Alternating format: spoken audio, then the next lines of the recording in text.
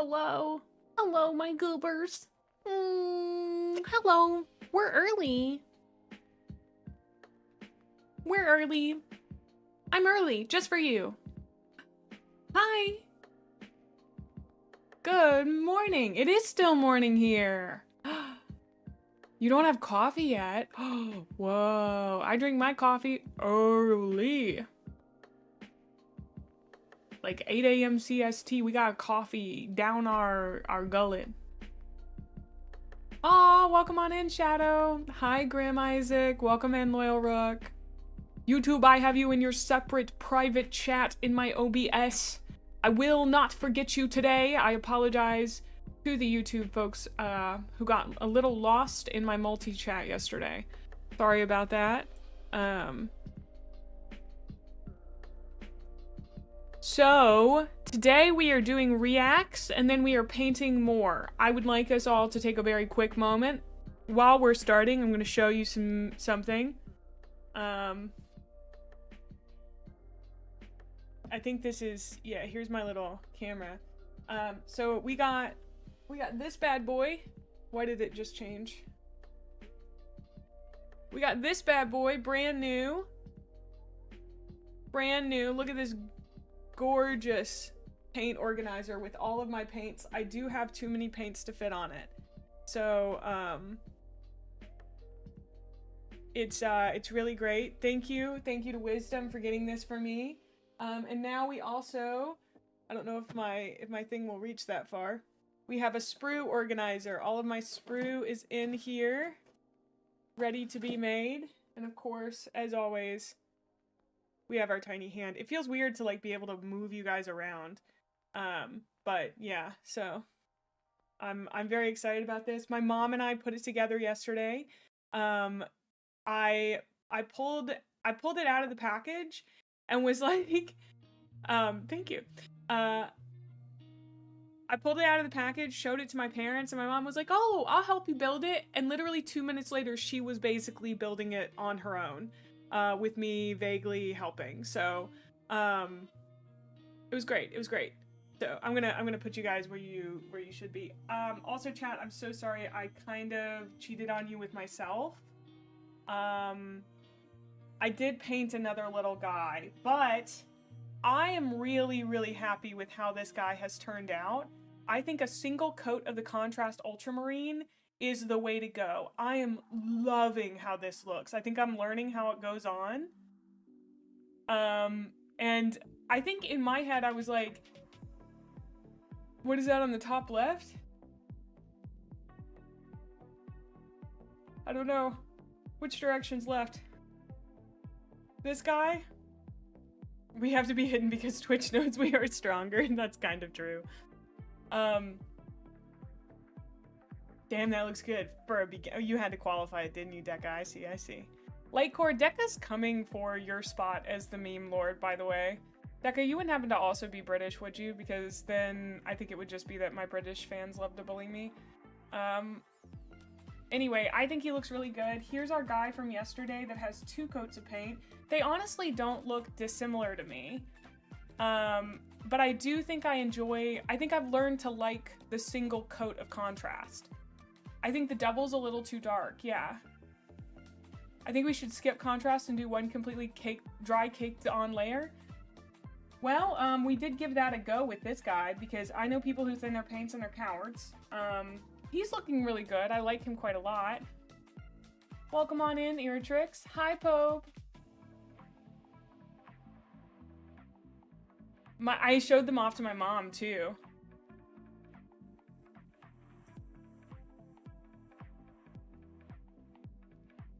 What did you say, Deca? You're from a real country?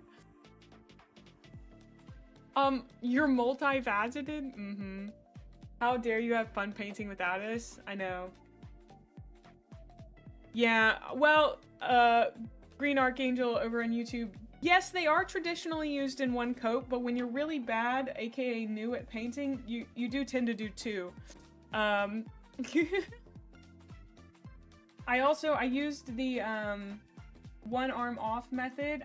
I'm impressed with myself, guys. I'm not gonna lie. I think it's looking so good. The pauldron with one pass worked amazing. I don't know, I don't mean to brag on myself, but she's enjoying the hobby on her own time. This is a sign. Do you know how much it took for me to not just keep painting this morning? So much. So much. I was like, we're gonna start stream early. No, May, you can't just sit there and watch Stim Pack and not stream today and just paint your minis. I mean, I could, but I like you guys and I like hanging out with you, so I decided we should do that.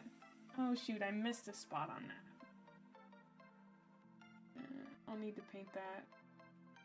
But I do think it's looking really good. Yeah. I don't know. I'm very proud of it. Can we just take a moment? I'm just so proud of it. I feel like I've already grown quite a lot from one mini to the next. Because I even took into account, maybe I shouldn't be, but I went a little bit thicker on these undersides here because I know that that's like a shadowed area, you know? So I tried to go thicker on the parts that I know don't receive a light source. But I mean, like, I wasn't getting, like, super serious about it. Oh, thank you. Thank you so much for the 60 stream streak, Ash. That's crazy. Thank you. And thank you for the 7 stream streak, Abelard. Thank you. I'm sorry I missed that. Did I miss anybody else's? I did. Oh, yeah, Rex. You got a 7 stream streak. Thank you. And we had 2 of them painted. This guy did get semi-painted. I also tried out a layer paint right here. That was like a white layer paint. I don't know which one, but you just pour a whole pot of Nurgling Green on each mini, followed by a 3-day soak in Agrax Earthshade. Gotta let them marinate, you know?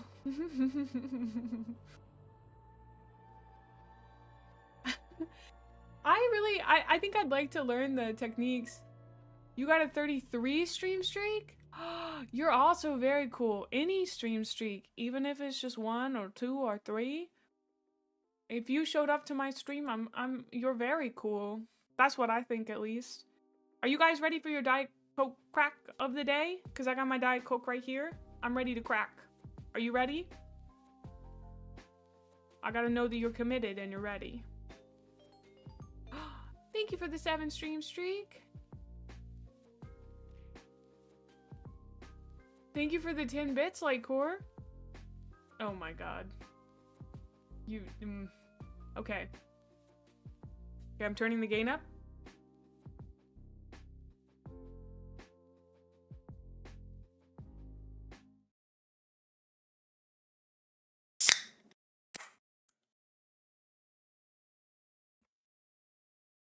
How was that? Was that good?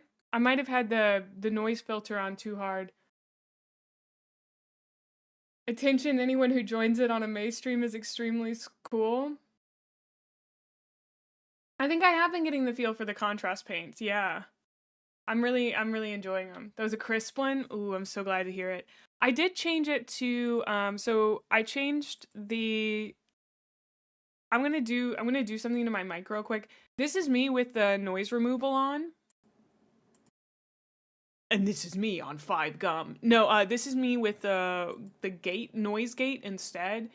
How noticeable of a difference is it for you guys? Is one better than the other? It was an 8 out of 10 crisp, a 7 out of 10? All right, all right. Not every day can be a 10 out of 10.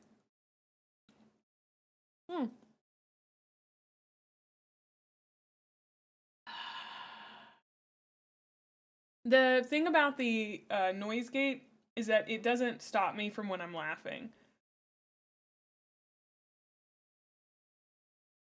Yeah, I think I prefer the noise gate, but when I'm recording for what I think of as like the bookends for videos, I tend to use the other one, and I just have to remember to put it together. Anyway, I'm gonna throw us back to just chatting. A base Stim enjoyer, green respects green. Yeah, Stim's very cool. I don't know. I'm really glad you guys recommended her to me because I'm always looking for folks with good vibes that enjoy the kind of stuff that I enjoy. So why Diet Coke? The answer is my mom drinks it.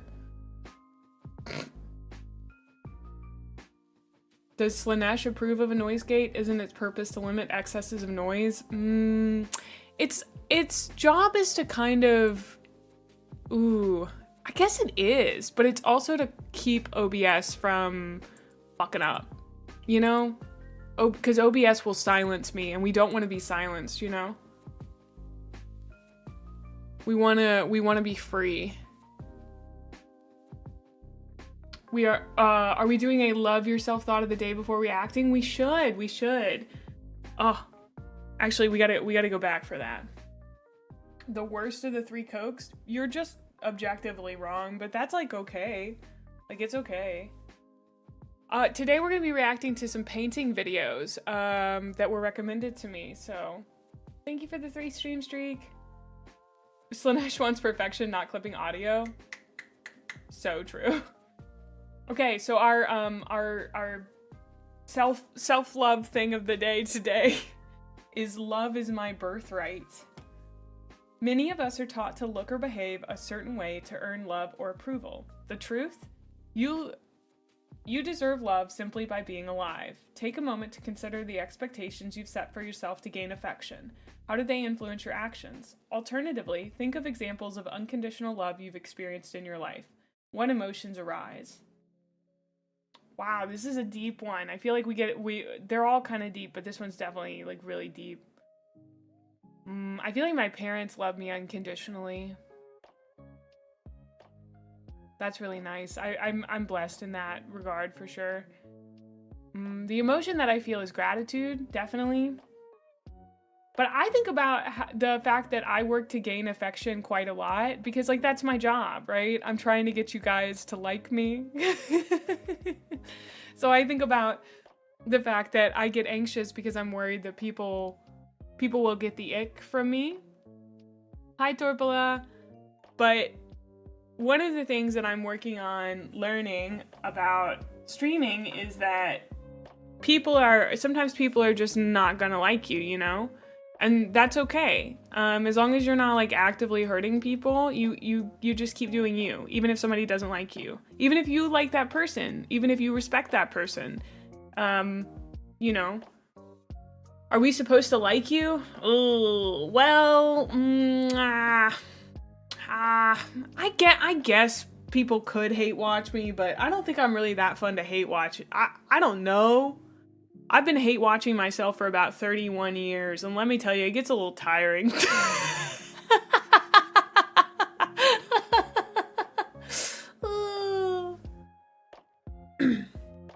Remember, kill the part of you that cringes, not the part that's cringe. That's a good quote. I've never heard that one before. Yeah, I do cringe at myself quite a lot. Like yesterday, I'll be so for real with you guys. When WARHAMMER came in, I think they're cool. Hi Sigmund, hi, hello. And you're getting ready to be normal. Guitar battle on the edge of extinction. How was Death Stranding 2? I saw you doing your guitar battle. I'm sorry I wasn't like listening, but I was technically watching. If it isn't good to hate watch, I'll just, you'll like me, good. Thanks. You finished the game? That was the ending? Oh, that's so funny. Well, because I had your stream pulled up and I was like semi-watching while I was painting, but I didn't have the sound on because I was like, yo, I don't want to get spoiled on this game because I'd like to play it one day, but yeah, no, WARHAMMER stopped by yesterday and I said hi, and then I immediately got nervous because I was like, what if I give them the ick? And then I had to be like, May, they're just like everybody else, even if you respect them for being cool people and you've seen some of parts of their stuff before. And, you know, if you give them the ick, then that's what happens. And you just have to move on. That was one of our self-love things. DK memed enough that I'm hoping he had a good time, so. But my hope is to gain at least a rapport with other people in the space, because I hope to be here quite a while. One step closer to the brick. At this point, I'm actually entirely fine if I never make contact with Bricky, or if it takes a really long time. I have no expectations about it. Cause like the bit is like the bit's kind of retired. We've retired the bit a bit. She's only one more parasocial step away from the Brickman himself. Oh, thank you, Dan. Thank you. I don't know. I've thought hard about it, but the closer I've gotten to, like, in proximity to Bricky, I've kind of toned the bit down because I think it doesn't work as well the closer in proximity you are to someone. Do I still think he's an attractive, nice man? Yes, but, you know, I'm not gonna bit about it that much anymore, you know? It's not like fully retired. We can still joke about it, but I'm not like hounding it the way that I was, if that makes sense. I think that's one of the things you have to know about comedy is when to let a bit kind of settle. Well, Palix, hey, I've got you up in your own little box right now.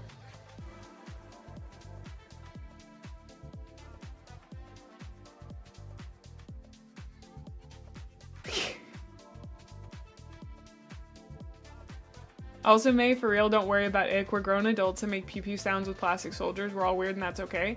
Well, I experienced this a lot in the TTRPG space. This was something that I dealt with when I was, like, meeting people at conventions. It was a lot of, like, oh, I'm really worried that these people will have read my games and then they will not like me as a person.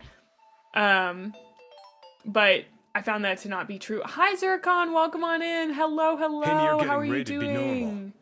Also, I completely forgot to do my raid thing earlier for Sigmund. Hello, Raiders. My name is Gremlin Mae. I'm a variety VTuber, and I play and do whatever makes my ADHD go burr. And right now, that is a heck of a lot of Warhammer stuff. We are going to be doing some reacts to painting videos, and then we will be doing... excuse me. We will be painting minis. Is there anywhere we can read your games? By the way, no, I don't. So my games are all connected to my IRL, like, full legal Christian name. So I'm not ready to connect those two things. I don't know if I'll ever be, but oh, dude, Matara's so cool. Don't even dangle that in front of me. She's so cool. Man, I don't know. People joke about her being a hag tuber and all that, but there's nothing that makes me, like, giggle and kick my feet more than, like, listening to somebody talk and being like, oh my gosh, you're so, like, mature and wise, and, like, you're like the cool older sister that I never had, and, like, that's so sick, you're so cool. So nice. I don't mean to be weird and parasocial about Matara Khan now, but you know, whoops.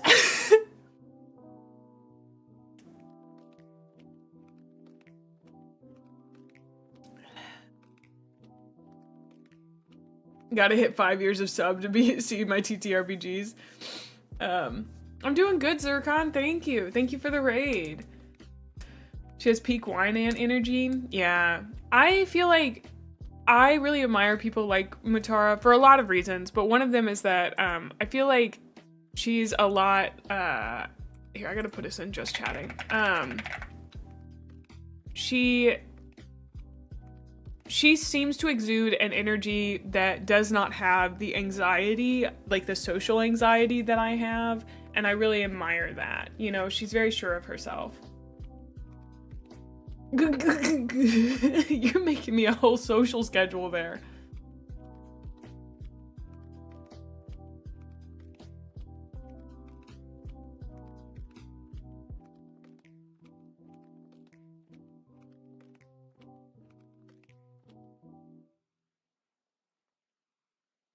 Like, I just feel like I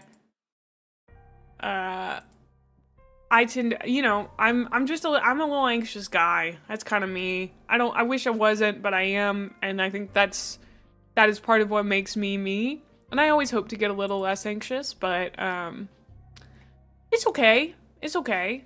It's okay. I think my nervous energy is what's the best way to put it? Like, welcoming in some ways.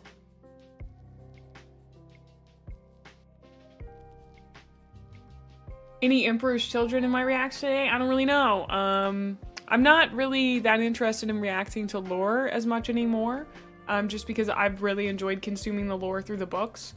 I got through part 1 of Galaxy in Flames last night. That was really great. I'm excited to see how that goes. So, yeah.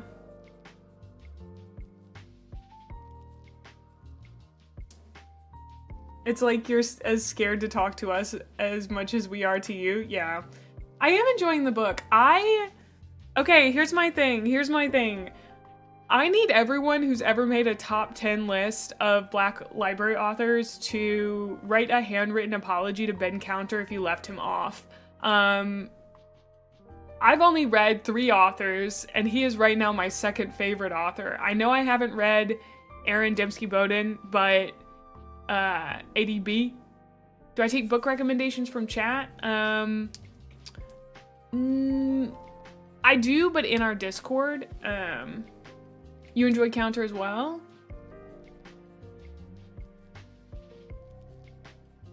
Not gonna lie, you have adorable dork energy, and I think that's pretty great.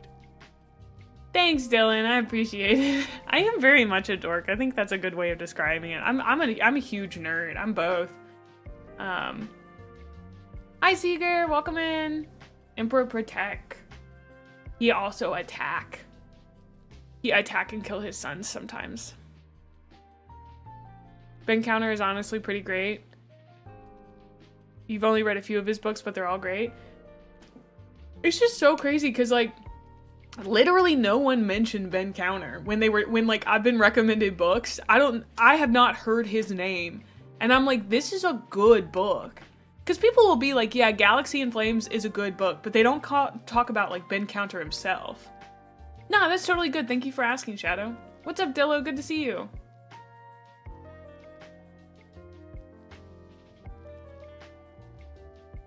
I have been reliably informed that sometimes his sons deserved it, Lord Captain. That's true. ADB is one of the best. I'm so excited to read one of his books. I will say, oh, I'm glad you enjoyed it, Makima. He hasn't written a ton of books. Okay, that also makes sense if he hasn't written a ton of them. Ironic they don't count Counter. Let me grab the book real quick. Hold on.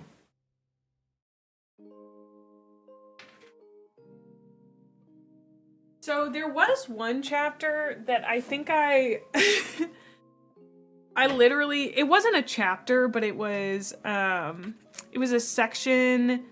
I think it was the section where they first go down to, sorry, there are going to be some, not really, I guess, spoilers, but I'm just going to talk about kind of the shape of one of the sections. Also, I gotta say, the mystery of Euphrates Keeler is one of my favorite parts of these three books. I'm so excited to learn that as I read. Please, no one ever tell me what's going on there, because I'm having so much fun with it. Several of them did what, Shadow? Welcome on in, Verity Vargas. One of their heaviest hitters. Oh yeah. Oh, the one criticism I have of Counter right now, of Ben Counter. Oh, thank you for the 7 stream streak, Captain. Is, hi Pally, is that he does repeat himself quite a bit, especially in the Emperor's Children sections. Like, he really hammers home that they're all about perfection, etc., etc. Hi, Unit. Welcome on in. Good to have you. How are you doing today? Mike Brooks has been writing a lot in the modern 40k stuff. Well, welcome on in, Destroyer. spoiler for Warhammer 40k, there are a couple more than 40,000 hammers. Hi, Axel. Hello. 70 check-ins. Thank you so much. Oh, no problem, Zircon. Thank you so much for the raid again. Hi, Luke. Welcome in.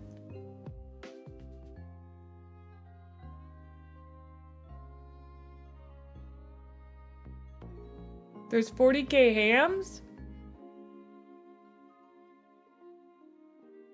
But yeah, I think, I started highlighting a lot less, as we kind of went on. The War Singers, oh, the Primarch's getting what they got or worse, yeah.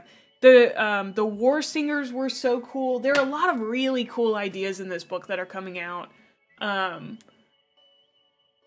definitely excited for First Heretic. I don't know where that falls on the spectrum, because I know we've got Galaxy in Flames, and then we hit up Flight of the Eisenstein. What is the actual name of it? I'm now learning it's not Einstein. Eisenstein. Thank you for the follow, Destroyer.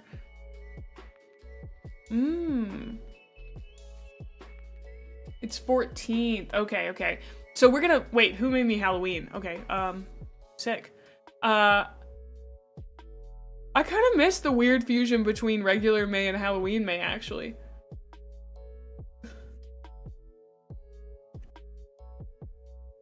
Look over there, the perfect Astartes of a perfectness. Who named these guys? Yeah. Eisenstein, yeah. But after Fulgrim, you can go wherever you like. Hi, Shaggy. We're doing good. We're doing good. I hope you're doing well.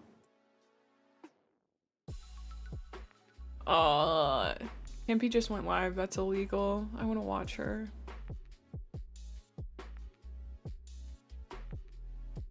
First Heretic in the chronology starts before Harris Rising and ends around the same place Flight of the Eisenstein does. Okay. Happy to, you know? What did I inspire you to do? Because it's a big difference if it's like read a book or commit arson. And you know, maybe if it's the second one, you shouldn't tell me, but I'm inquiring minds would like to know, perhaps.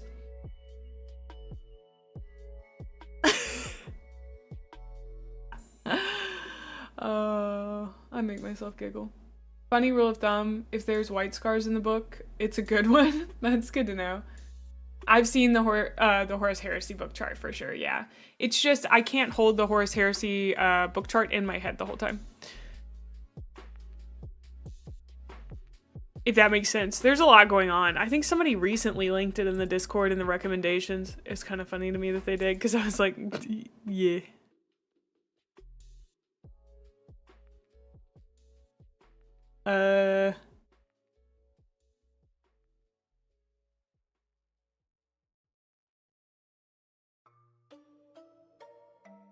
Well, maybe it wasn't. I think it might have been in May. Look at this. There it is, yeah.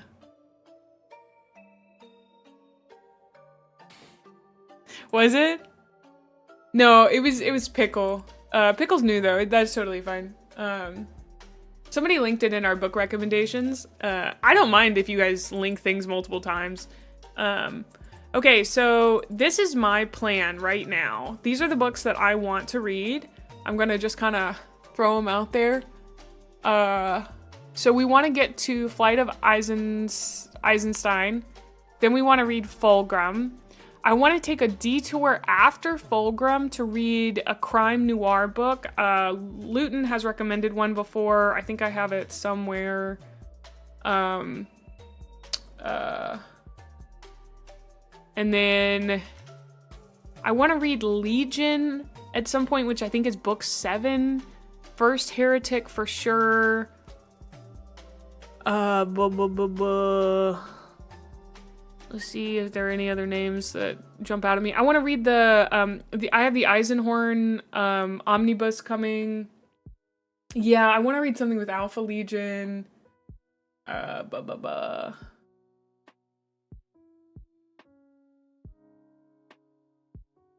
didn't know the Dorm was an Eisenstein.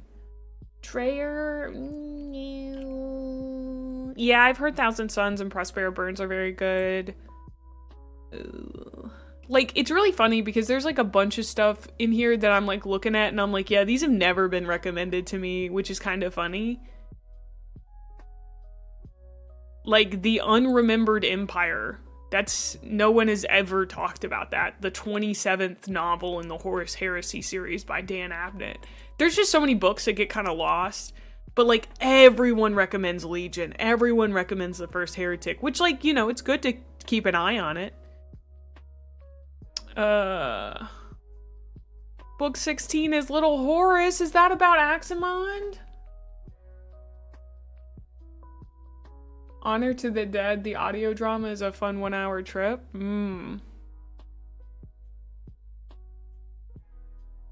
Yeah, so Eisenhorn, and then I want to read the Night Lords trilogy. The Last Remembrancer is up there for me. But I think that's part of an anthology. It says it's book 16 though. A bit weird. I think someone's recommended Lost Sons. Oh, these are stories within book 37, I think. Do I think I'll watch Hell's Reach on stream one day? Yeah, probably. No one talking about the Unremembered Empire is very fitting. Oh, Infinite and Divine. Yeah, that's the other one that everyone recommends. I just didn't see it on here, so maybe it's not. Is it one of the ones? So I think what I'll end up doing is probably, here's my idea, right? So we do the first 5 books separate as their own reviews, right? And then after that we do so False Gods, Galaxy in Flames, Flight of the Einstein. Fulgrim gets its own review.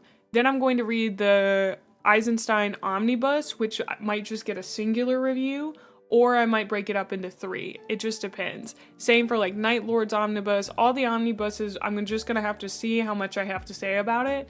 And if you guys would prefer Gaunt's Ghost 2 and Caiaphas Cain, those are good recs.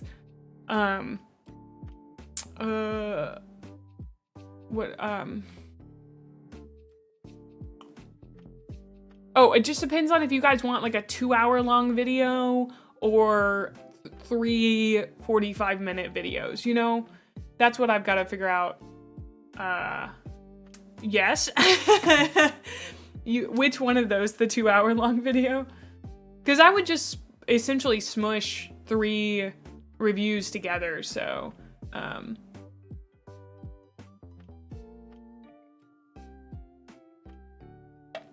it also just depends on what would perform well on YouTube, I think. Our second review did not perform as well as the first one, but I think that's largely because not very many people are super excited to talk about Galaxy or False Gods. You personally prefer smaller videos rather than one big one? I don't remember the name of the one that Luton recommended. It might have been Bloodlines though, yeah. The Crimson Fist Omnibus?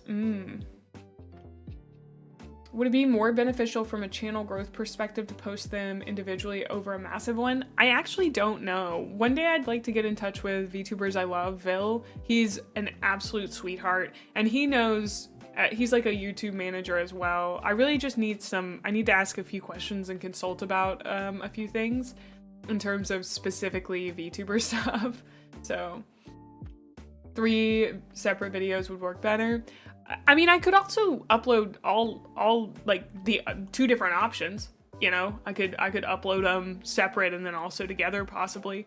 What? Oh no, one of my earbuds did not charge. What a bummer. What a bummer. Leviathan, thank you so much for the 5 gifted subs. Thank you, dude. You got a subs from Leviathan. Please say thank you. Surprise Mechanicum isn't more recommended since it's pretty well liked and has some interesting reveals. I bet you it's probably pretty recommended in my YouTube comments. Ooh. Also, if you post them first as individual episodes, then you can make the Horus Heresy I don't know what that word is. Mega compilation, not clickbait. Yeah.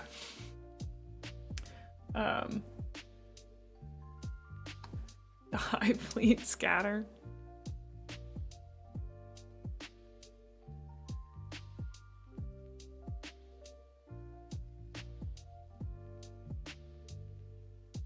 Oh. It would be funny to squish them all together into like a 20-hour video and upload it as like every horror. I read every book in the Horus Heresy. Here's my reviews. I think, you know, if I ever were to read through quite a lot of them, I would probably make a long video about all my thoughts on them together. I think that'd be fun. You've read like 30 or 40 of the Horus Heresy? My goal is to read, theoretically, I should be able to read about one a week. It's taken me slightly longer because of the video editing, but I think if I could do it every 10 days or so, I'd be happy with that pace. Oh, no problem, Abelard. Thank you so much for stopping by. I hope you're able to resolve it. Oh, you're starting a reread of The Flight of the Eisenstein? Ah.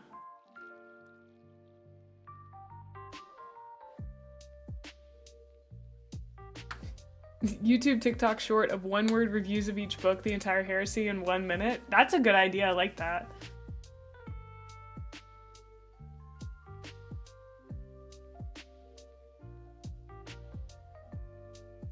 Do you want Bricky to find you? Because a 20-hour video essay on all the Horus Heresy books is how you get Bricky to find you. Well, I'd hope that I'd attract quite a few fans of the series and hopefully of me and my writing. Better hurry, they're starting a whole new mega series called The Scouring. Uh-oh. You're currently in the first half of the Eisenstein, but you're trying to wrangle your attention span.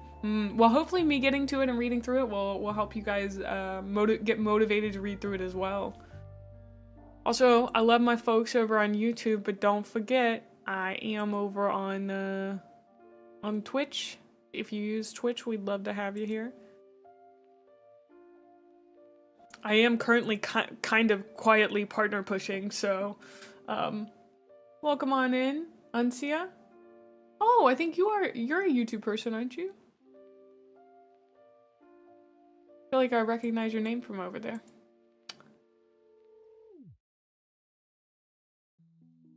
Oh, he has a mini review of every heresy book? Oh, interesting. Oh, thank you so much for the Prime sub. You can only use it on one person. And I'm glad you used it on me. Thank you. You are! Alright. I try to remember names from YouTube, especially if they're the same. I try to remember names in general. I'm not the best at it. But I'm working on it.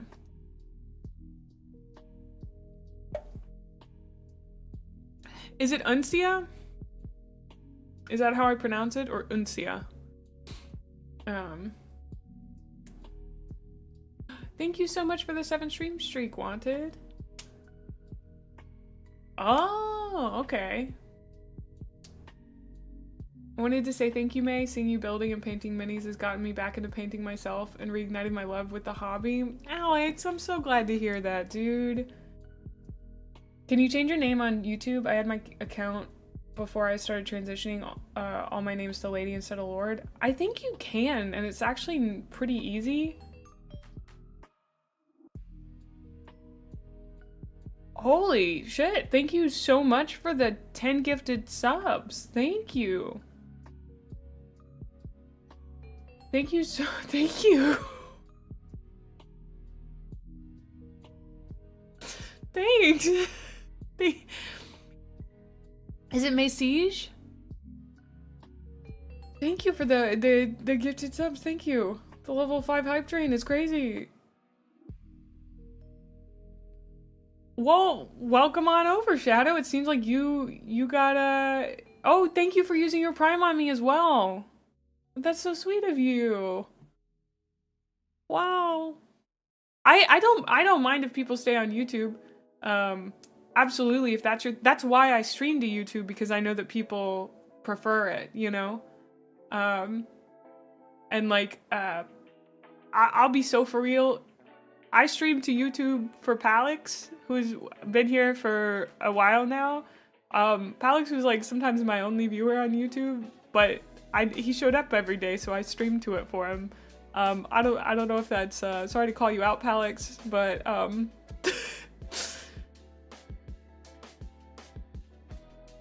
you know.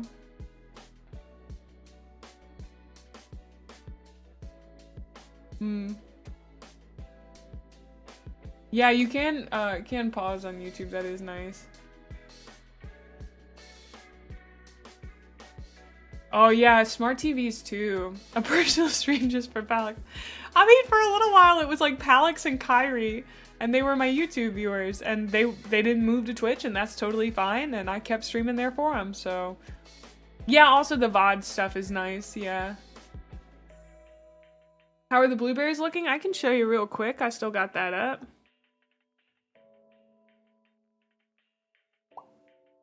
Here is our contrast from yesterday. Contrast ultramarine double coat. We've decided the double coat is not the way to go, but I think he still looks nice. And then we have our Cantor blue test guy from yesterday. And then this is the guy that I painted this morning. I'm sorry, I painted it on my own time. I apologize, chat. I kind of love this hobby. So, thank you so much for the 5 gifted subs, Asan. Is it Assange? A song? Thank you. They're probably all going to be blue. I'm sorry, I had to keep myself from painting more.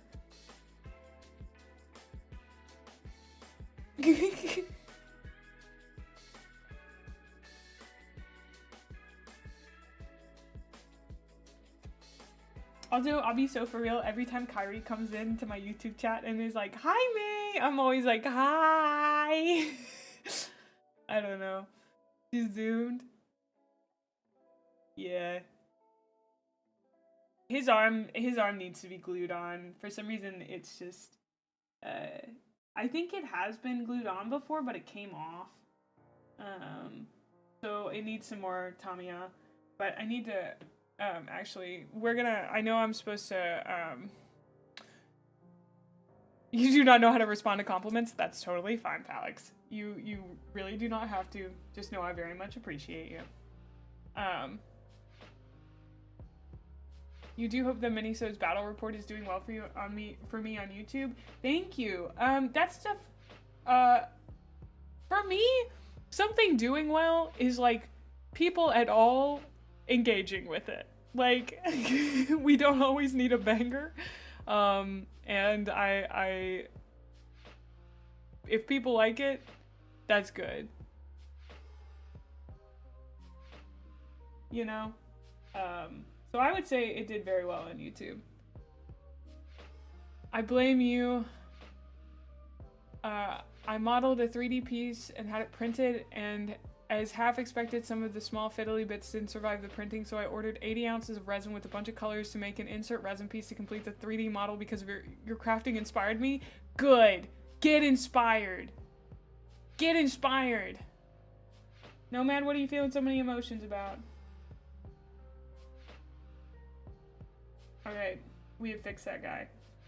Guys, I really like painting. I really like painting. Okay. We're supposed to watch videos today, but I'm holding the brush and Redemptor Dreadnought leg pistons? I don't know what that is. Oh, all I want to do is paint. Ah. Welcome on in, Bex. Glad to have you. I love the name Bex.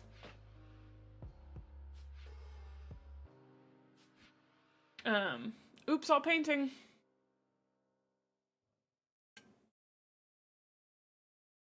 Oh, I definitely can't listen to the audiobooks on stream. I understand where you're coming from, but Copyright big time will not let me do that. Also, I can't even listen to a podcast. Also, people wanted me to react to the interview with Dan Abnett. I don't think that's good React content. I would love to watch it with you guys in the Discord sometime, if y'all are down for something like that.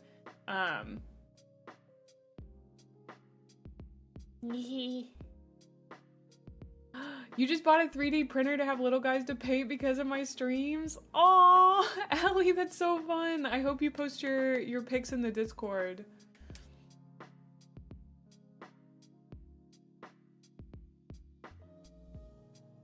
You're at work fiending over finishing your nights. You have 4 armies to paint? I guess I technically have 2, and I have a 3rd one coming in hopefully today. We might actually get to unbox that live on stream. That would be crazy. That would be so cool. Hold on, let me check the tracking on that. I was supposed to do that this morning, and then I got distracted because Sim went live.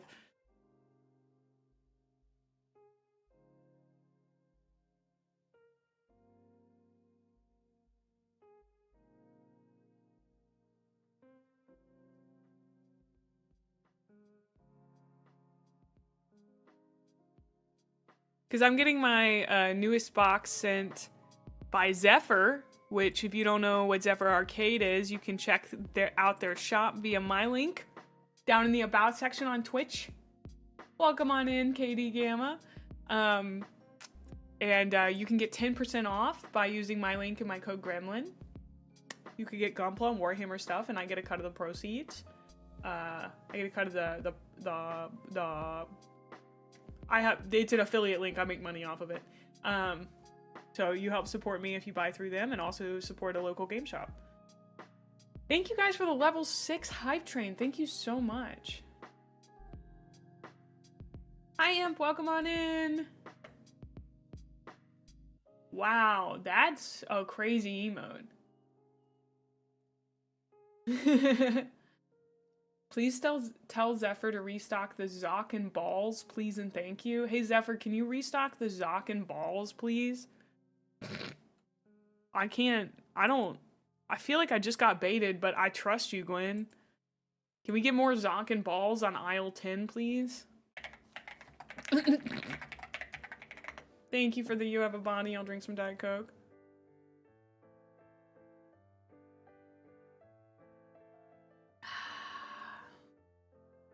That it's a real thing? What is a Zoc and balls?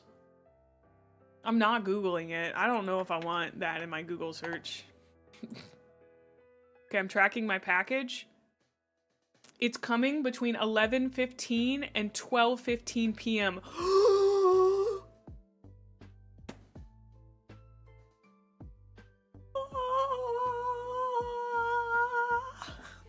It's on its way, guys. It's on its way.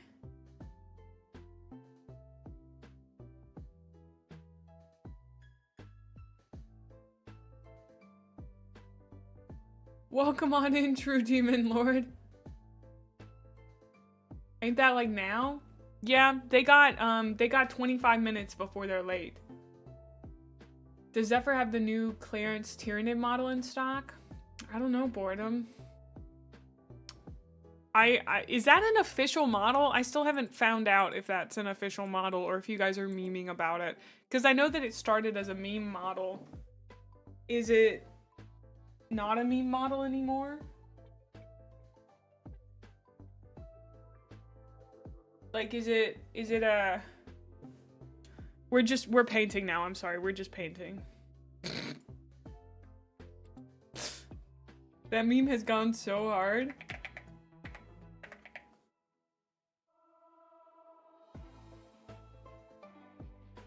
We're gonna paint one and then maybe we'll do a react after that. It's official to you. It's totally real and definitely not a Cults 3D model. It's a bundle of the Zoc kit and the ball kit. What hobby is this? Is Zoc a guy from Gundam? Ah, okay. Oh. Thank you so much for the sub, Ellie. Thank you. I meant what I said about I'd love to see your creations in the Discord if you're not there already.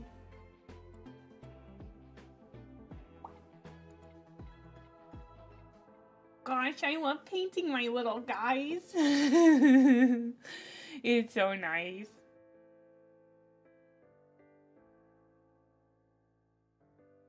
Okay, so I found out the technique is to glob.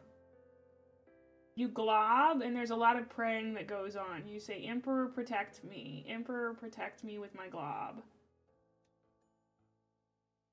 Please gloop glorp correctly.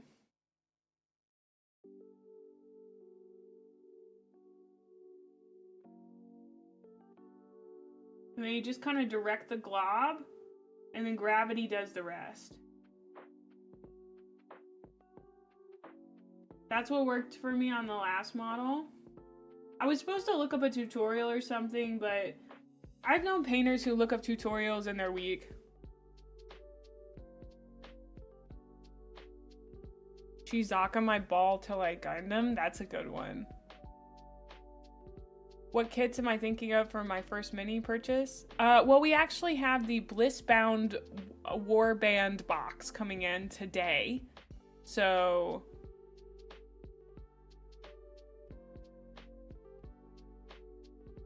I should end my brushstroke where you want the paint to be the darkest. Ooh. You tried saying that yesterday? Well, I figured it out all on my own. That or I subconsciously read what you said and then retained it. Fuck it, we Zokin ball. So true, dude. Oh, who else is up Zocking their ball right now? That's gonna actually be saved for Saturday because I want to have my little graphic for Zephyr up and everything. And I don't have that up right now. But you bet your butt I'm about to be doing some advertising once we get that box. Because we've already had 3 people use my code. Can you fucking believe that, dude? ZBT? Zonkin Ball Store? That's a good one.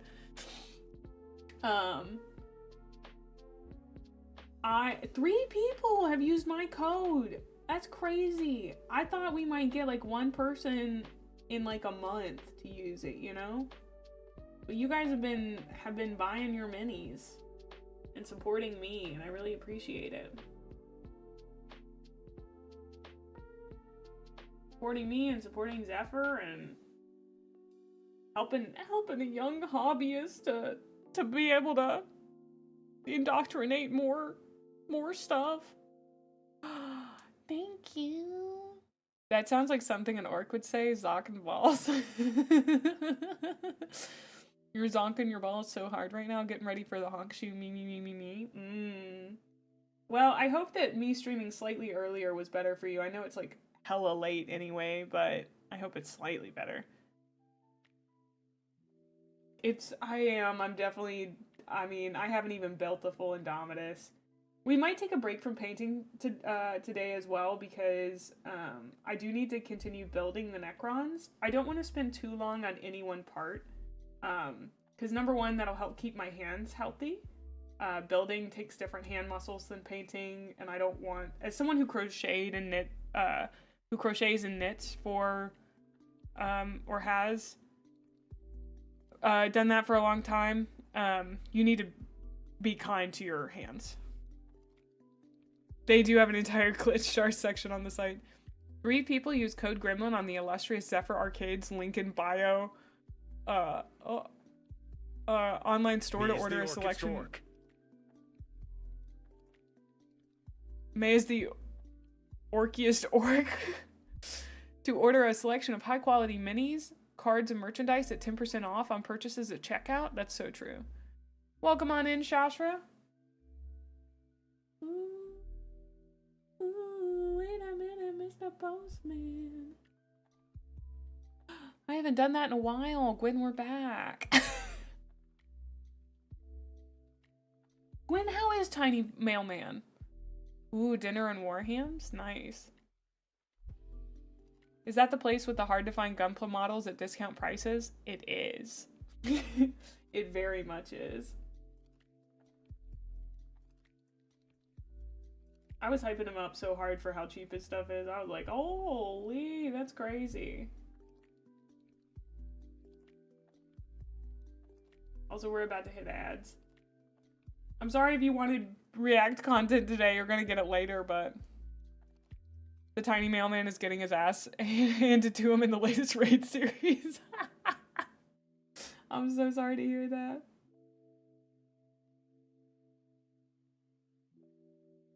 Gloop glorp. Gloop glorp. We gloop the painting on the glorp. I told my mom that it was mostly glooping, and she was like, yeah, I think I'd be better at glooping than painting, and I was like, yeah, me too. Okay, I do need to go to the restroom. That's important. You gotta remember to take breaks, Mr. Marine. Mr. Marine, thank you. So, she got on my dress till I paint. So true. Okay, I'll be right back in about 2-ish minutes. You guys can fish while I'm gone, BRB.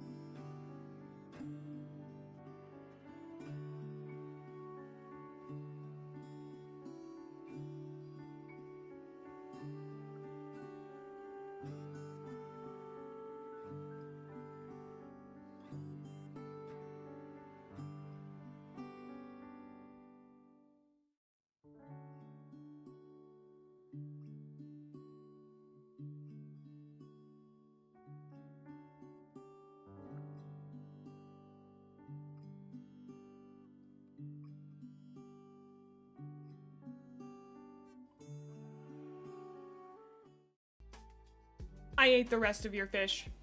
Get over it. Too bad. Ha ha ha ha ha ha ha ha ha. Mwah ha ha ha ha ha ha ha. Mwah ha ha ha ha ha ha.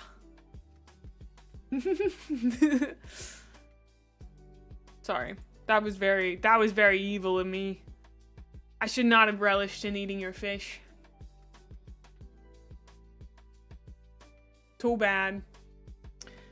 Okay, Palix over on YouTube said that his shoulders were tense, so let's roll our shoulders. Let's roll our shoulders real quick. Ignore if you can hear my shoulders cracking. I'm rolling them back. Also, Shadow, I can't believe that Sealy Booth influenced you to become a Catholic or wanted to become a Catholic. That's crazy. Okay, I'm rolling them forward. Welcome on in, Hayden. Oh, did you come over from YouTube? I think I just saw you on there. Thank you. I'm rolling them forward. Ooh. Oh my gosh. That was my lower back. Oh wow. Oh.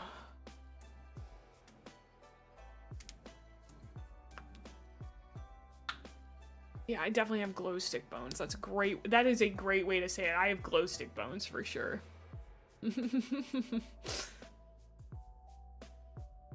Dude, I'm sitting here refreshing that page about my my delivery. Oh. Can't wait. Can't wait. It's gonna be great. 31-year-old stretches and fucking dies. Yeah. Oh, I'm so sorry, Kronks. Here, I'm stretching.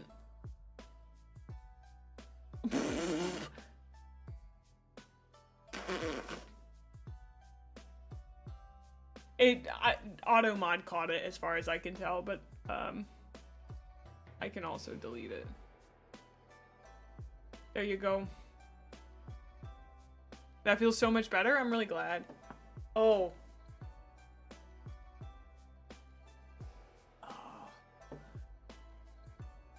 Oh, I'm really stretching.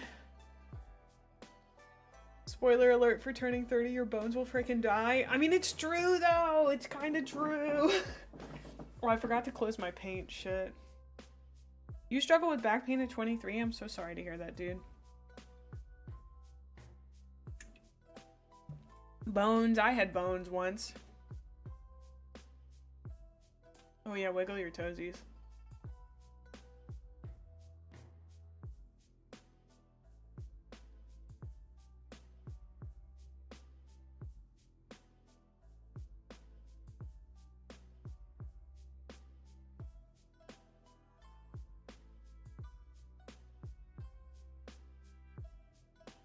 Oh. Sorry, I was checking something. Sometimes you just gotta go do a check.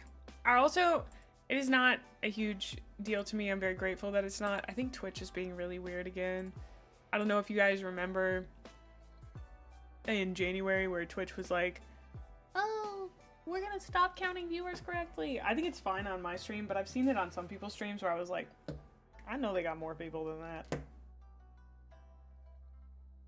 Yeah. Love Bones. Both conceptually, the idea of Bones, and also the TV show Bones.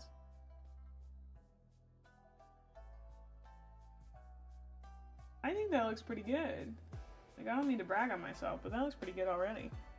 Okay, I'm gonna get this backpack section because it's kind of sucks. I'm gonna move you guys closer. Okay, everybody, watch your head. We're moving down. This might be too close, but this might also be perfect, so let me know.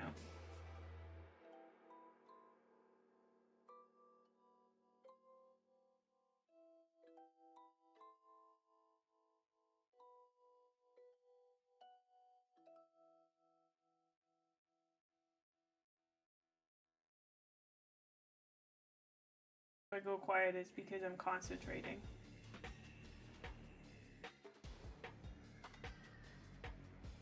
Okay. Yeah, that's why I have a lurker re-up in my channel points. So that if somebody's lurking, they can just send that occasionally. It's best to do it after ads. I noticed it because my viewership kept going up when we got ads, which is what happened last time. And I was kind of like, that's just so weird, Twitch.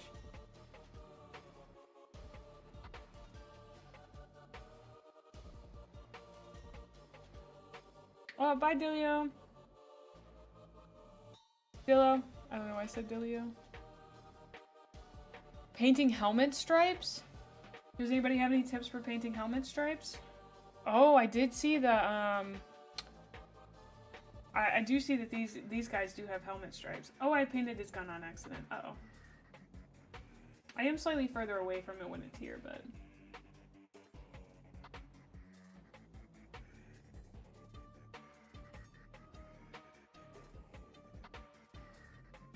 I can't put my head as close.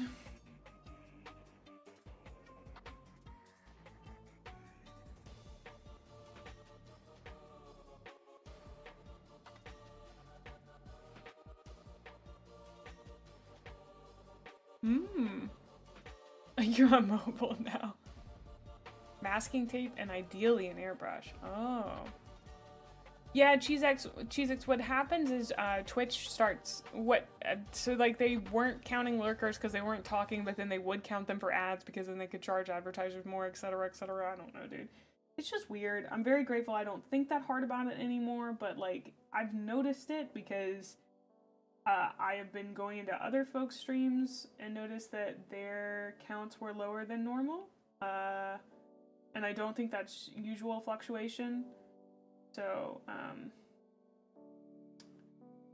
hard to tell with mine because I've had growth lately, but I don't know, it really sucks. It sucks for a lot of people who are partner pushing right now. But at the same time, like I've also seen a lot of people grow lately, and that's super exciting. Like seen a lot of people that I think are really cool and deserve to be known. Spike, and that's been sick. So masking tape. Ah, wait, you guys use tape?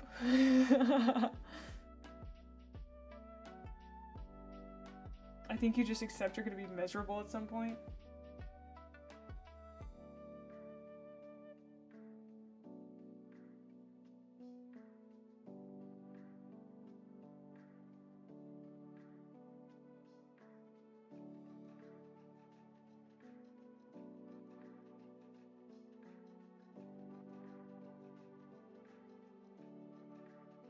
So many little nooks and crannies. I think I really like that, you know?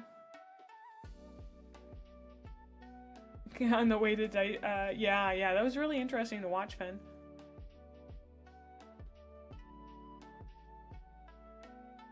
I should pull this guy off of this because he's dry now.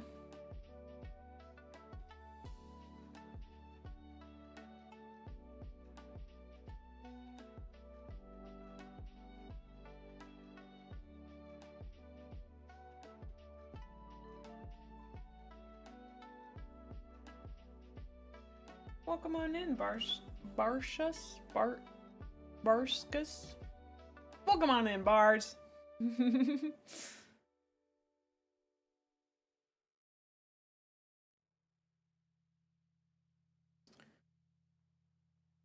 I hope that this closer angle helps you guys to see what I'm doing. I think I might have to keep it turned this direction. Because I can't see the screen when I'm doing this. You come from freehanding checkers on your orcs? Helmet stripes ain't nothing to you? Yes. Welcome on in, Big Bug Mania. What a great name. Using tape is for the Chaos Boys and we love the Emperor here? Speak for yourself. I mean, for the Emperor, but cheeky.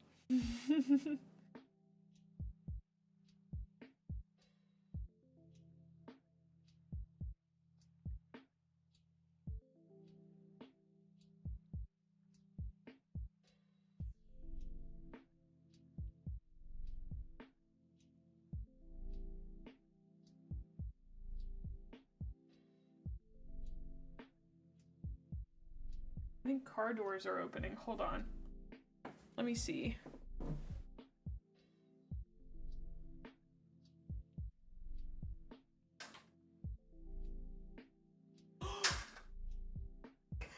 Guys, my package is here, my package is here, my package is here. It is ultramarine blue. Yes, that's what that contrast is. Okay. Everyone shut up. My package is here. Okay, I'm gonna move you guys back up. You're tall again. I'm gonna put us on a BRB screen while I go get it and then make sure that I won't dox myself by showing it to you. It is Daddy Fulgrim. When I come back, I'm gonna have him in my hands. Okay, I will be right back. You can fish while I'm gone. Be nice to each other.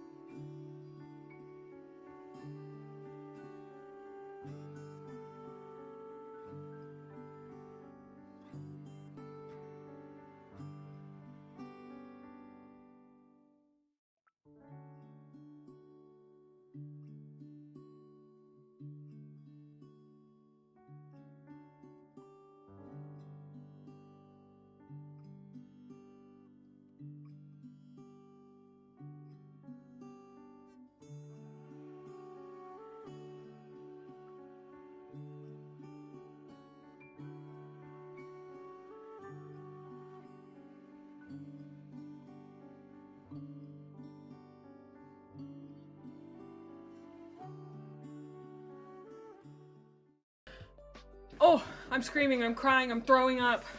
I gotta put us in minis.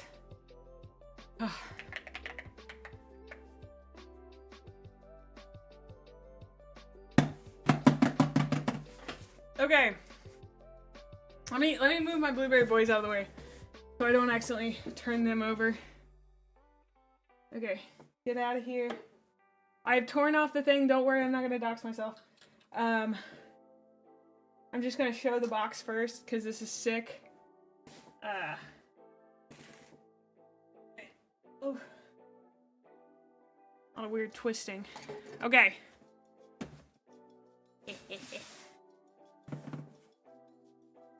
Shout out to Zephyr Arcade. So, we purchased this Blissbound Warband box thanks to Sir Tilts-A-Lot from Zephyr. 10% off with code Gremlin or use the affiliate link down below. And we also have been sent some stuff that we're gonna get to build on Saturday. I'm so excited! All right, I'm gonna open it. There might be a little leaflet in it that has my name on it, so I'm gonna check on it.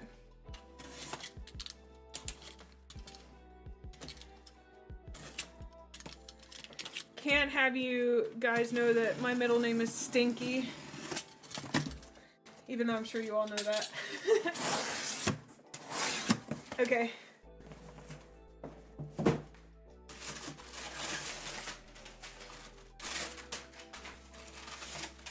Okay, what is up, Anthony? We got some action bases. And some Bandai Spirits official tools. These are sanding sticks. We talked about these. Yo! That is lime green. I'm so excited. We can finally put our little guy on an action stand. Ah! Let's go. Oh.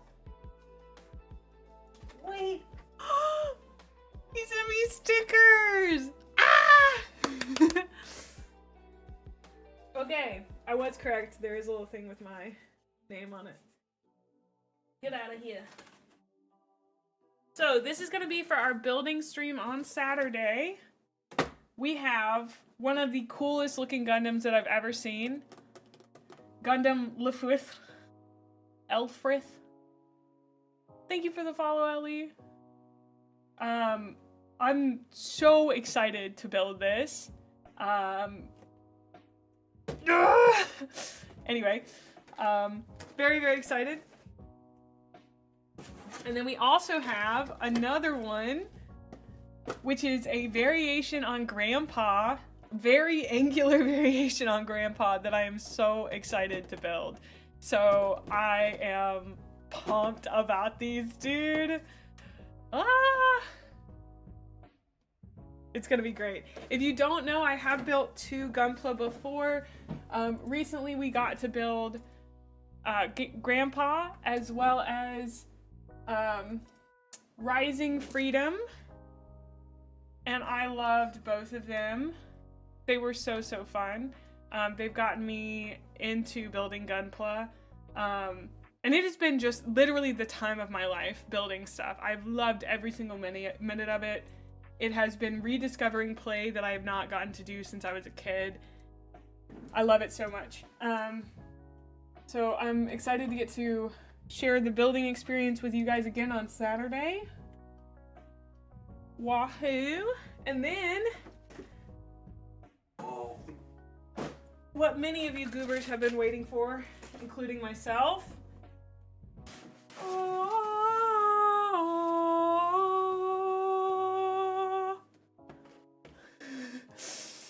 The Emperor's Children Battle Force Blissbound Warband. This pleases Slanesh. Oh. Oh. Can't wait to get my hands on him. Oh. I'm being very autistic about this. Thank you for the follow, Fulgrim. Oh my goodness. I don't know if you know this, but I'm a really big fan.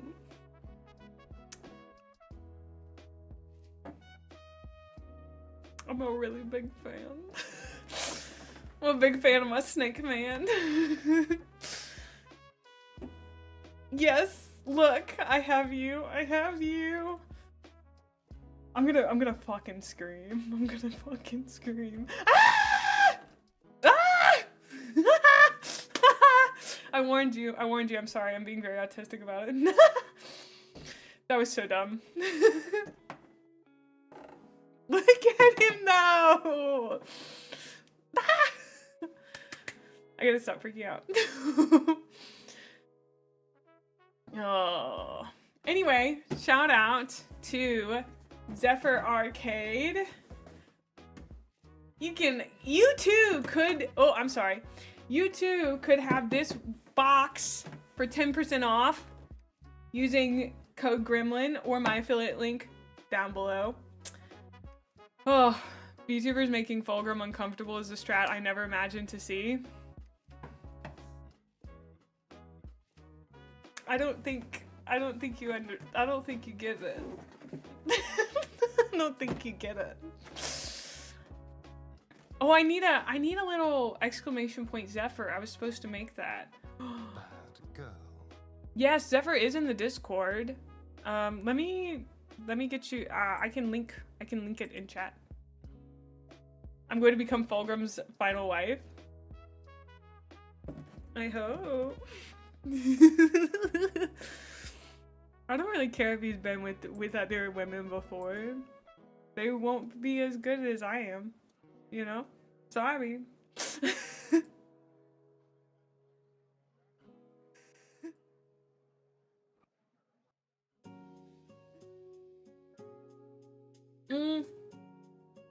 Well, so I was quoted, I think for this one. Well, so I was quoted. Oh. I think for this one. Oh. I apologize. I was trying to get my link. So I pulled my Twitch up. Bam, ba, ba. Uh-oh. Brave stopped working. Brave. Holla. Here's my link if you want to use it for Zephyr. You too can get this. Let me see how much I paid for it. I paid, I don't know. I think I paid like $250 for it or something. It was much cheaper than I was quoted anywhere else. So that is why I ended up getting it. Also, it was nice to buy from a local game shop rather than just an online store. Do you guys want to unbox this now? Should we be bad and unbox this now, or should we keep doing our blueberries? What do we think? Thank you guys for letting me freak out about Fulgrim. I'm sorry I yelled a lot earlier. I don't tend to yell very much on stream, but... Okay, what would Slanesh want? You're so right. We're tearing this sucker open. We're tearing this sucker open. Oh. Oh. I'm so excited.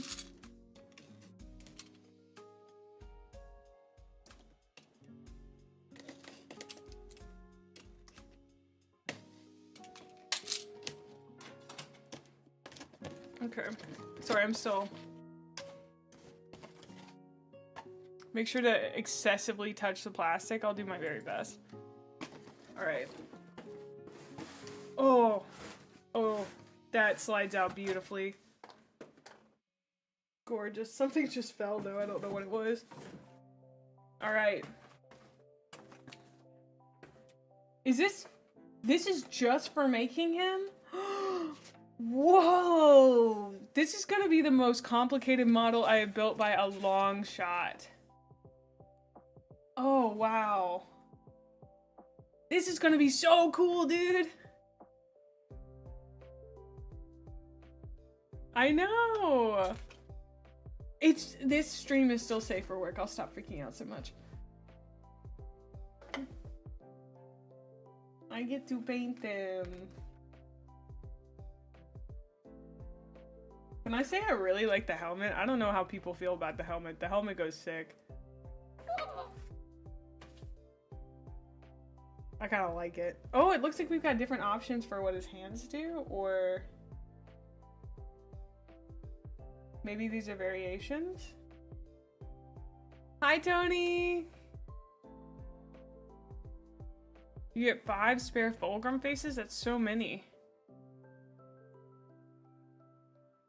He's overly complicated to build. I've been good. We just got our Fulgrim box. We also have our flawless blades and our noise marines. This is actually... Okay, let me go check.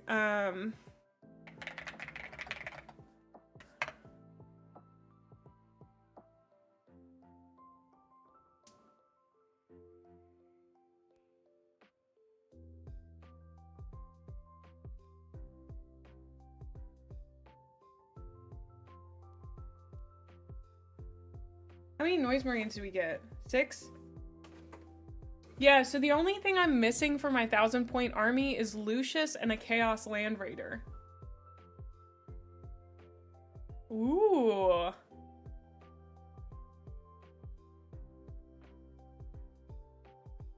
Have I seen the 30k Fulgrim model? Is it the Mangrim one? 10 noise marines? Really? That's so many. It's at 13 though. 16 models. Right? Is that what I said? 13 miniatures. So I get 6 noise marines, 6 flawless blades. Oh, okay. You get 12 total noisy boys. Understood. Yeah, that's close to my list. There's a Snake Boy in 30k as well. Oh.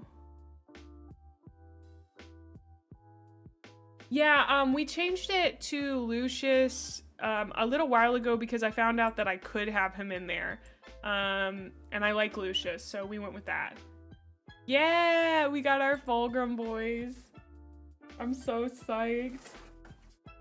I think we're still gonna paint today, but oh my word, I'm so excited to do this. Oh, wait, is this an entire sprue just for Fulgrim? Oh, look at how majestic he is. Look at the size of his base.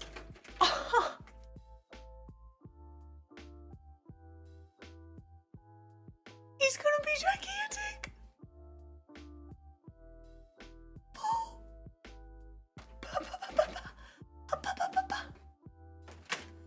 Look at how big his wings are.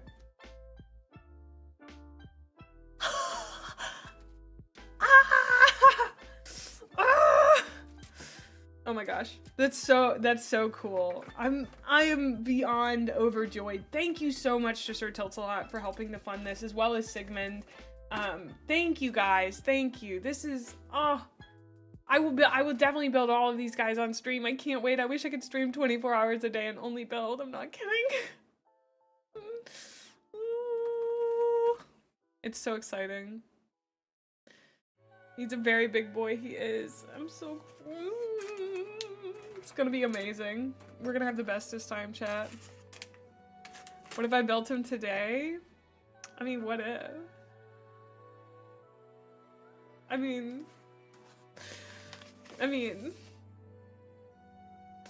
what if?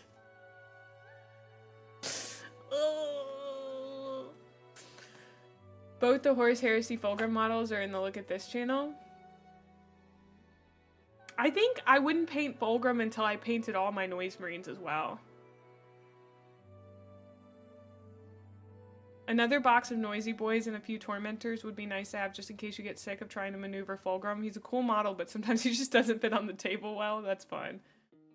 No push fit pegs? I haven't learned how to do that yet. New skill! We get to learn a new skill as well.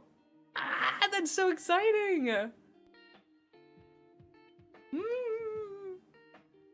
That's so cool.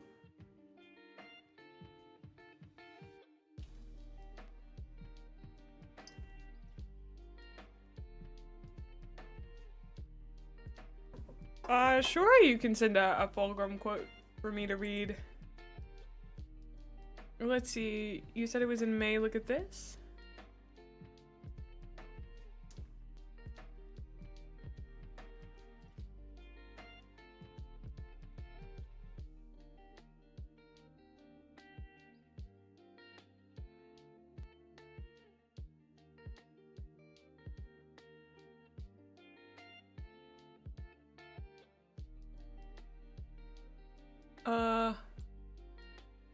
Oh, it's in Little Guys. Yeah? No?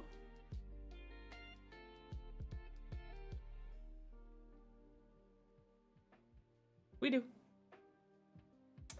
We also have super glue. Although the dude at the store bashed this super glue. Oh, Raxing, it'd be cool to see you finish that. I don't know if Raxing is in chat. Where did you put this in Warhammer? Ah, there we go. I'm gonna scream. He's so beautiful. God, look at that. That's crazy. Here, I'll show you guys.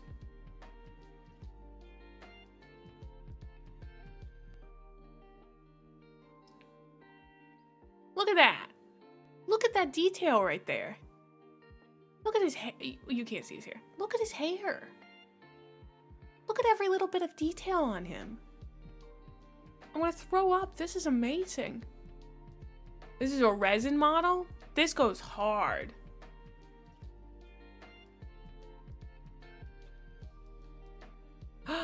Yeah, you collect them for his children? That's so fun. Hi, Untitled.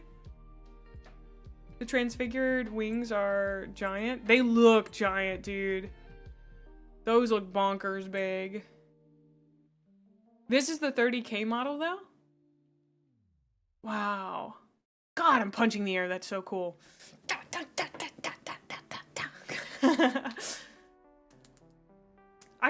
I mean, like, Yes, Fulgrim is about being pretty, okay? Fulgrim is about being pretty, but there's something really cool about how fucked up his 40k model is.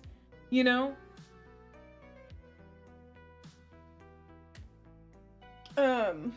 Like, there is something neat about that decay, the intensity of it, the way it, like, has corrupted him, you know? And, like, really... Not just that, but, like, he was always striving for perfection, and, like, maybe this is perfection now, I don't know. Dorian Gray vibes? Yeah. What is 10,000 years to a Primarch, though? What is a Primarch to a god?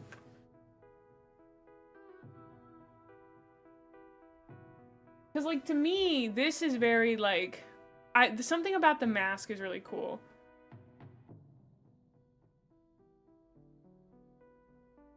Fulgrim isn't pretty, he's a wooga hummina hummina hummina. Yeah, it's uncanny in a good way. That's such a great way of putting it. How/when did I get into Warhammer? I got into Warhammer 22 days ago via a Bricky video, and I'm very new. I'm literally having the time of my life. It's been so fun. This is crazy. This feels surreal. This is amazing. The third one looks kind of high on something. Yes, I see what you mean.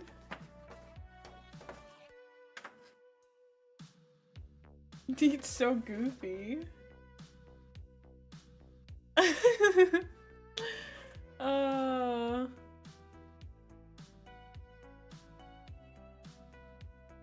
Absolutely love him. I'm obsessed with these colors and details. I'm gonna have to see what paints we'll need for that. That smile. That damn smile.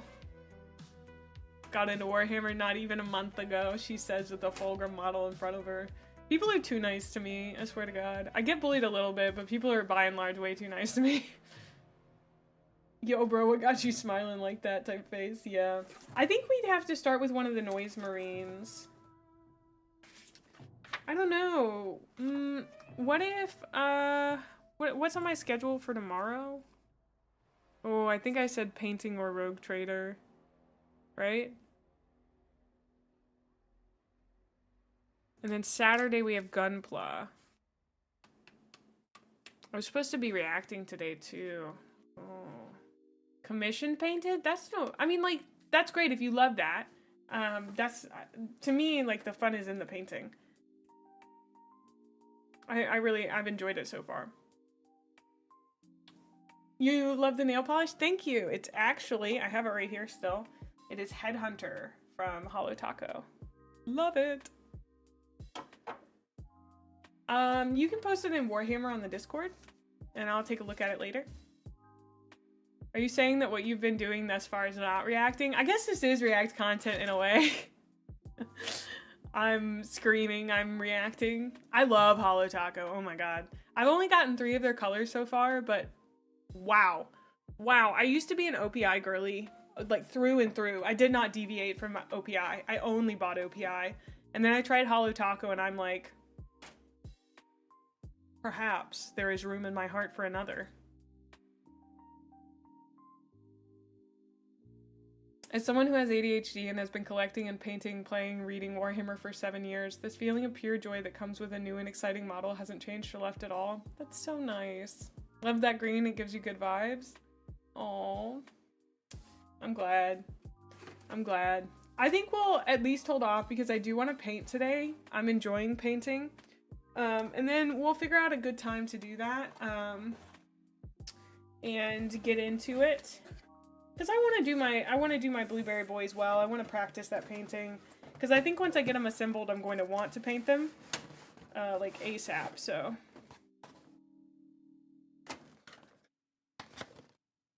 Beetles? Oh. I don't use gel ones, yeah. I've got my Necrons too, I'd forgotten about them, yeah. We do need to build them. Maybe we could build them tomorrow. I did kind of want to go in the order that I received these things. Essentially. So, Indominus box first, and just kind of like work my way through it systematically, you know? Based and joy pilled? I hope we are. Anyway, shout out to Zephyr Arcade. I'm so excited to have these. I'm gonna start sticking them on stuff. Ah.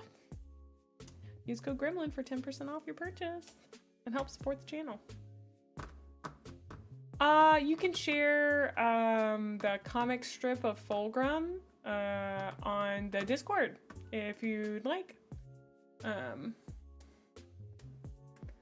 pile of gray grows. Kind of.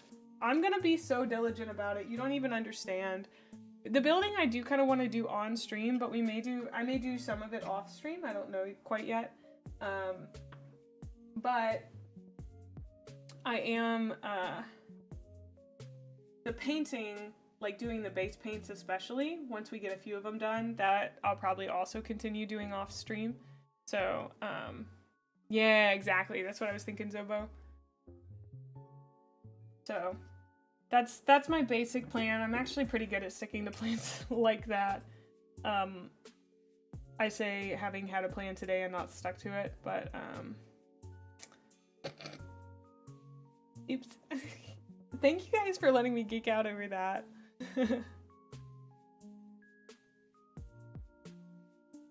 That was really fun. I had a great time. I'm gonna be yelling about how great that is for a while. I'm just gonna move these blueberry boys over here. Can't believe we've got 3 of them painted already. That seems crazy. Yeah. I am. I'm having a great time. I'm really glad we got to look at those. Also, I had people show off the first minis they ever made. Let me move my mic a little bit. I had people show off the first minis they ever painted in the Discord, so if you haven't put yours in, I'd love to see them. It's been really neat to look at everyone's kind of first mini. Makes me feel good, you know, because I'm like, oh, everybody kind of starts somewhere. You all didn't pop out amazing painters like you are now. But yeah. Also, is there anybody in chat who's kind of new to it as well? Oh, see you later. It looks yummy. I like it quite a lot. I think it's kind of growing on me more than the regular Space Marine blue.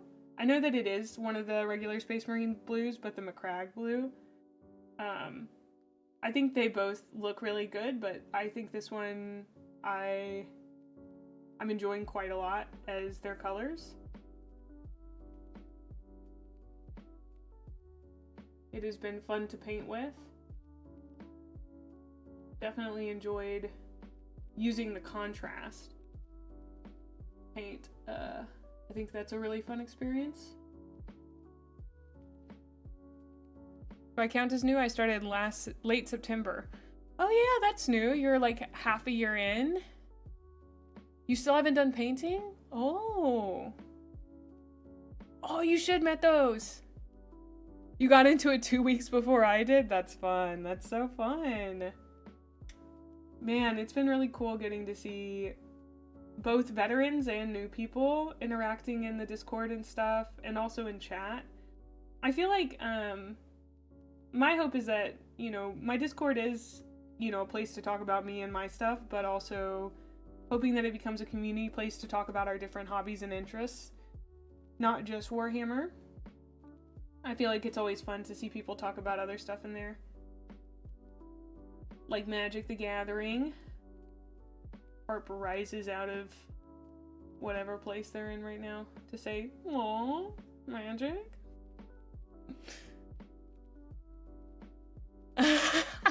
I'm actually using contrast paints right now. That's why I'm not thinning. But yeah, Rampant, I got told so many times yesterday that I needed to thin my paint that I finally just memed on them.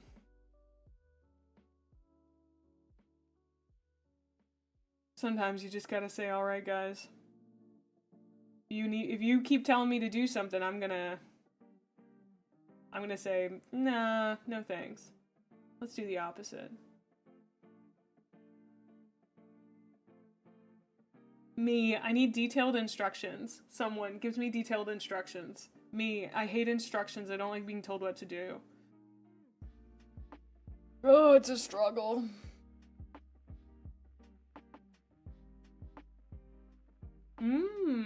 Anyone in the last 2 years you'd consider to be new? How do I like contrast painting? I like it quite a lot. I had a lot of difficulty figuring out how to thin my paint just right.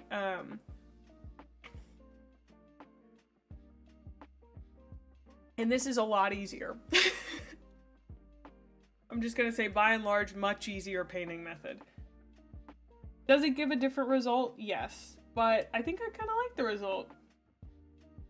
I mean, you're using a different technique, it's gonna look different. But I bought Gracier specifically for using contrast paint, the primer that I'm using. So I was planning for this. And I think it is a nice way to get used to using the brush, get used to painting details, thinking about how you're going to paint each section of the model.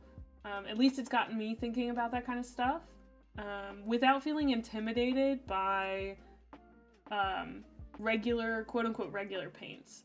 Technically, contrast painting, I think, is a little bit harder to get it to look really good. But at the same time, it's kind of hard to make it look really bad, in my opinion. So, you started in July? You got your Custodes. Nice. Show the Fulgrim box? Okay. You want just the front of it? Are you screenshotting for Bricky's server? You're my screenshotter in there. Am I allowed to tell you that? I don't know if I am.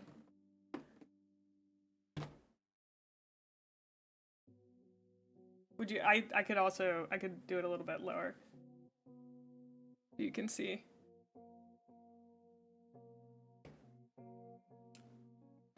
It arrived so fast. You are the screenshotter. Here it is. Is it not beautiful? Is it not perfect? Let me get my tiny hand to point at it. Look at my man. Look at him. The box looks so giant next to those 411 hands. Oh my god.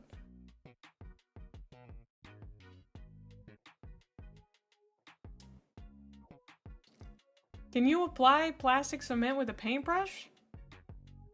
Well, I guess it would have to be non-synthetic brushes, right?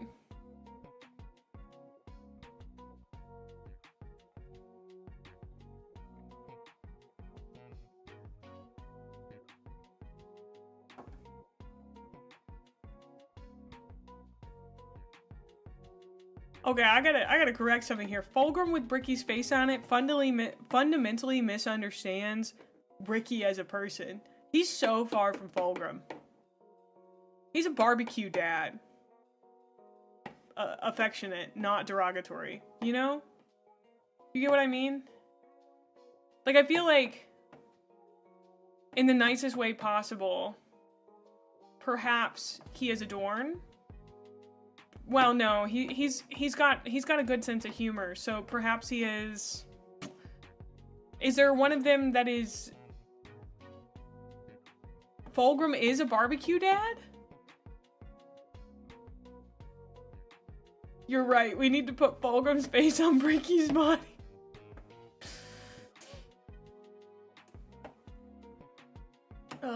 Kiss the cook apron on Fulgrim would be nuts. I need that fan art right now, actually. Okay, hold on. I'm being brought around to Fulgrim is a barbecue dad. I don't know how I feel about the Bricky's face on Fulgrim's body. I think that would have to be approved by Bricky himself. But the Fulgrim with the kiss the cook apron on, or like an apron that says like Grill Master Extraordinaire or something. Ooh, I'm about that.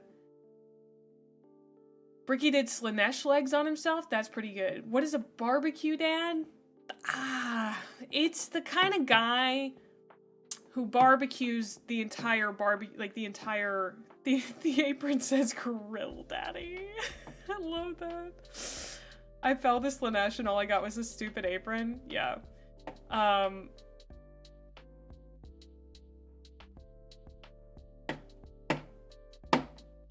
You don't like me slapping my whole desk?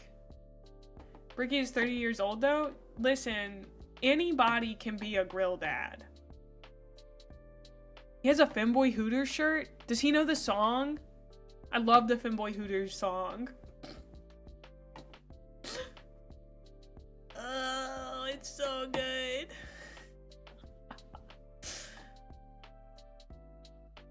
Anyway, I think you can be a grill, what was the term I used? A barbecue dad without ever being a dad, you know? Same way, like, I was a wine aunt before I ever became an aunt. If you told Fulgrim that he couldn't be a grill dad, he'd become the best grill master just to prove you wrong, then he'd probably cook you alive because you insulted him. Valid. This bad boy can fit so much in it. Was that good? Is that what you were looking for there, lady? Grill dad, just, you are the father of the grill? Yeah.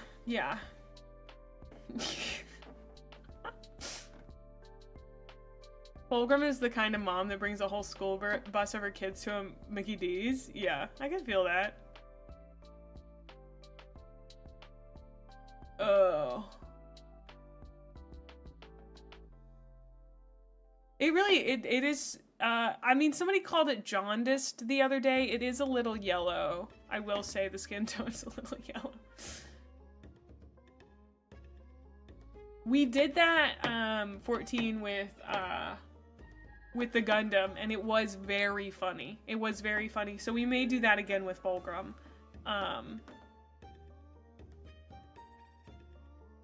Just, you know, thinking about Fulgrim.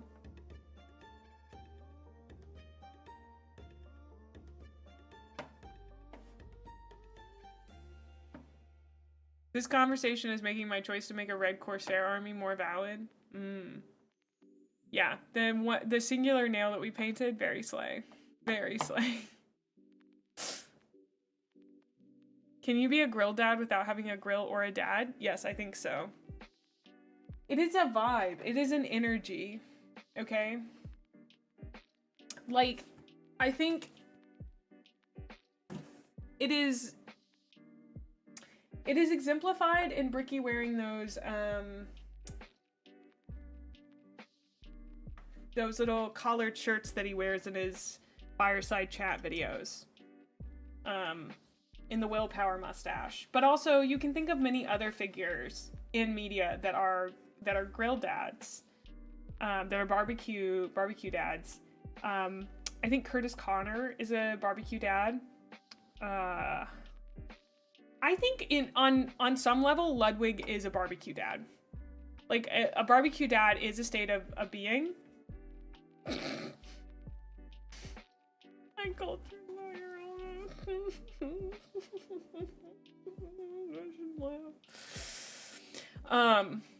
like, you know, Samwise Gamgee is a barbecue dad, fight me? No, that's so true. That's so true, actually. That's big barbecue dad. Was John Goodman a barbecue dad? And I say I can't immediately remember who John Goodman is. I'm very bad with names. Yes, barbecue dad all the way. Barbecue dad 112%. But he's kind of a, like, coach dad, more so than a barbecue dad. I think you can be both. But I do think there is, like, a difference. So a coach dad will call you sport and champ, and a grill dad will call you, like, a special little nickname that they made up for you. You know? Ludwig would say some shit like, nah dog, I'm a barbecue baby, feed me mama. He really would though. And then he'd go, ha ha ha ha ha ha. You have a feeling that Gorilla Man is perpetually the disappointed dad? I could see that. What kind of dad is it now? The kind of dad who learns that his daughter reads on stream.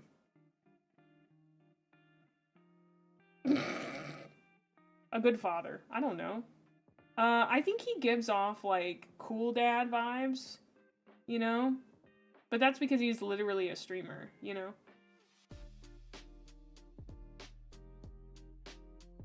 But God bless Luna. That child's gonna be so smart.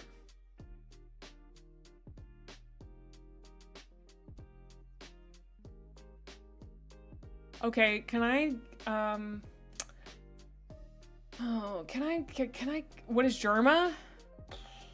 Germa's a little creature. I don't know. He's unclassifiable. He needs to be studied in a lab. That's not a bit. That man does need to be functionally studied by people in lab coats. Because the man's so ADHD, and yet he's able to accomplish so much. We need to know what's going on there. By we, I mean I need to personally know how he does that. That's crazy to me. It's so hard to get up in his little booty part. That sounded so weird, but I meant for it too, honestly. Like I can't get past his little pouch there. This is why you should paint and sub-assembly. I'm convinced more and more every day. Paint and sub-assembly. But if the last 2 days have taught me nothing, it's paint and sub-assembly.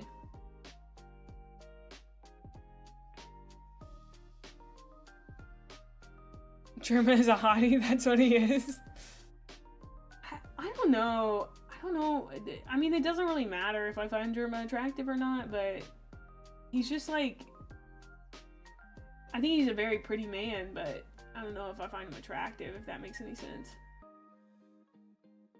Now, that one clip where he's eating the hamburger, that goes crazy. I don't know why. That's so hot. Like a guy just having a good little goof. Ugh, hot. Love that. I want to see some whimsy, baby. Oh, you're not on that whimsical type beat? Not for me, then. Sorry. Sorry. Ah, sub-assembly is for cowards, and I am indeed a coward.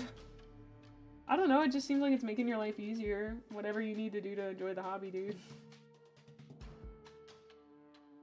I don't know, maybe that's a radical take, you should enjoy your hobbies or something, but... Yeah, I don't know, if a guy isn't like whimsy and joy pilled, maybe not for me.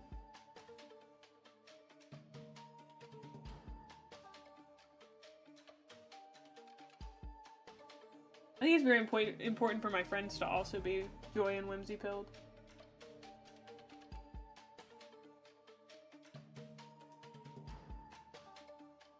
We were talking about this on Bo's stream the other day. My friend Bo Barley. She's so cool. I'm sorry, you aren't whimsical? You aren't joy-pilled? You killed the part of you that's cringe instead of the part of you that cringes? Then maybe you're not for me, babes, and that's okay. It's okay. We've gone like 3 levels of irony deep. Not irony, but we're... You know how like sometimes your language gets very internet-y? You start using a lot of like internet slang, so to speak. Oh, I painted this guy. He's done. Look at him. Rah.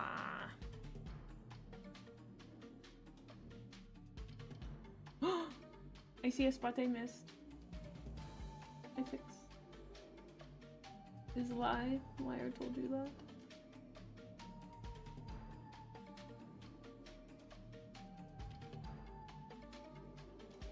Oh.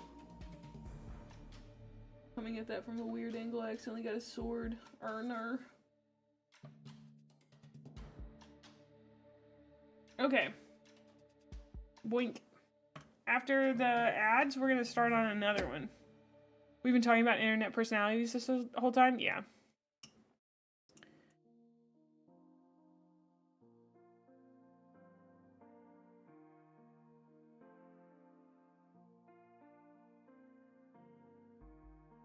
Yeah.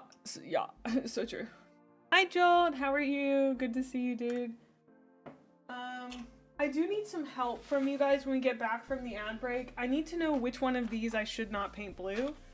I think this one and this one I don't paint blue, but a few of these guys, like there are a lot of these spiky guys. I was not as sure on the spiky guys. Oh, and this dude with the... He looks like he may not be painted blue.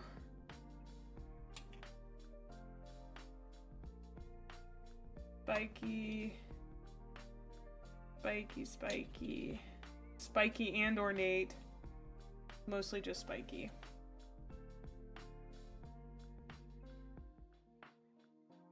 Just not the cloth parts of the shield. Well, some of them are black on the box, and I kind of wanted to follow the box. I know that at the very least we have these 4 more that we're going to paint fully blue, so...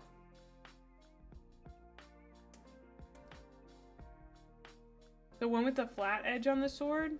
Is this true, chat? Did I miss that? Whoops.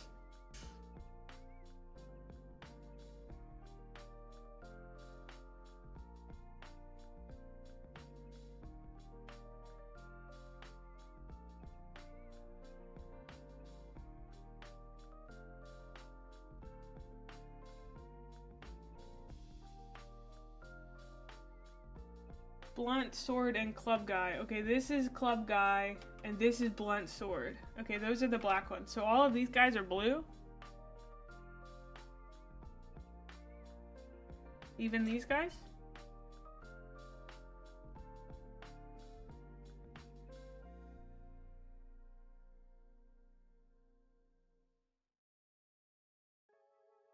I have to go to the bathroom too. I'll BRB. You guys can fish while I'm gone. They have white helmets. Oh.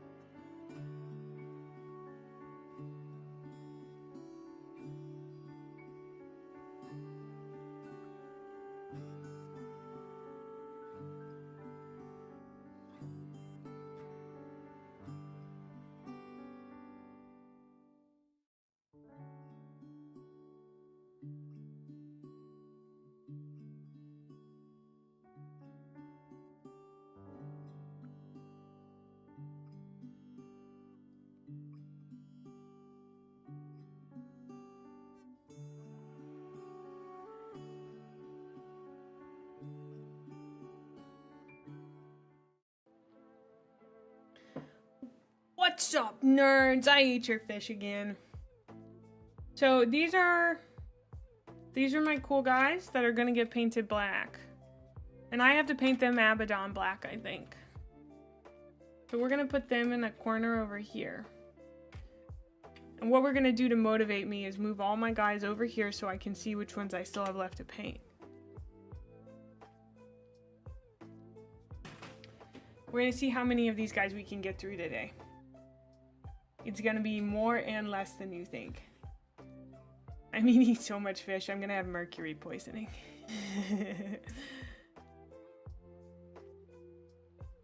Next stream. Guys, I got mercury poisoning. I don't think I have, I don't have that. I have quite a lot of contrasts. I have Null Oil. I also, the Dark Angels green is really cool to me. I'm not gonna look at it during stream, Rock, I'm sorry. I'm gonna wait until after stream. So, I try not to check Discord too much. Can I tell you guys a secret? I kind of want to, like, a part of me kind of wants to paint them all different colors. Do you know what I mean? Like, like I kind of just want to paint them all different colors. Like, what if we did one of them in like Dark Angels, and then we could do Blood Angels, and then we could do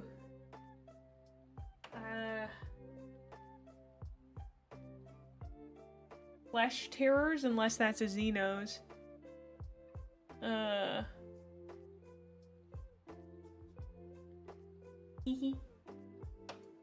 We've also got Rattling Grunt, Creed Camo, Paradon Turquoise,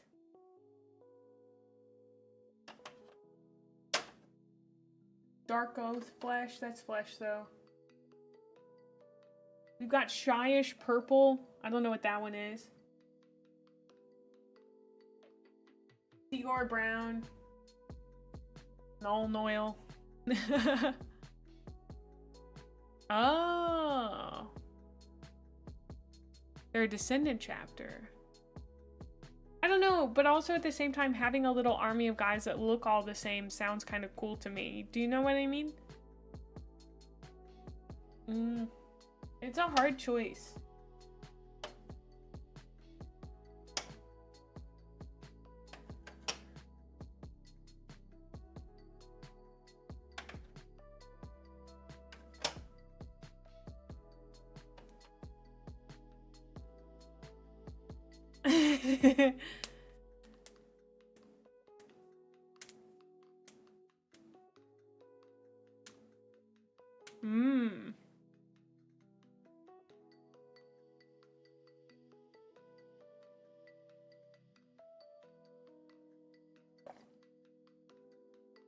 I do have like the Wazdaka red layer paint, but that's not a base. I might have a good red.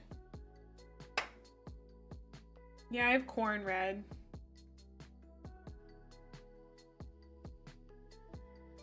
Oh, bye, Destroyer. Nice to meet you.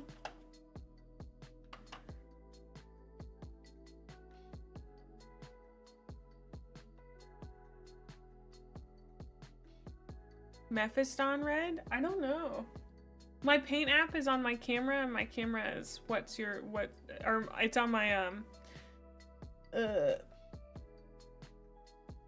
phone, and that's what is doing the camera. Ah.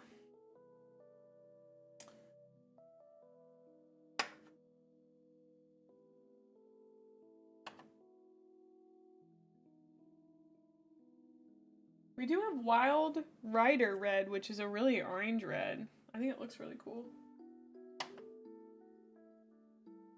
And the pink horror layer looks so cool. I also have, I think, pink Screamer base. Screamer pink. Those are so cool. It's quite tasty, the corn red, I'm sure. Yeah, I mean, like, the urge to paint every single one of these guys a different contrast color, very big right now. But then I would have to look up each of the dudes and try to paint them, because I would want to keep them like looking like their actual little legion. Yeah, I have Wazdaka red, yeah. Good colors for denim stealers? Oh.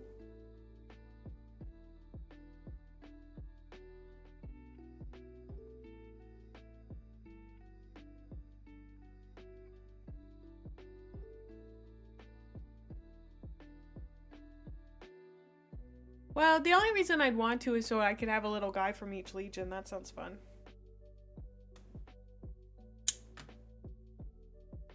You know? I guess I'll keep painting them blue because I like the blue. I think doing the same exact thing over and over again is a good way to improve. Oh, but that's true. It's really fun having a chapter of Crayola Marines. I don't know why I'm nervous about doing that. Okay, if we did...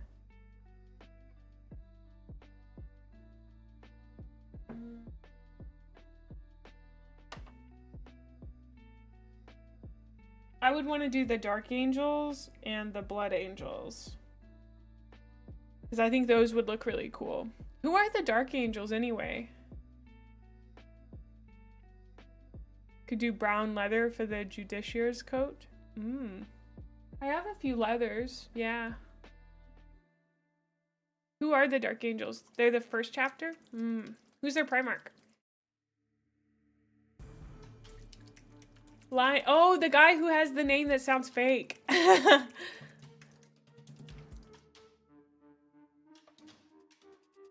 Sons of the Lion. Ooh.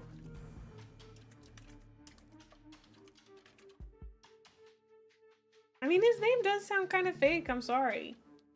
You know what? We could also just do this on our test mini. I don't know why I didn't think that was a possibility, but it is.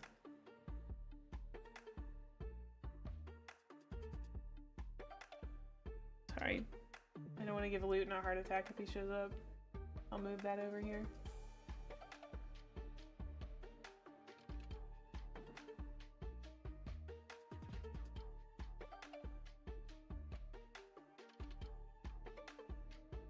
Okay.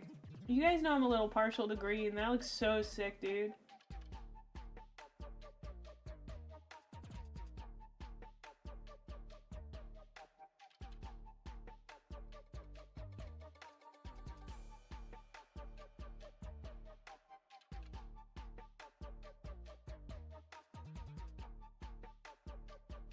No, get out of town. That's so cool.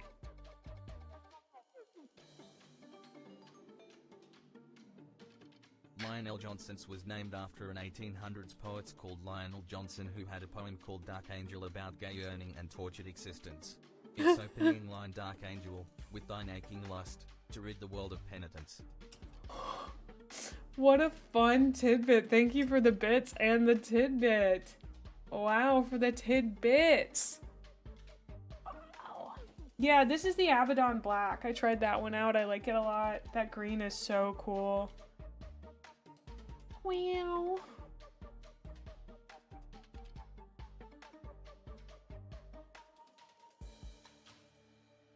Their heresy colors are also sick as well. They're just sick all around.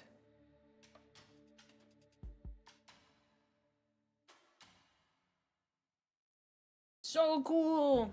I think I'm gonna keep painting blueberries. I don't know, I feel confident about just trying blueberries. And I don't know if there's a way to just like, I guess I could, how many legions are there? There are a million bajillion. The Rainbow Warriors? Are you saying I could paint them different colors? Because I just said I think I want to just paint them blue, but 20 minus 2. Could you get a set of 9 regular Chaos Space Marines? Or regular Space Marines and then 9 Chaos Space Marines? Like, at this level? Yeah, I think it'd be really sick to have one of each one just painted to have, you know?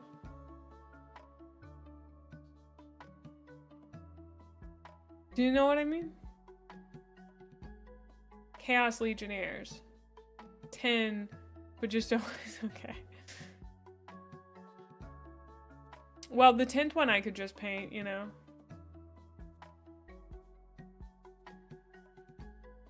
Why did you suddenly switch to caps?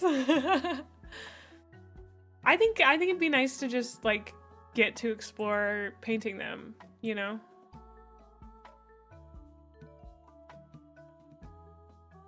Oh, they're a real chapter. Well, come on in, Preston. Do I know the lore about Ultramarines' helmet colors? No. Why not try and paint the regular Marines in your Emperor's Children color scheme? Because I have Emperor's Children.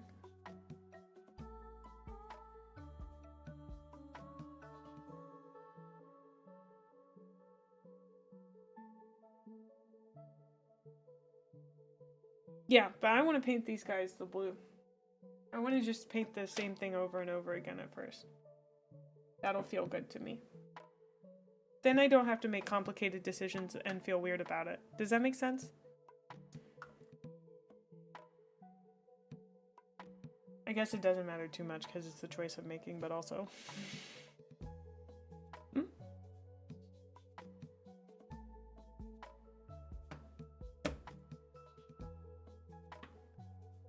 Oh, no problem.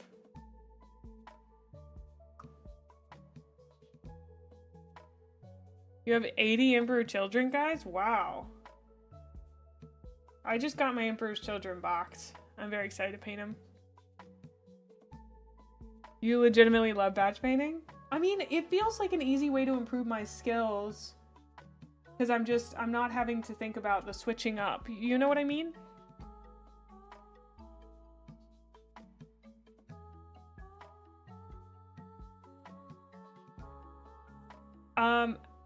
El Mutanto, I don't like write stuff down from Twitch chat very often, so if you're in the Discord, if you could put that in the recommendations channel, I'd appreciate it.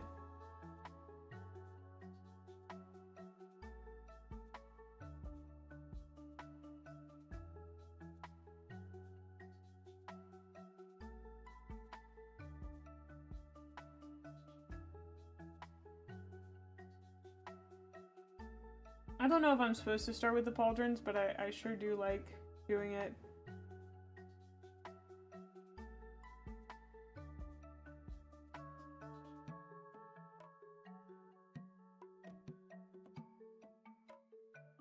Do I think I'll give dry brushing a try? Yeah, I mean, if there's a reason to do so. I don't think I've learned quite why you do dry brushing, or when, I guess would be a better way of saying it, but I'm not like, ew, I'll never dry brush, you know?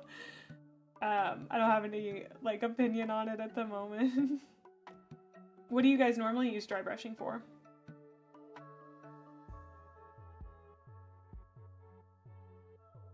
You just picked up a combat patrol box last week. Last time you painted Warhammer was 20 years ago? Whoa! Blood Angel's contrast paint is good for the chainsword casing, although I forgot if Ultramarines make their chainswords red or not. Huh. Does he really mirror? Hi Rainbow, good to see you, bestie. I hope you're doing well. You dry brush to put highlights on the highest points of the model.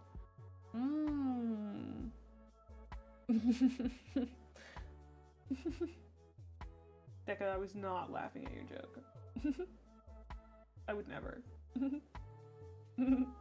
Couldn't catch me laughing at your little joke. No.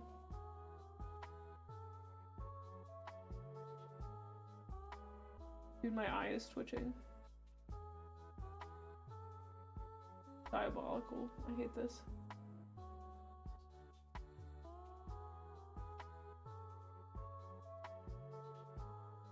No, I love what I'm doing right now. I hate that my eye is twitching randomly.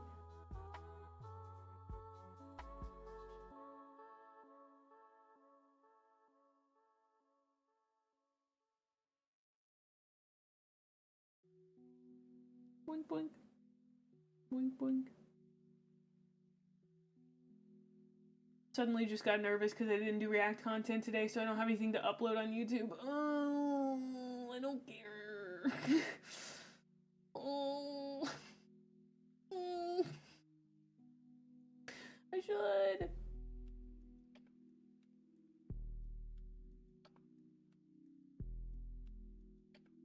Just wish I could read the books faster.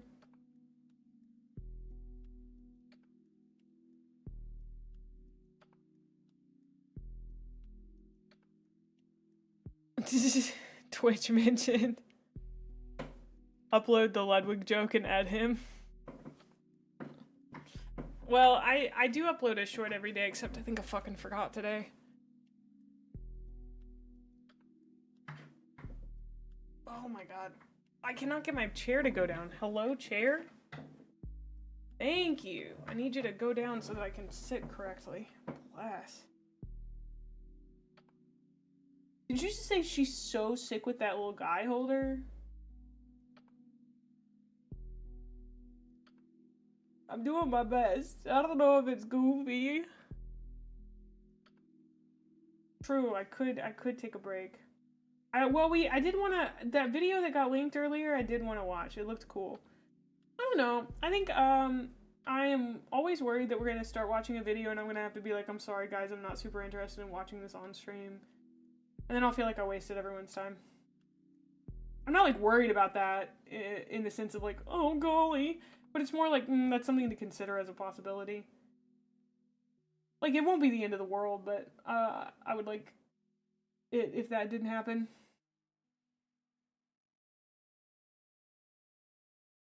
Also, I'm kind of hungry.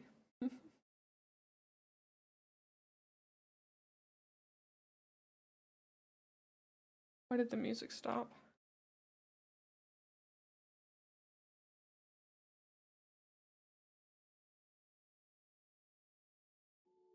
No, please do not play. Listen, I love Cult of the Lamb. Great game. I don't like that there's Cult of the Lamb music in this playlist. It is not actually chill music sometimes.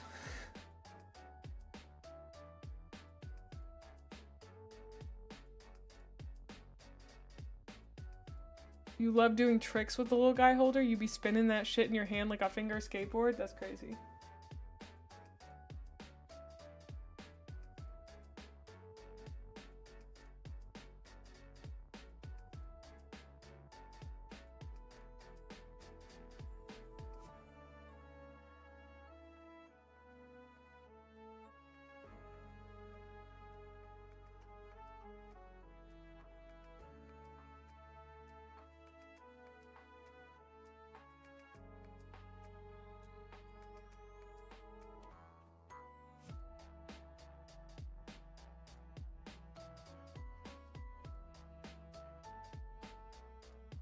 Sorry, I've just focused so hard, I apologize. So we'd send links for you to react to in the Discord? I mean, you can, there's no guarantee that I will react to it, and also I've been recommended literally so many things that if you recommended something to me days ago, there's a high likelihood that I will not remember, what it was, and even if it's in the Discord, I may not scroll back that far, I'm sorry.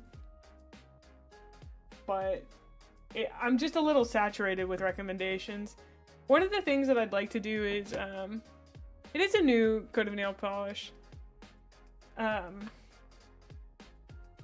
much paint is Chad allowed to eat? An okay amount.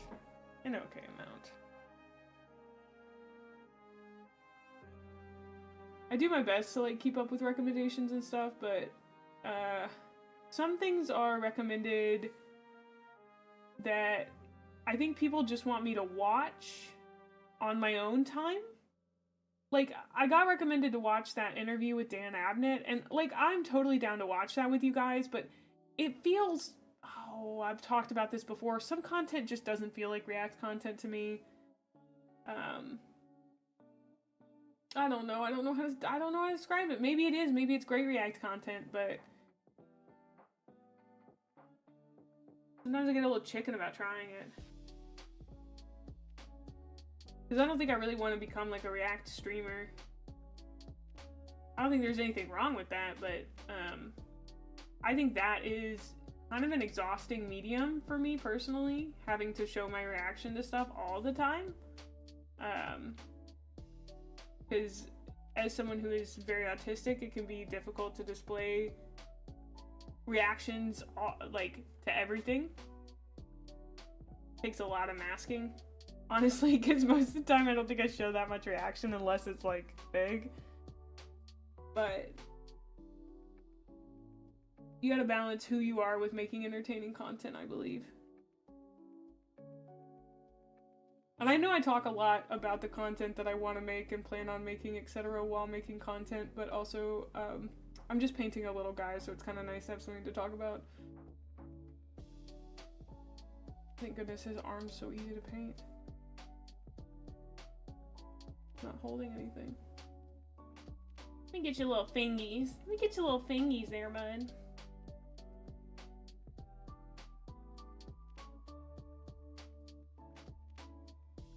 What have I done? Oh, yeah. Fireside Mae.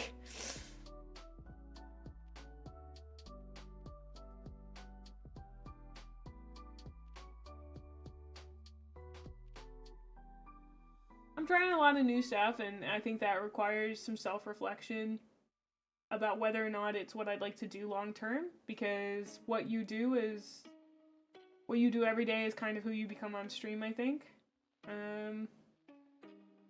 And I think having like maybe a day of React content will be nice when my hyperfixation dies down, but you really gotta understand, like, if you don't have ADHD, for me, when I get hyperfixated like this, everything else becomes uninteresting, like truly uninteresting. It's not that I don't want to do it. I still do, but the drive to get started on it's like non-existent. Which doesn't keep me from doing it. I would still like to do React content today. Number one, because I mostly want to watch that video just in general. But it's just initiating the task it's a very different part of the brain than normal. It is kind of what Bricky was talking about in his Fireside video of like motivation versus like willpower, but for me it's about executive function and the task initiation. I just don't use the same words he does. Like right now I don't have any internal motivation to do that, or I do have internal motivation, but the task initiation section of motivation is not really there, if that makes any sense.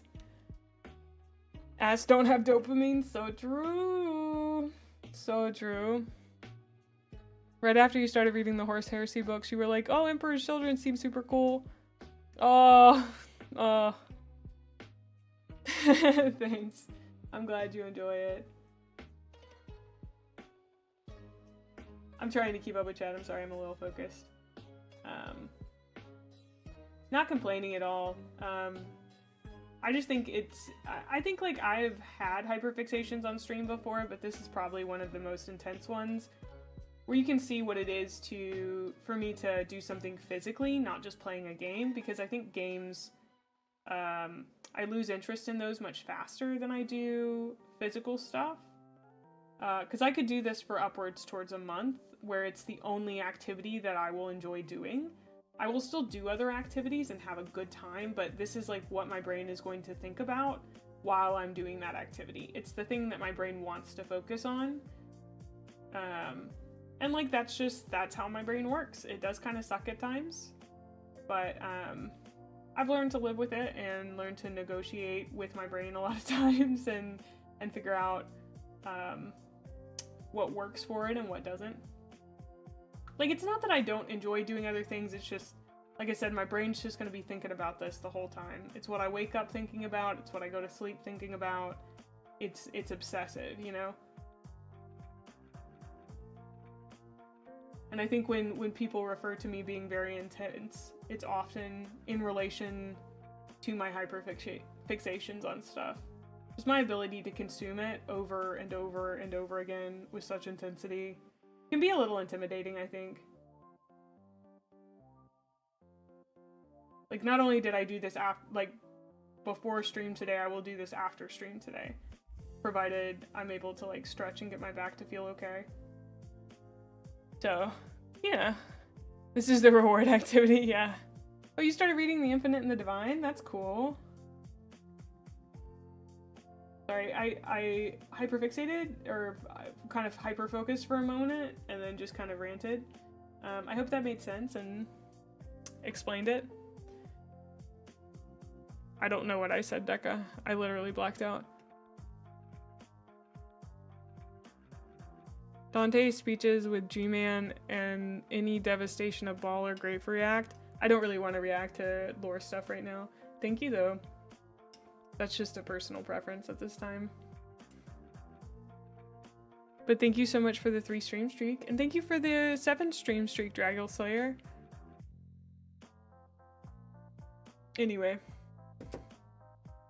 You're doing content off stream and not include us is what you said? Yeah. I like painting my little guys. Is that a problem? It better not be a problem. Because my little guys have guns. Big guns. Rude! You guys do a lot of stuff without me. You guys watch other streamers. Like...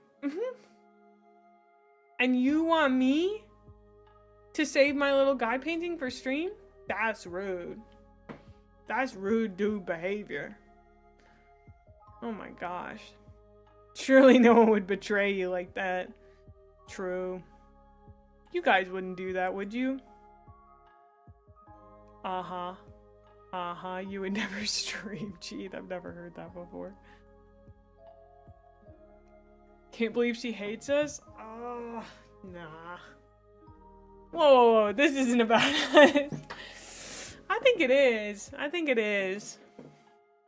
Speaking of you guys, it is time to react. I know we just talked about that for a long time, but we're gonna react now. We have a video today that we're gonna watch about painting minis. Let me move my microphone. It is called When Did Warhammer Painters Get So Good? Golden Demon Then versus Now from Rogue Hobbies. Let me go ahead and pull that up. Yeah, we watching. I told you we were reacting today. I'm still gonna have a good time doing this. Please do not think my earlier rant about hyperfixations means I'm not gonna have a good time doing this. Aw, well, I hope you get to paint them later, Imagine.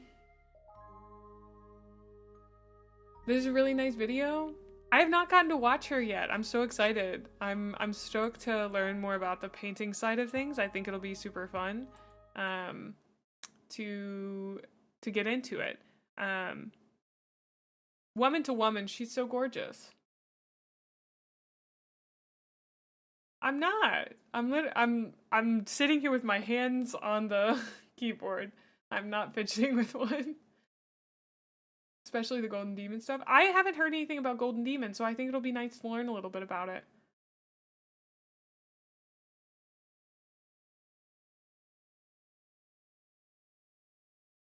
She used to work for GW. Oh, fun. Let me change our category on Twitch here. I know we are talking about miniatures, but let's make sure we're in the right category. She's also big into Gunpla. I love that. Ooh. Looking forward to seeing you at the Golden Demon. Sure, sure, sure. If you need to, you can do skateboard tricks with a little guy holder while you react. It's okay. No, I think I can focus pretty well. All right. Gunpla mentioned neurons activated.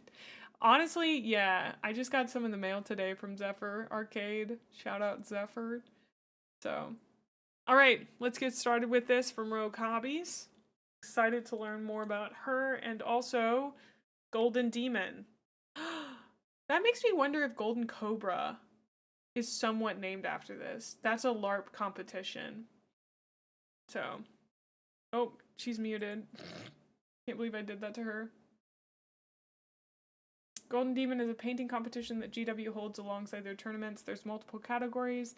And then the winners of all those tournaments get entered into a final painting competition to find the best of the bunch. The winner gets an actual sword trophy called the Slayer's Sword. Oh, alright. Sounds great. loves to have a gander at some beautifully painted Warhammer Volume miniatures, good? so it only makes sense that I also love Golden Demon. I regularly attend it, occasionally enter it, and have even managed to scrape together a handful of finalist pins in my time. And then I painted those finalist pins, and then I entered Golden Demon with the finalist pins that I won for entering Golden Demon. That's how much I like it. But most of all, I just genuinely love the spectacle of it all, and She's I so love keeping up to date cute. with all of the winners, Okay, I'll turn finalists, it and up. just the entries in general every single year. But over the years, and I think especially recently, I've noticed something change at Golden Demon. Both me and basically everybody with functioning eyeballs in the Warhammer community has noticed that Better? recently the standard at these Golden Demon competitions has just been insanely high. Like every single year, it seems like the artists are creating these Warhammer dioramas and pieces which not only knock the previous year out of the park, Whoa. Hold on, this is gonna look bad for you guys, but sorry, I'm gonna do it. Holy, I had to make it full screen. That's crazy, the glow? The glow? Oh, so I'm painting that next stream? Yeah. We're gonna be adding glow for sure. For sure. but also stretch the limitations of what a miniature painting My mind is being blown. I immediately understand why she's in love with this. Oh, you're very funny. Did I ever mention that? That is incredible. The thought to put that together, off the charts. That's crazy cool. The creativity there. Ooh. And the fact that it's such a scary little scene. Ooh, amazing. Golden Demon always has some wildly good painters. You participated in the 2017 one, and after they put your mini in the display case, you looked up at some of the others and immediately realized you had no chance. Aww. Well, it's cool that you entered it. I love that. You don't see his face in the reflection because vampire? Oh, I didn't even notice that detail. Oh, that's so cool. What? There's so many tiny little details. Okay. That's so crazy. Wow. And her passion for it is so immediately evident in like how she talks about it, even just her tone. So cool. competition can actually be. But Golden Wow. Demon didn't always look like this. In fact, the winning miniatures from the very first Golden Demons looked more like this. And that got me thinking. Oh, no. We're going back. Miniatures from the very first Golden Demons looked more. Yes, the goblin green on the face. Is that goblin green at the tips?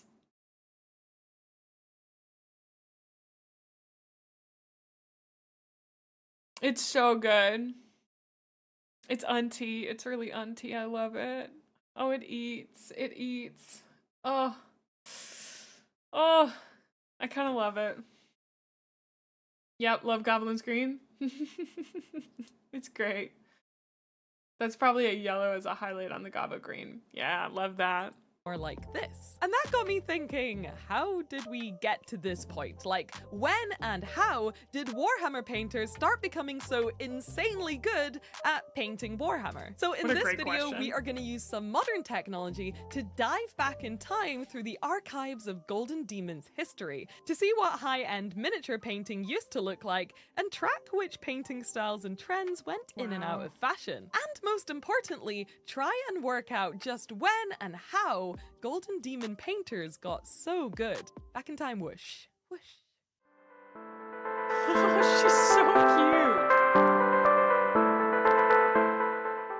It's a little loud. First of all, I sorry. want to say a quick Happy New Year to everyone watching my channel right now in 2025. Happy New Year, everyone. Happy 2025. More like 2020 thrive. No, that sucks. I hope that everyone had at least a semi-restful-ish and nice holiday season. But also, if you've never watched my channel and you're new here, then hello Happy and welcome. I like to make 2025. Warhammer, miniature painting, and general hobby content and have a lot of fun doing it. So if you like what you see here today, please consider subscribing to my channel for more. And if you really like what you see here today, then you can support me over on my Patreon, which means that I will be Ooh, able she has to a make more Patreon. videos like this for the rest of my life. I'm trapped here because of you. Thank you. But yes, today we're going to be talking about Golden Demon, which, if you're not in the know, is a Warhammer miniature painting competition, or perhaps I should say the Warhammer miniature painting competition, held once or twice a year by Games Workshop themselves, where miniature painters from all over the world congregate to test their mettle against each other and walk away with either some neat Golden Demon trophies or the ultimate prize, the Slayer Sword. The competition was started in 1987 by the highly esteemed founding Games Workshop visionary himself, John Blanche. And whilst I can't speak for him, I think they came up with the idea of Golden Demon to kinda add a little bit of flavour and spice to their then quite small games days, which they held every single year. And because who doesn't want to see a bunch of extremely cool painted Warhammer miniatures in one place? Like a miniature painting competition. Wait, note how the guy holding it had metal gloves on? It is a genuinely sharp sword. Oh, and thank you, Torvald. Blanche did a lot of the old iconic art for Warhammer. Oh, he left the company recently. He defined all of 40K style. Ah, okay. I hadn't heard his name before. It is confounding that the founder, every founder of the company isn't named James Workshop. I really thought I thought they all were. Oh, they get to keep the sword. Oh, okay. Honestly, I've probably seen some of his art, but I will definitely look it Games up. Workshop just makes sense. From then on, Golden Demon has been held every single year in various countries and at various events and locations, now not only located in the UK, except over COVID times when I think they had like 2 years where there were no Golden Demons held at all, because we were all inside trying not to die instead. That was fun. That was good. But like I said before, my mission today isn't to show you guys all of the latest winners of Golden Demon like I usually do. It is to dive back in time into the competition's history and look at some of the winners from the past. And to do that, we are going to be using the Golden Demon Compendium. The whole site is an incredible resource created by some very talented fellow miniature painting and Golden Demon fans, which has a bunch of cool features which allow you to do Love stuff that. like track which people have won the most trophies, look at a singular artist's entries over their entire career, and even look at entries from every single Golden Demon ever held, which is exactly what we are going to be doing today. So let's start at the very beginning, at the very first Golden Demon held in 1987. Also, I've got to say, how long has she been creating videos? Hello, YouTube? 2 years. Wow. Only 2 years? I was gonna say, she has an incredibly good YouTube voice cadence. It's like a non-annoying Watch Mojo voice. She worked at Games Workshop before. Yeah, somebody mentioned that. She was on the Midwinter or Minis channel. Oh, she used to do stuff for Warhammer Plus. She's got just such a good, like, announcer voice. I feel like that's something I think about a lot as a creator, because I have what I call a video essay voice. I don't do announcer voice very well, but I think I'm pretty good at the video essay voice. You've heard it if you've watched any of my book reviews for Horus Heresy. Yeah, I am. I mean, regardless of why she has it, it's very nice. I quite like it. Holds my attention very well. She did a lot of painting tutorials. Oh, thank you. And cue the 80s music. I'll be dancing to this, I'm sure. The first ever recorded Golden Demon was held on the 27th of June, 1987 at the Victoria Are they kissing in this photo, or is that just a really weird angle? Love A that. leisure centre in Offensively Nottingham, 80s which image, funnily yeah. enough is where I go swimming and is literally 1 minute from my studio. Like, I can basically see it from my window. But despite the fact that the very first competition was held Nerds can kiss too? That's crazy. Welcome on in. nearly 40 years ago, things like the categories and the general setup don't look that different from the modern Golden Demons that we see today. There were pretty similar categories like single miniature, diorama, but with some quirkier categories involved too, like banner, conversion, and dragon, and there were awards, and yes, even a Slayer Sword winner. Also, I initially missed this during my research, but the first Golden Demon actually had cash prizes. Like, you could win, I think, around £250 for placing, and in this article about That's the kinda history of fun. Golden Demon, written by Albert Moretto Font, it says that they gave away £3,000 in prize money at this very first event, which I guess even by incentivizing today's it, yeah. standards seems really wild. But the main difference, which is instantly visible apart from just the miniatures themselves looking a little bit older and more dated, is the painting style, which was winning big at this event. Let's start by looking at the single miniature category so we can kind of get a taste for what was going on.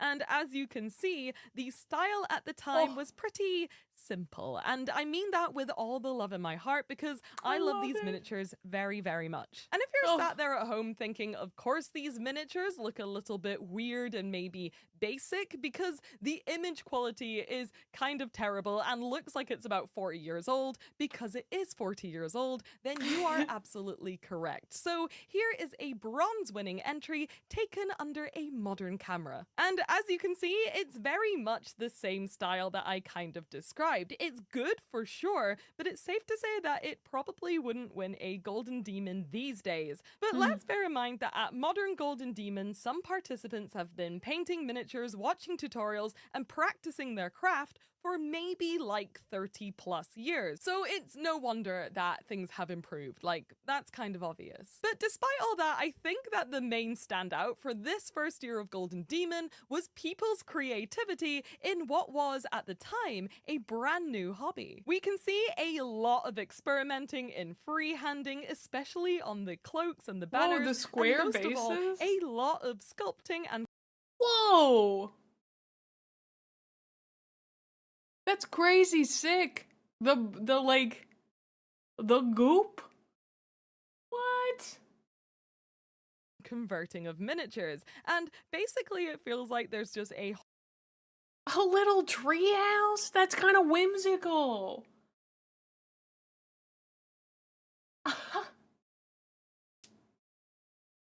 The chalice base is really rad. Warhammer Fantasy Battle used square bases? Oh.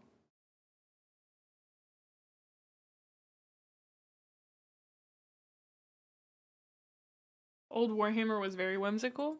whole lot of fun and I feel like whimsy fantasy going lends on. itself Like, to that look more. at this Terminator banner. It's absolutely Aw. hilarious, but would be instantly disqualified at any modern Golden Demon. The overall winner of the very first Golden Demon was this stunning orc chieftain on a dragon, and I think it's still absolutely wonderful in every single way, So and definitely beautiful. set the tone for the rest of the entries, which would come in the decade.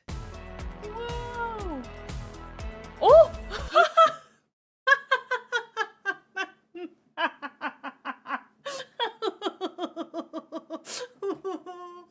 Hello. I think you're the cutest person ever. You have an infectious joy, dude. It's crazy. Oh man, I'm painting my first miniatures. Oh, thank you for gifting a tier 1 sub to Rogue Hobbies, Luton. Thank you. Can I, Rogue, if you have a second, can I show you my miniatures that I just painted? So I got into this hobby a short while ago. Let's see. So this was my, okay, we're not done. We just did our base. But this is, I think this is my second guy, actually. This is my first guy. He's done in contrast ultramarines. And I really like the contrast paint. These guys are gonna be blueberries. They're gonna be my little blueberry boys. We got the, I was very lucky. I got sent the Indomitus box set. I'm way too blessed.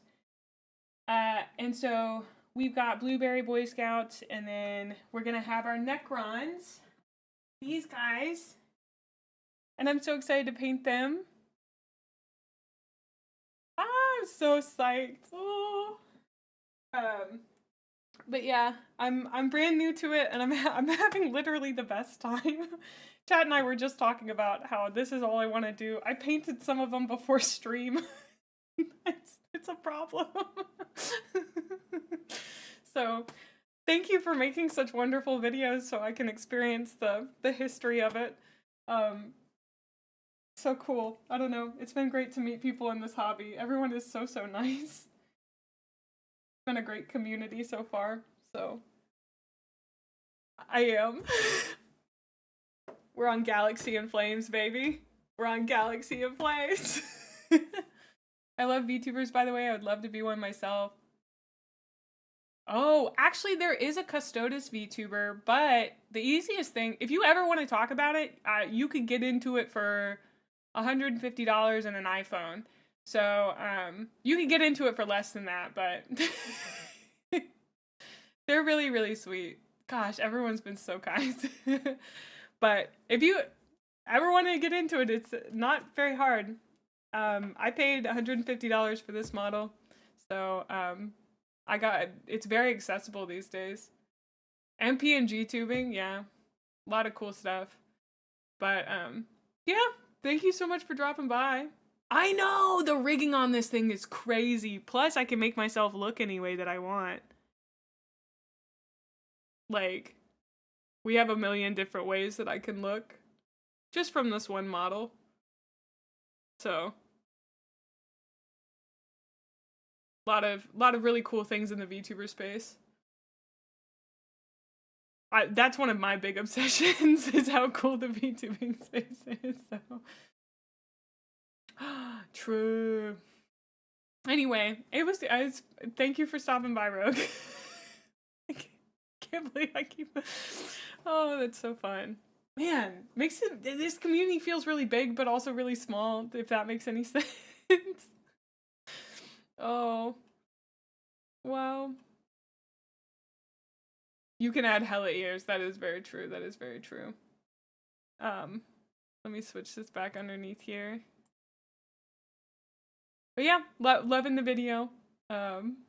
We'll get back into it. I won't take any more of your time, but thank you.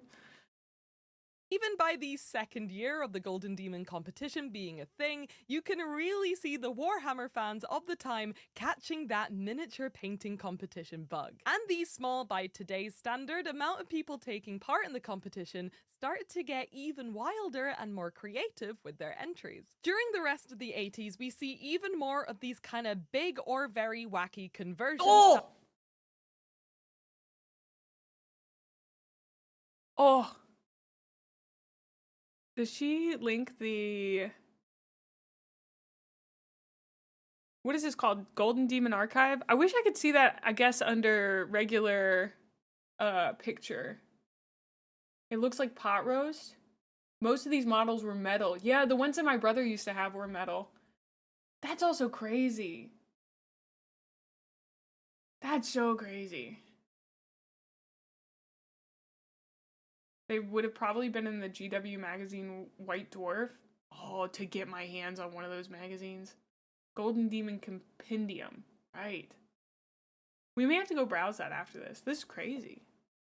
Oh, I don't know. It feels so whimsical. I know it's not, but...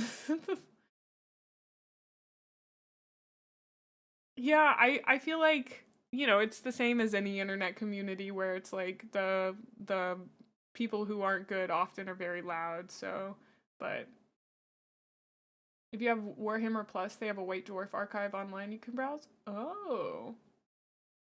Ooh.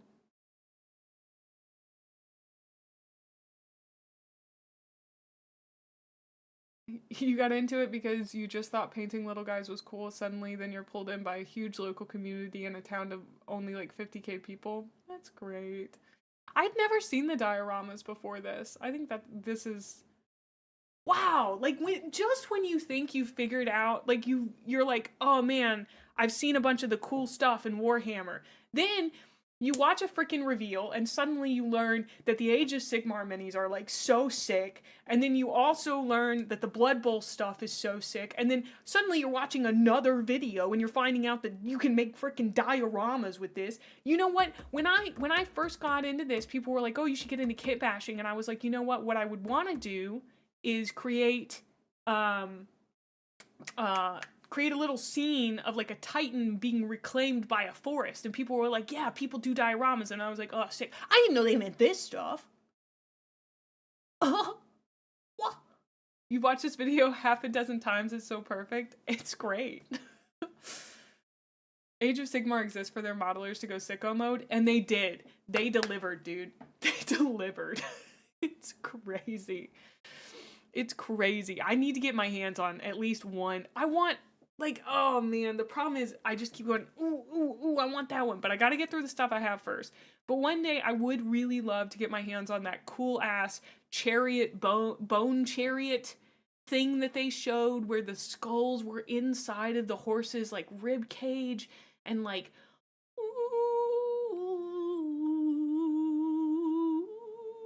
Warhammer World displays? Zobo, are you about to make me lose my freaking mind? Am I about to go crazy right now, dude? The Oserk Bone Reaper Chariot? I don't know how to pronounce that. They have battles. Guys, I can't do this. The creativity is so cool. I'm gonna cry. Oh. It's like I'm being overwhelmed by how many amazing possibilities people have and how cool it is that people have spent like the last like 30 years perfecting their craft for this hobby that they love and just having the best time doing it. And I get to sit here and reap the benefits of them loving and creating in this space, and I feel so lucky. I just feel so lucky to be entering the Warhammer hobby right now of all times. Oh, I don't mean to be dramatic about it, but oh man. Oh. It's actually very popular among Emperor Children players to convert the AOS model Sigvald into demon princes. The forums are full of those. I'm currently working on my second. Oh. Enjoying your cake and people keep bringing more of it to the table. My tummy is so full, but I will keep eating. Do not get me wrong. My tummy can hold so much. I can eat so many Warhammer things. I'm punching the air because I like Ben Counter and his writing so much. I'm punching the air because I like the models so much. I'm punching the air because I like the people who create videos about it. Everyone is so nice and I'm having a great time. Oh. Holy shit, Zarask, congratulations. You just found your 5th edition Vampire Army book you thought you lost 20 years ago. This belly can hold so many Warhammies. Mm-hmm. Yup. Like, I don't, this is one of those, like, yeah, we got ads in a second, it'll be fine. I gotta go to the bathroom anyway. It's one of those things where I'm like, am I having too much emotion about this? Is this a normal amount of emotion to have? I would literally, this is something I would ask my therapist about.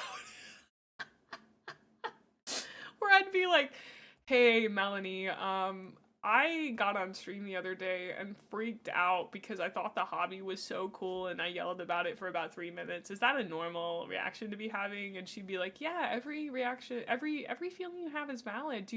Were you upset by the reaction? Yeah. No, but also, no, I'm not upset. It's just, there's so much, and I love it. I kind of want to cry a little bit. Oh. Oh. Oh, I love being excited about things. I'm gonna go to the bathroom and cry a little bit. I would just get so happy that things exist. Thank you so much for the sub, Cracktopus. I'm gonna go potty, you guys can fish. We'll be right back to keep watching the video.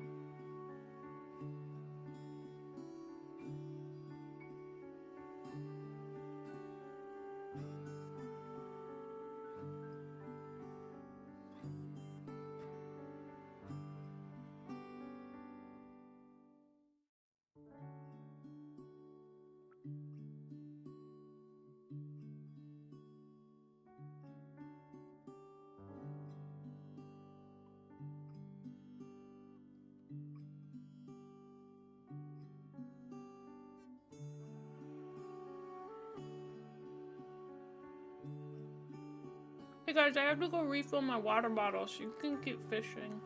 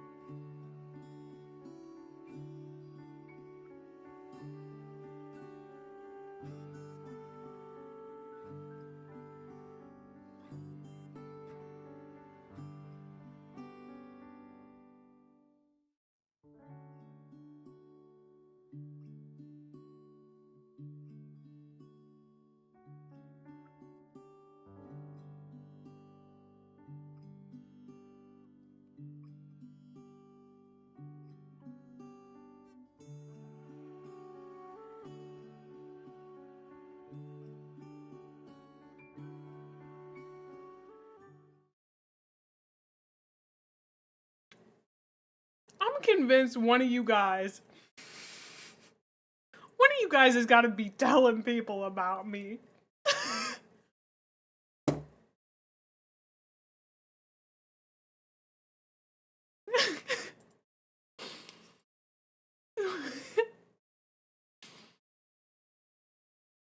Oh, scatter.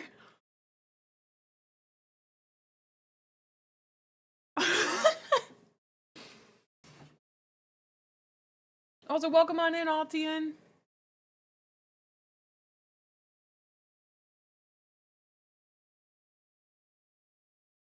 It's just a coincidence. I feel like it's crazy because like these people are so respected in the hobby and they even give me a few seconds of their time. Is so nice. Getting into Warhammer miniatures now is like finding out Renaissance art exists and people are still making it today. Yes. Yes, that is how it feels. The Warhammer algorithm is aggressive on YouTube. Who is Louise? Is this Louise? I did not learn her name. I feel so bad. Shit.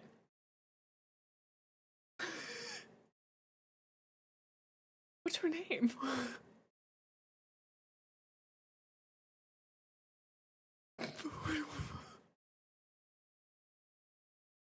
Oh, okay. Okay. Where I thought we peaked when we had the real Abelard in chat. That's true. We did have the real Abelard show up. Okay. Her name is Louise. Even her name's really cute. Stop. I just... No, guys, this hobby's so cool. Duh. The last time... I was thinking about it and I was like, have I ever felt this way about a hobby before? And I think it was with climbing that I really felt so intensely about this. You know, where I was just like, I want to climb for the rest of my life. I really do. And I feel that way. And I, like, this just, my cup overfloweth. My steak is too juicy. My lobster is too buttery. I'm living in the best timeline. We're going, what is it, Wittgenstein? Best of all possible worlds? That's how it feels. It's crazy. I don't mean to, like, hype this hobby up too much, but I feel so saturated in such a nice way. You know? It's been sick. I think a huge part of it too is that, like, when I got into climbing, I had a lot of people around me who loved it as much as I knew I was going to. And that's how it feels here too. You know, climbing, I think the reason I loved it so much was the community. Because I've loved lots of things in my life, you know? But I just, oh, I don't know. You guys are really nice. I don't know if I've said that lately. You guys are so nice. Thank you. Thank you for bullying me politely. Thank you for supporting me, for being here. You know? Finding a hobby and being met with passion is addicting. It's so true. It's so true. The people who love this so much. I'm not just saying that. You guys really are nice. Not only are you nice, you're super passionate. We chat have never bullied you, streamer, in our lives. I'm 90% sure I got bullied with a throne purchase the other day. I don't know. You guys are creative. You guys are really creative.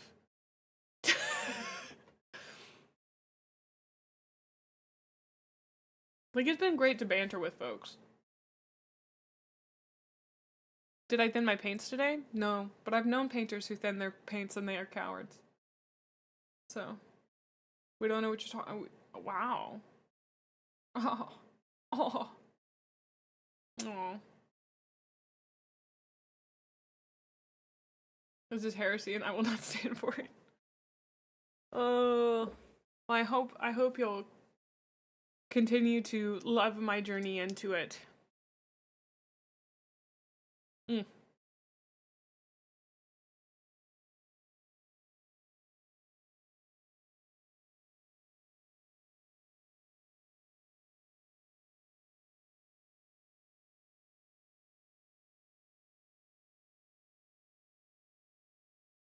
Who else would constantly remind you to thin your paints? That's a good point.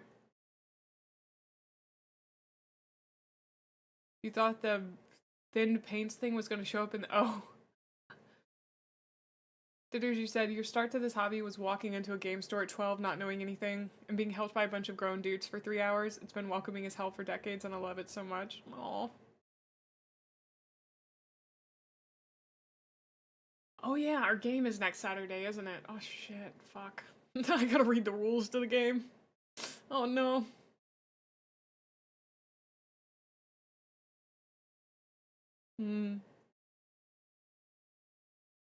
Alright, let's get back to watching the video. I paused it largely because this was so sick and so cool, and we ended up yapping about it, so... Style entries winning the trophies, like this iconic Chaos Mammoth entry, which I remember seeing years. This is one of the models? I guess they probably don't make it anymore, but... That's crazy. Question, since lore videos are off the table while you read the books, is fanfiction in the 40k creator space welcome? I don't know why my brain just went, there's fanfiction, as if a universe this large wouldn't have any. Like, yeah, I'd be down to check that out. Core rules stream when? Don't tempt me, I'll do it, Rainer. I'll do it. I'll read that whole book to you like it's a bedtime story. Okay, chat, do I need to do smut reviews? I will review smut like it is a literary fiction book. I will do it. I'll do it. Don't tempt me. I'm getting tempted. I'm getting tempted. I've been reading AO3 for years. Welcome on in, Chromatic Prism. Do it. Do it. Ooh, I'm thinking about it. Yes, do it. Just get DK to tell you all about Ian Watson stuff? Fulgrim, ex-wife, ex-wife, ex-wife. It slashes. You gotta do the slashes. I've got one no and mostly yeses, so... The Ian Watson books are basically smut. Don't do Ian Watson? Well, that's gonna make me want to do it more, I'm so sorry.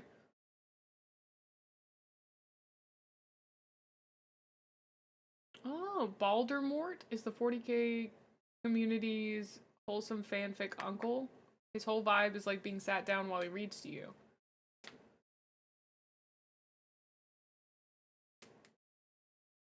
Okay, why you guys are really wow, you guys are really saying no Ian Watson.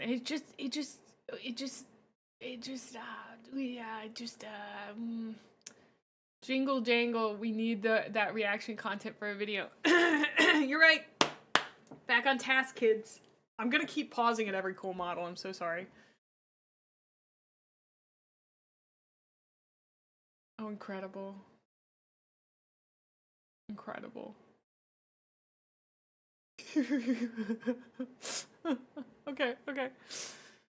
May get you a community guidelines warning on YouTube. I'm pretty creative with words. Years ago and absolutely loving, and this immense chariot which won the Slayer Sword in 1989. I feel like now is a good time to sick. talk about or maybe even introduce you to the concept of a golden demon meta, which in this instance essentially just means something which is impressive, currently in style, or is rated highly at the competitions, which then turns into kind of like trends that you see a lot of painters use in their entries. Think things like non-metallic metallics, plinths, and resin pours. Those are some pretty...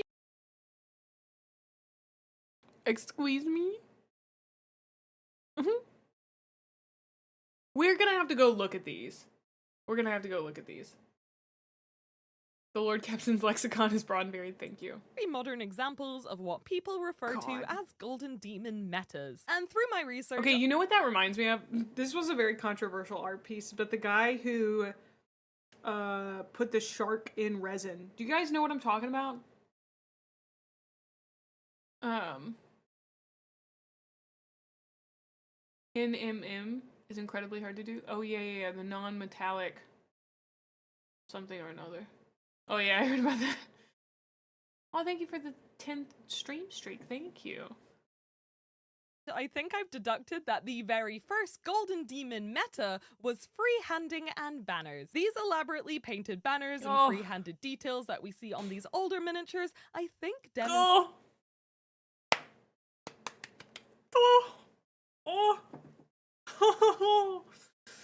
Ooh. Ooh. That's getting some hand flaps. That's getting some freaking hand flaps. I love that. It's like Renaissance paintings. Ooh. I love that. Straight that whilst the miniature painting hobby in general was fairly new at Pray for war. I'm sorry. the time, there were still a bunch of super talented artists with pre-existing talent who were eager to transfer their 2D painting skills onto What is that? Who is this long-legged auntie model right there? That's an Eldar?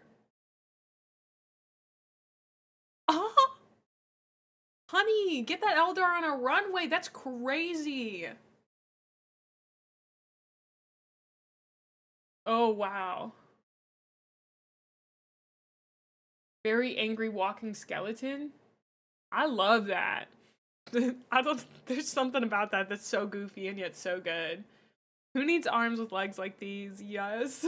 3D miniatures, and this seems to be the way that they kind of flex that skill, which is awesome to see. But I think the thing that really encapsulates the vibe of the 80s Golden Demons, even though there was only 2 or 3, was just the strangeness of it all. Everything just seems to be really weird and wacky and funny and whimsical and creative, from the paint jobs to the conversions to the miniatures themselves. And like I've said before, I guess I get it. Probably because Warhammer itself was very young and still trying to work out what it wanted to be, and both Games Workshop and its customers at the time were being influenced by all the other weird fantasy tropes going on at the time as well. So let's move on now from the fantasy-fueled fever dream, which was the 80s, and see what Golden Demon looked like during Warhammer's obnoxious childhood period, the 90s.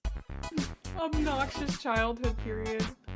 During the 90s, Games Workshop started to develop a pretty strong sense of identity, with 40k and Warhammer Fantasy now in full swing, and concepts like orcs, Eldar, and Space Marines beginning to look like concepts. The wings with the helmet? That goes so hard. That we would recognize today. But how did this shift into a more thought out and rigid set of IPs affect our Golden Demon artists and the competition in general? Because time and the mindsets of people don't really reset when the clock rolls over into a new decade. We're still seeing a lot of that weird, busy, heavily... Okay, I was like, oh, you can't pause on every single model make. No, we can. We can. Whomst is this man? This is incredible.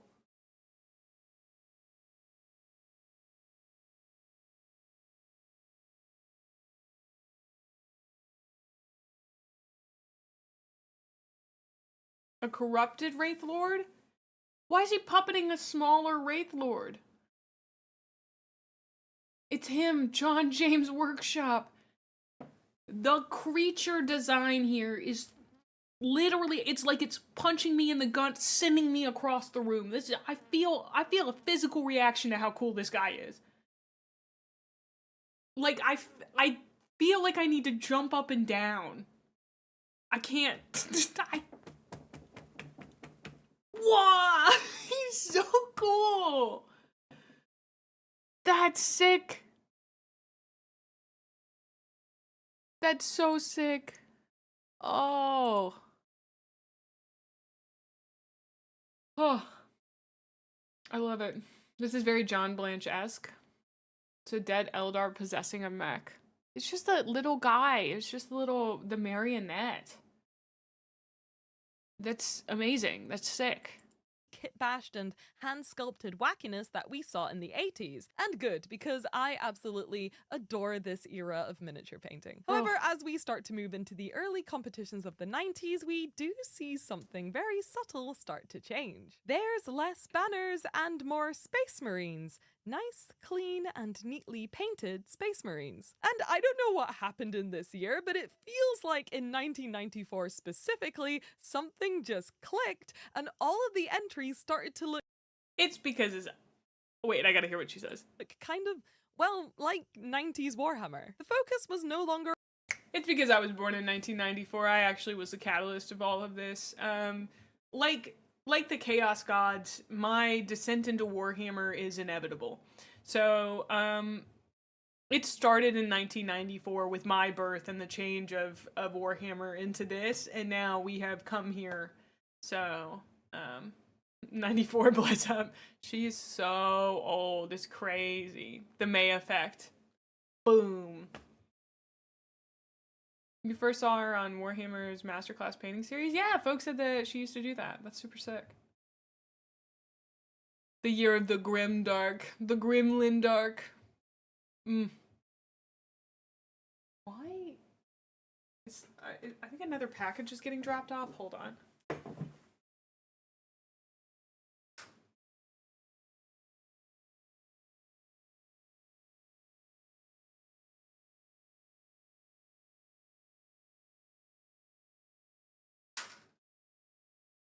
Okay, so sorry. I'm the only one home, so I need to run downstairs and go grab that real quick. I'm going to throw us to a BRB screen. It'll take literally a minute and a half. I will be right back. Sorry.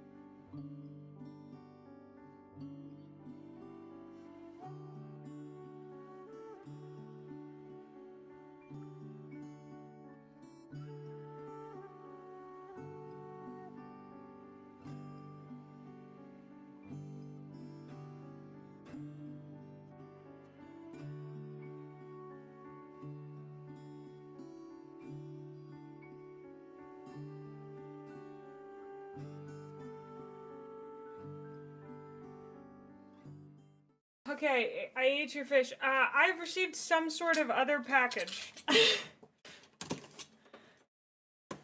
I do not know what this package is. I'm opening it. What are the odds this is a 4th army? I mean, no, but I don't know what it is.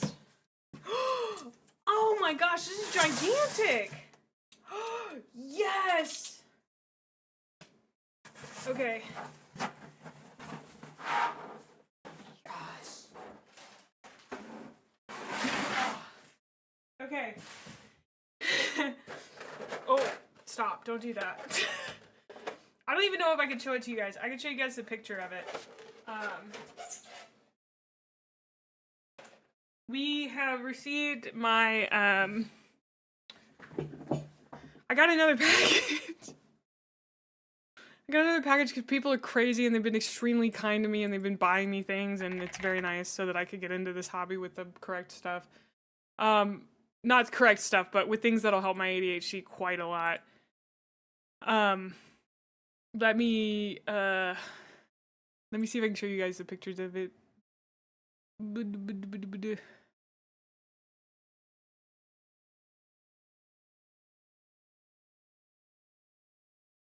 Yes.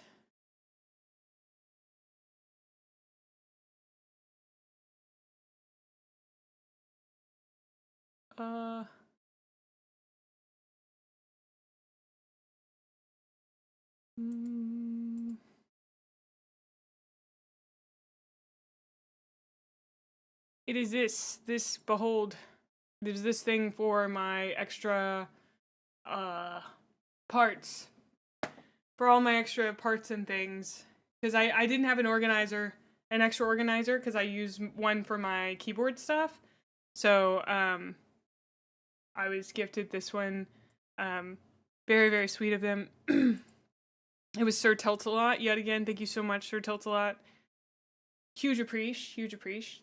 A bits box, yes, because I've started to accumulate quite a lot of bits, if I'm being honest.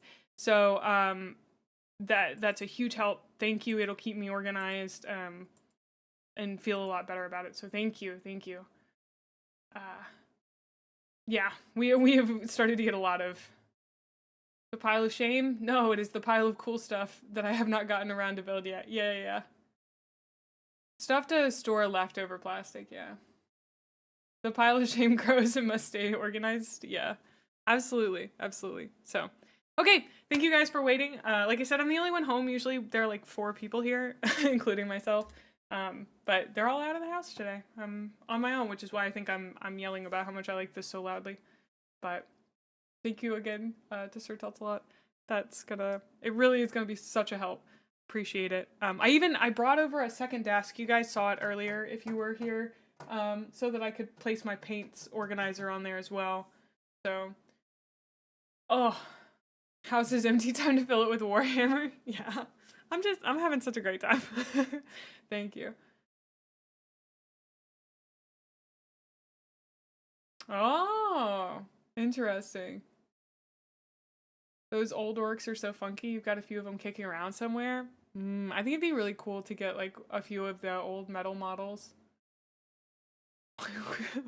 My mom has a whole sewing room and half of the sewing room isn't used right now, so there's a hobby room already. I mean, that's basically it. I told her to start looking for a display case somewhere at a garage sale for me. Shared hobby space, absolutely, yeah. There are a lot of old Emperor's Children models. Ooh. All right. Let's get back into it. Thank you for taking that little detour with me.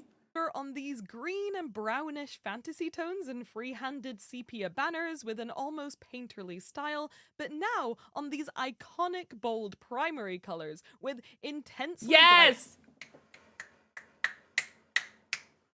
I love this model so much. Detours are so rare on this channel, it's fine. Yeah. Oh, I love these guys so much. Highlights and the stark visual contrast that we all associate with 90s Games Workshop. And I think that the 40k category in the 90s seems— Oh! Mwah. Mwah, mwah, mwah.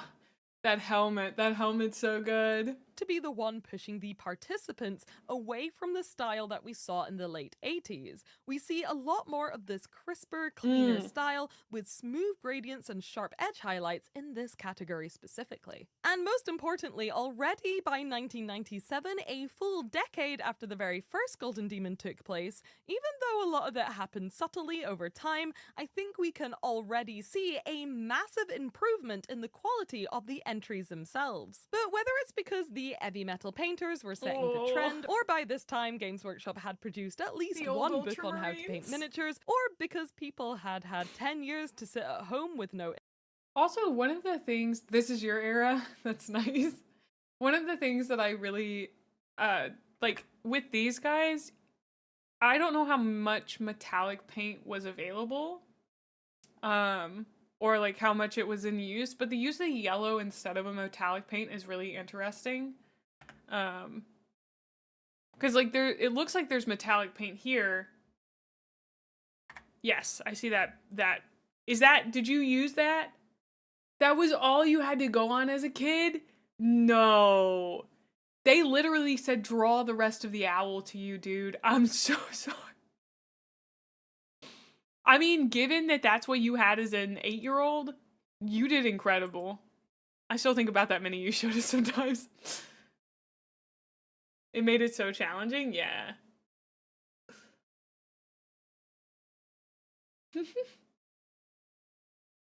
That's what you started with? Oh wow, doing it without understanding English sounds pretty hard too. Step 1, base colors. Step 2, finish. I mean, they're like, okay, do the base colors, trim. Do the fill out the details, finish the owl, you know? There were only 64 paints. Oh wow. Makes sense why I'm sorry, I forgot who said this, but the person who said they had started as a 12-year-old and they had a bunch of 30-year-olds come and help them, like, I can understand why they were like, yeah, this kid needs help. One color per Horace Heresy novel. Marine's color schemes have changed over the years a lot, so now a lot of trim has become metallic, whereas it used to be solid colors. I wondered what that shift was, and I guess we'll see it here too, happen over time. You still have some of the old paint pots that were absolutely awful and would also always try to explode when you open them. Not to brag, but did they look like this? Is it gonna explode on me? I love this paint so much. It makes me so happy once you guys were like, yeah, that's an old paint. That's an old paint, don't open it. It's so cool. Funnily enough, yes. Oh no, I hope it doesn't explode on me. Actually, hold on. Gain's going up.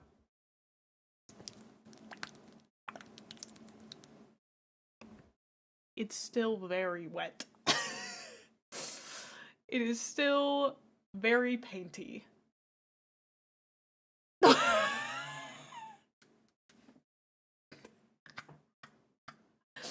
Ow? I don't really know.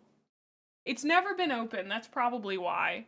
Like, you can still see it has the seal around it. I was earnestly trying to show you that because I do think it's so cool. I did realize when doing it that that would sound very bad, everything I said. But also, sometimes I wonder if I have misophonia. I'm also 30 years old. You shouldn't count me out either, you know?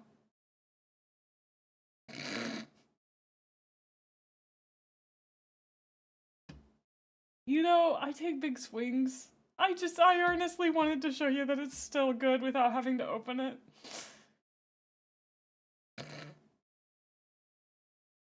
I'm tentacle pink. Here's the thing, May. I rediscovered a lot of my old paints I had as a kid, but like 20 years later, 90% of them were still good. See? That's so cool. Ah, no, I don't have any goblin green, sadly. The beautiful hexagons. I mean, they look really great. I love them.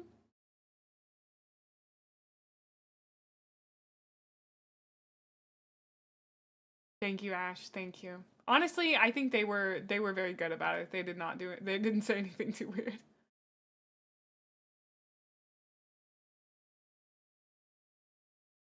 They were hell to open, but that's also how they kept so well.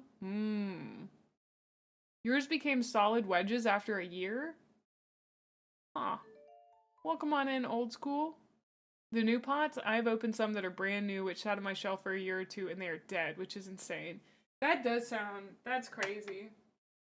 That reminds me, I need to make sure this is fully closed. It is. Okay, thank goodness. That's wild. I'm very lucky. Most of these paints seem to be pretty good. I did mix one up today. That was the Layer White Scar. It's doing good after I put one of the ball bearings in it. Or whatever they're called. One of the balls. You don't know how GW landed on the worst possible paint design? Yeah. Paint pot design. I feel like the thing I like the most about this personally is that you could probably write tentacle pink on the top or do stop typing balls in chat. Or you could do like a good swatch of the color up here. But because my mom said I should do that and I was like, I don't think it would be super helpful because it's not going to show up the best way, but yeah, the white scar did not look very good. I put it on this guy on the back here and you can barely see it. But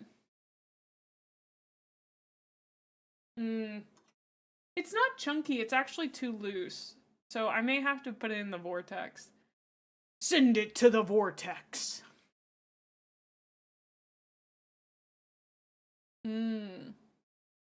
Yeah, this one's just so cool. Sorry, had to show that off again. Thank you to my friend Ryan for sending that to me.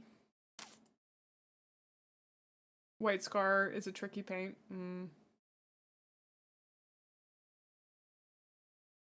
Oh, Iron Wolf, that makes sense. You take an extra head and glue it on the top, and then you can see how the paint gets in the cracks and crevices. Ooh. It shouldn't cut. It is a layer paint. It was the first layer paint that I tried to use. It shouldn't cover that well. Okay. Warhammer says bold titanium white by Pro Acryl is best white.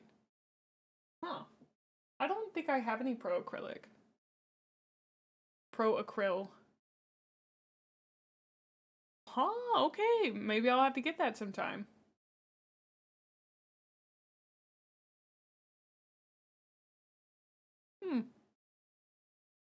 We've got a lot of vouchers for it in chat. Okay, I'll keep my eye out for that. All right, back on topic. Jingle jangle, back on topic. Book on how to paint miniatures, or because people had 10 years to sit at home with no internet and practice miniature painting, throughout the 90s we keep seeing this bold and saturated style progress and become more refined and perfected by the painters. But there's still nothing in the 90s which looks anything like the gritty, realistic style that we see in a lot of modern Golden Demons, so let's try and work out when that started happening and move into one of my favourite eras of Games Workshop history, the noughties. At the beginning of the noughties, Games Workshop was a pretty well-established high street staple, and everyone either knew, had, or were the nerdy friend who painted Warhammer, so Games Workshop was kind of becoming a household name. And you can see that reflected by the fact that Games Workshop... The video Inquisitor will be showing on this screen at 2 p.m. That's a huge convention. Events were just getting bigger and bigger, as by the early 2000s they'd gone from these small fests held at local leisure centres to full-blown dedicated games days held at massive venues. But this new rise in Games Workshop's popularity added a new element. So y'all are saying these are the Pro Acryl somewhere back here? Looks like she's got Citadel. I think these are the Pro Acryl, right? Oh, it was a Warhammer movie. Ah. Okay. Those look like the old hexagon paints. Does she just have a bunch of hexagon paints? She has a signature line with Pro Acryl.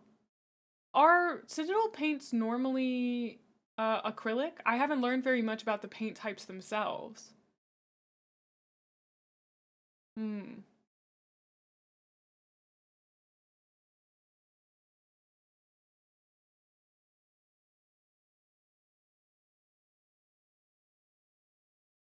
Snipe and Wib Homst have a video on Inquisitor if you want to see. They're water-based acrylics. Okay. I think it was armor coat.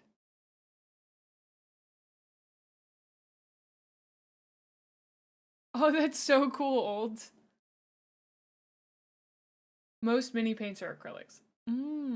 She has a signature bright pink spray primer with the company Colorforge. Oh, but isn't Colorforge based in it British? So it's like it would be kind of hell to ship to me, sadly, I think. Snipe and Wib. Okay, hold on.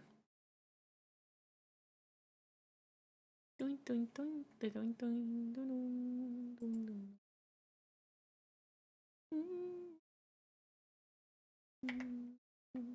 Snipe and Wib.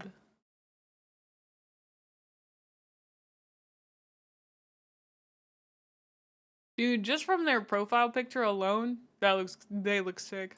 Subscribing. Thank you, Salad. See, this is how you do React content. Little rabbit holes.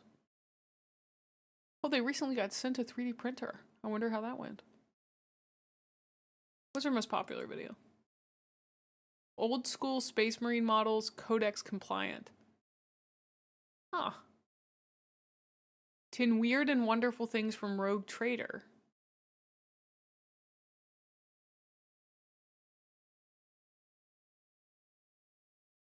What is Codex compliant?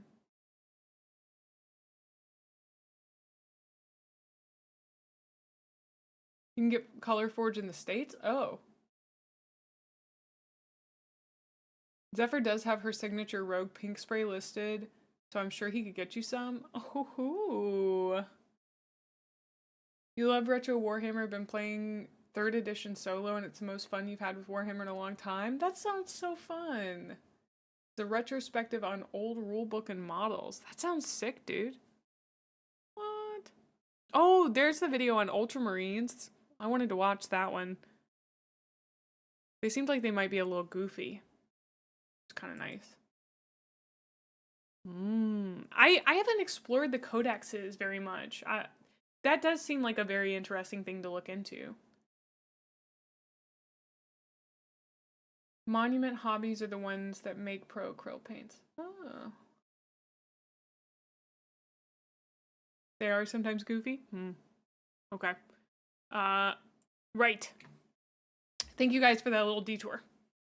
To Golden Demon specifically, which is now part of every single competition, and that is that Golden Demon became an international competition. Using this cool feature on Golden Demon Compendium, you can literally see exactly when more and more people from outside of the UK started to travel to the UK just to enter Golden Demon. British. And if you're already a fan of Golden Demon, then you will know that those Europeans kick our ass every single year. So this is when that started happening, so that's fun. But as early as the year of the new millennium itself, something starts to change at Golden Demon. And no, I don't mean that the image quality of the entries got a little bit higher, though that is a very welcome addition to this video. No, I mean the painting style. Crazy. Because during this era at Golden Demon, things do a complete 180 from the 90s and start to get grimdark. There's actual weathering, which we haven't really seen much of before. There's darker, more gritty color schemes, and the painting style has become more realistic. I'm sorry, that banner? That banner?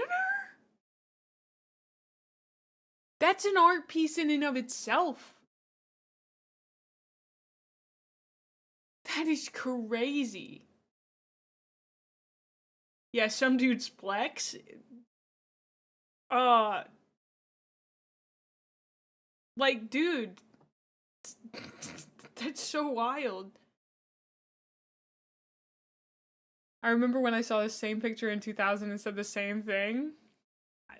I'm flabbergasted. My flabbers have been gasted.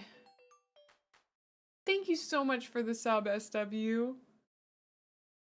Hand painted too. Don't you hate people with too much talent? That banner art's like 25 millimeters across. I am speedrunning. Maybe I don't know. Once I figure out how to paint on black spray paint, it's over. It's over for everybody. It's over. I don't know what that means, but it's over. Seeing the orc before this one was what made you pick up your first boys? Aww. This one? I love his little hat. His little hat's so cute. Well, Loom was joking that I'd join a freaking tournament. I think I'd be less likely to enter Golden Demon than I would be to enter an actual tournament.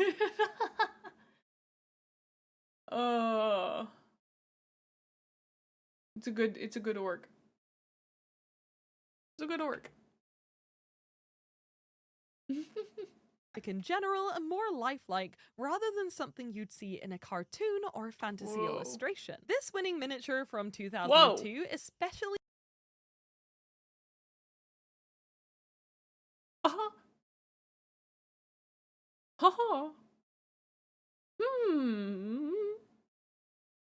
Everybody shut up, I'm having time with this mini.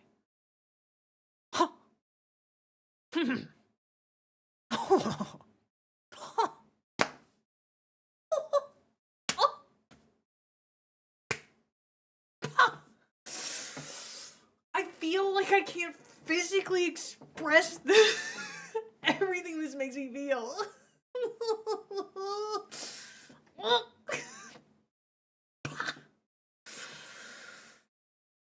This is incredible.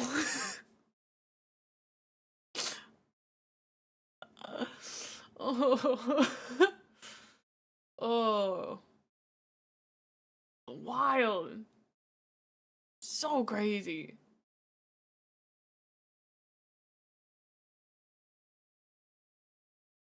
It's just... It's still on... They're still selling that model? Do you in the video need a moment? No. It's just like when you see good art and you just like... You get kind of a cuteness aggression, but it's more like a fine art aggression.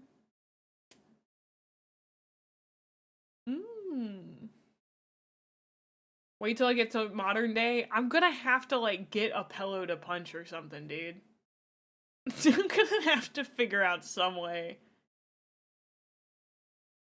Oh, yeah? Glad you stopped by. It is still being sold. Interesting. Punch the ground.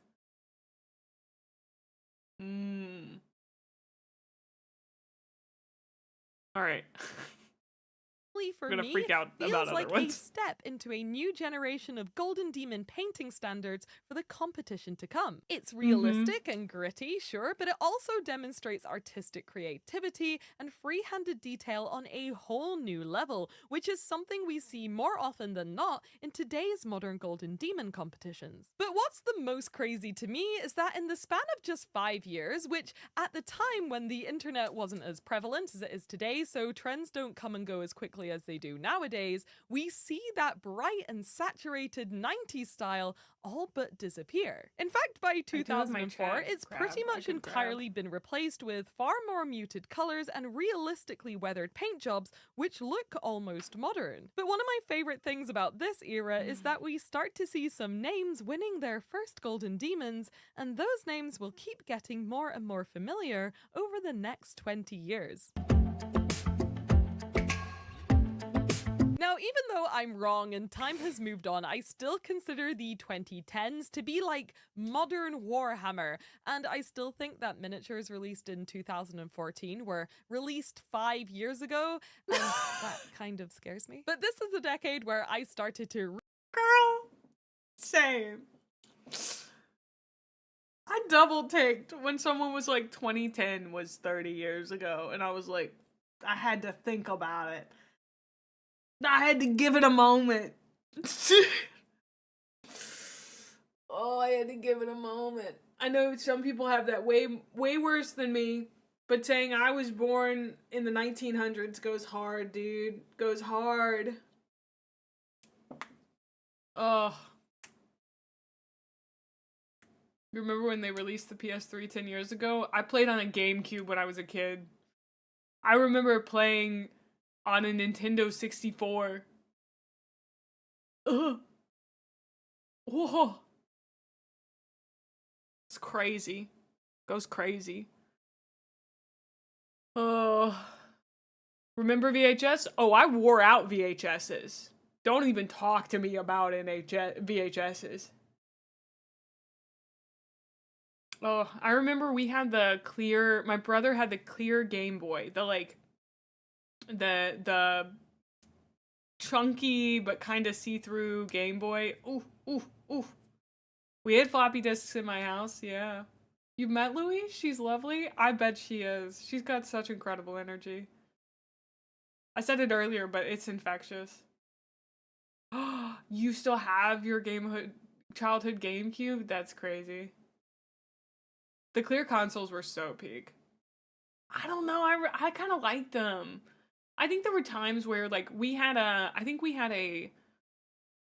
think like almost a bluish, like a dark teal kind of Game Boy Color. Oh, exquisite. I had a DS when I was younger. Now I play a Switch, and I love my Switch so much. Game Boy lighting attachments, yes. Matte dark teal is a color you never see anymore. I know. Wait, my shirt's matte dark teal. You have the very purple Game Boy Color.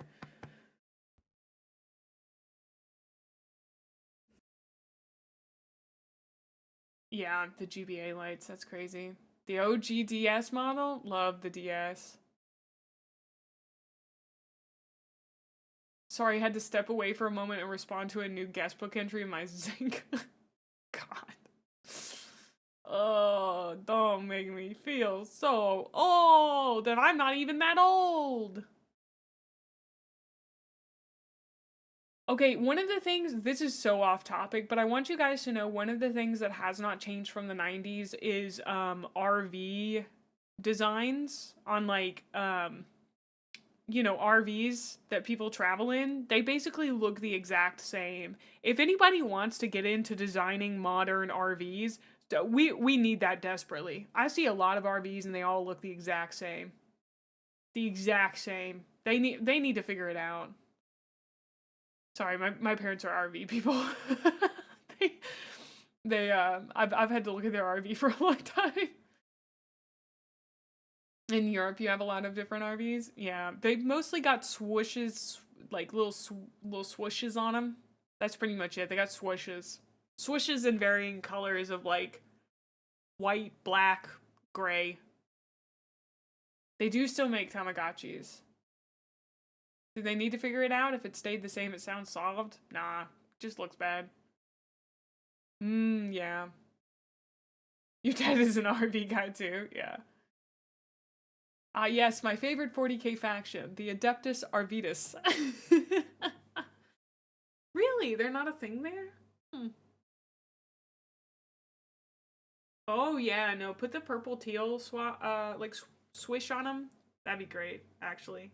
I feel like that would sell so much. Cause my parents had the like classic windbreaker from back then. Is Rogel Dorn an RV dad? Yes.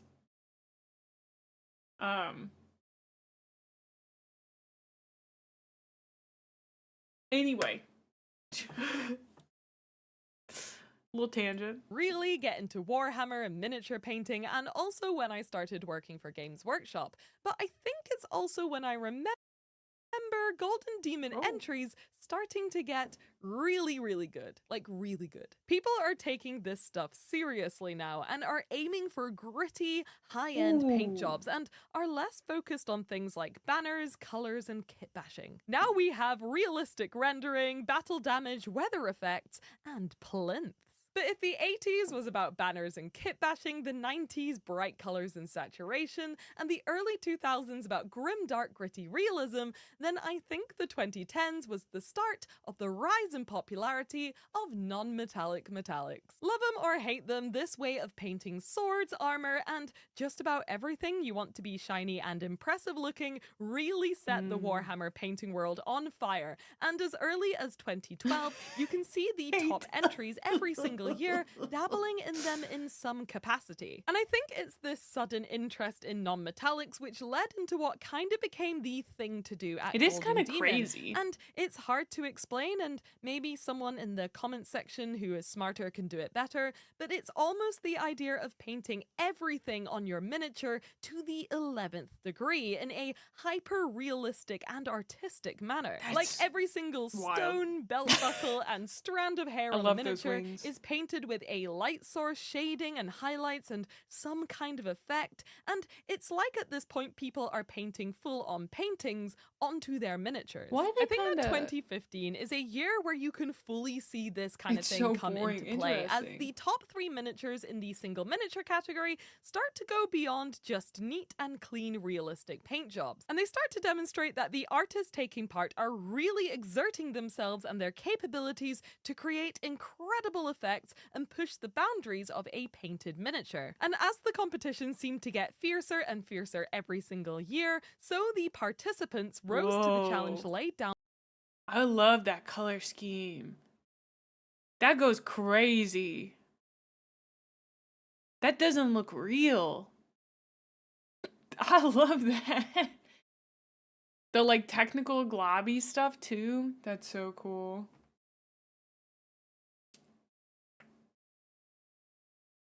It is soft, yeah.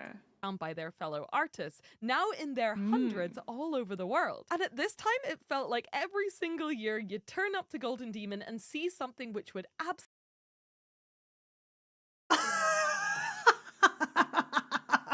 That's not real. That's not real.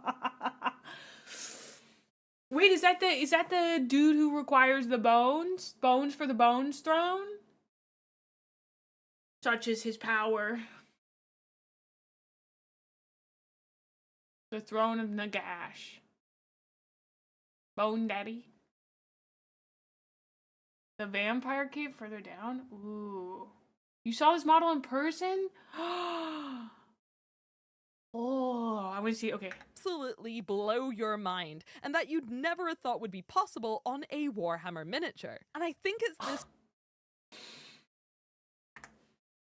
That looks so cool. Take me back. I want to see the top again. The little demons.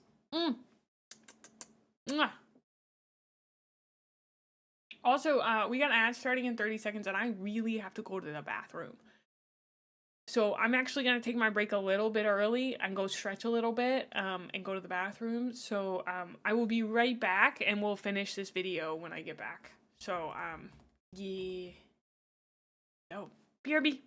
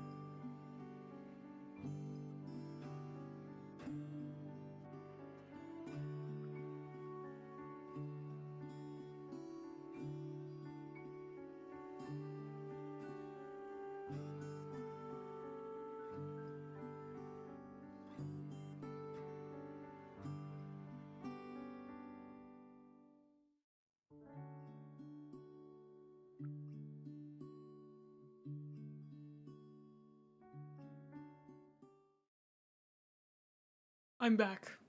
We're still in ad, so we're not gonna like get back into the video right away. Oh my god, I missed a part of this guy's shoe. Oh yeah, I ate your fish. Sorry. I gobbled him up. Dad, is this what mercury poisoning feels like? I gotta finish painting part of the Space Marine while we talk.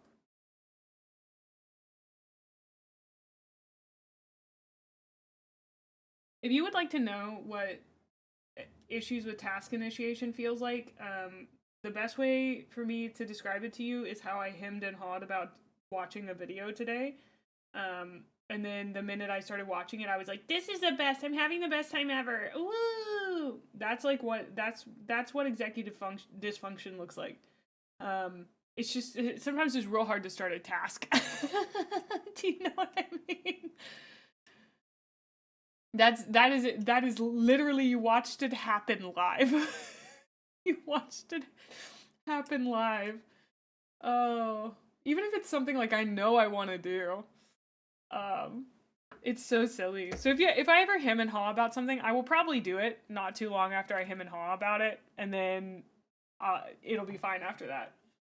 Doesn't mean I don't want to do it, it just means getting started is sometimes a little bit hard. Oh yeah, especially at work. ADHD gang. Represent. Later. We're procrastinating on the representation. Yeah, I think I've gotten a little bit of paint inertia right now, but this has knocked me squarely in the yelling about how great minis look.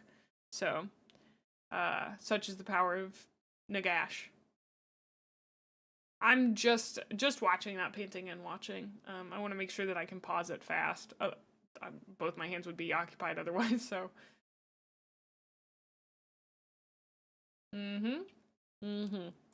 Year, you turn up to Golden Demon and see something which would absolutely blow your mind, and that you'd never have thought would be possible on a Warhammer miniature. And I think it's this perfection of craft mixed with this spirit of competition which has carried Golden Demon into where we find it now in the Roaring 20s. Not those 20s, the other way, that way. So at this point, we are in the 2020s. Like, right now, we're in it. Welcome to now. And it kind of feels like the standard at Golden Demon couldn't possibly get any higher. I mean, just look at some of these winning entries from the last couple of years. Like, how could they possibly be improving on this? And I think the answer to how the Golden Demon winners are going to start improving on perfection is that they have started to expand their creativity outside of the bounds of the miniature itself. And that sounds weird and confusing, so let me explain. We all know these guys can do non-metallics and insane freehanding, but what about resin pours conducted in science labs, entirely doubled and inverted entries which create a mirror effect, or impossible rendering on scenic dioramas which look like they are straight from a video game, and incredible large-scale original miniatures and even busts sculpted and painted by the participants themselves. We're currently in a Golden Demon timeline when we're seeing the participants going above and beyond hold on. just the miniature. Shut up! That's a diet. Shut up. Shut up.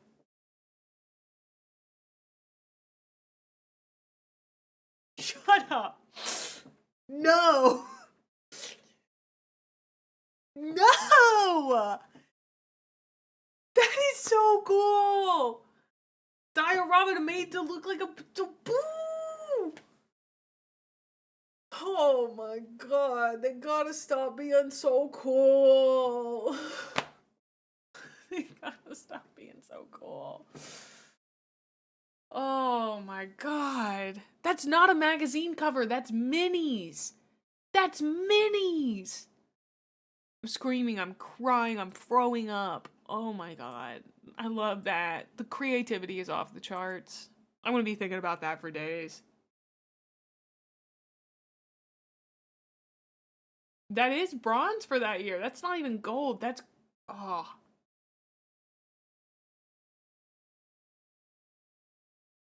That won bronze!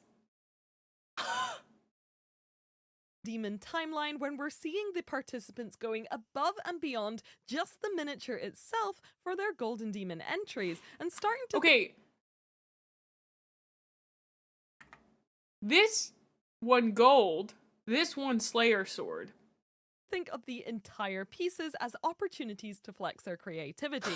And I think that this is particularly apparent, especially when it comes to the modern style of basing. Long gone are the days where just a plinth is considered to be fancy, because now these elaborate scenes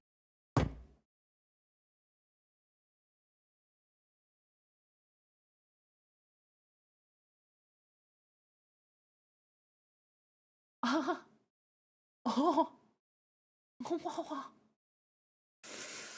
scenic That's sculpted crazy. and hand-painted backdrops are becoming more and more commonplace and popular amongst the top winners. And I've seen a lot of people online kind of saying they don't really like the way that Golden Demon is headed, and that Golden Demon should primarily be a painting competition, so they would ban things like kit bash miniatures and resin pours and things like that, so that the judges could just focus on the most important thing, which is the painting. But I personally really like this massive explosion of creativity that we've seen at Golden Demon recently, and it always has me so excited to see the next Golden Demon. Each So of these pieces let me took know in 200 the plus comment hours, section makes what sense. your opinion is and how you would run the competition, and also what you think the next big Golden Demon meta will be. So to round up this little look back in time, and to kind of highlight and celebrate how far some of these Golden Demon participants have come during their illustrious careers, we are going to use this fun little feature on the Golden Demon Compendium to take a look at some of my favorite winners' first miniatures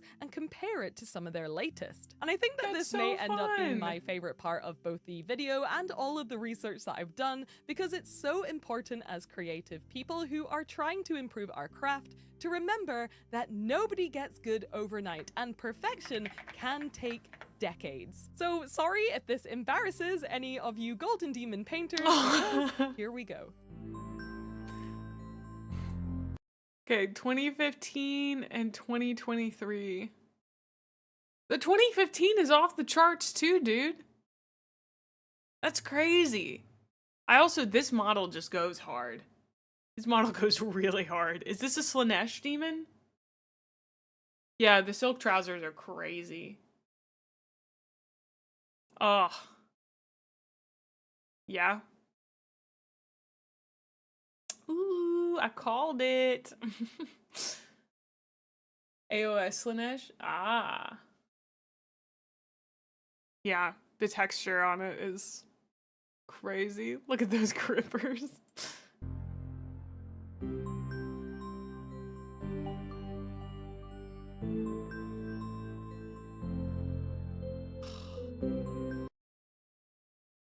Oh, getting to compare two orcs?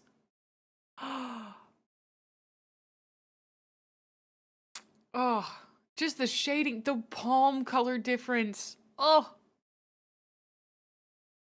Oh. It looks so real. Just casual 23 years worth of effort. Oh, Breaking May is entering GD this year now. Stop. I can't do anything like this. You kidding me? You kidding me? This is crazy.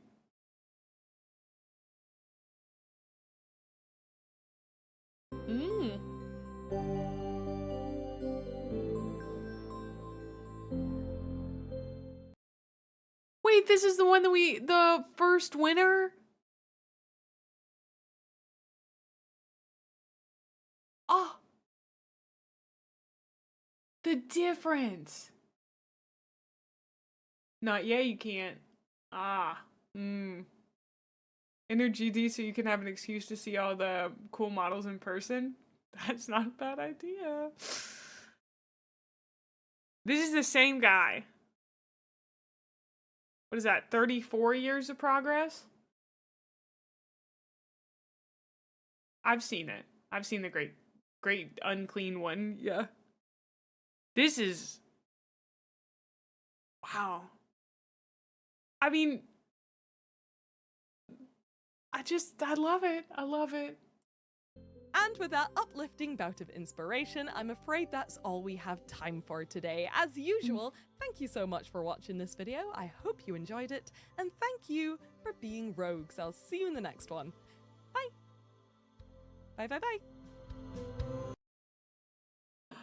I loved that. I want to watch every single one of her videos. That was amazing. I loved that.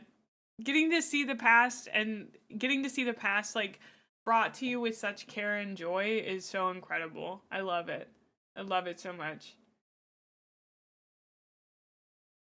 You should watch How to Win a Golden Demon by Pugbutt Minis. It's a totally legit guide, I'm sure.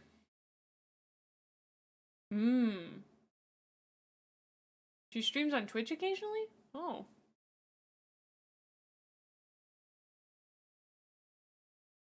Oh, wrong one.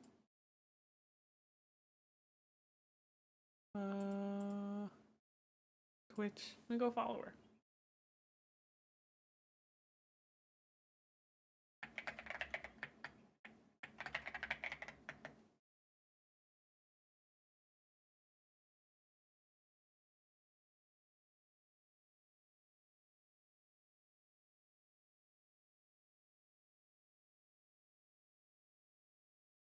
This is her most recent one, was 2 years ago. She has a video of her first dive into Gunpla. I think she did some follow-ups afterwards. Oh, that's cool. Cause I mean, you guys know I just got into it, as well as Warhammer.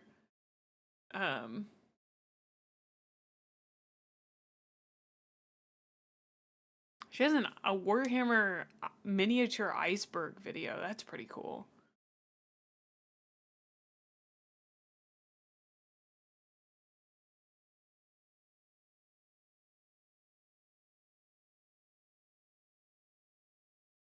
Sorry, I'm looking through YouTube real quick.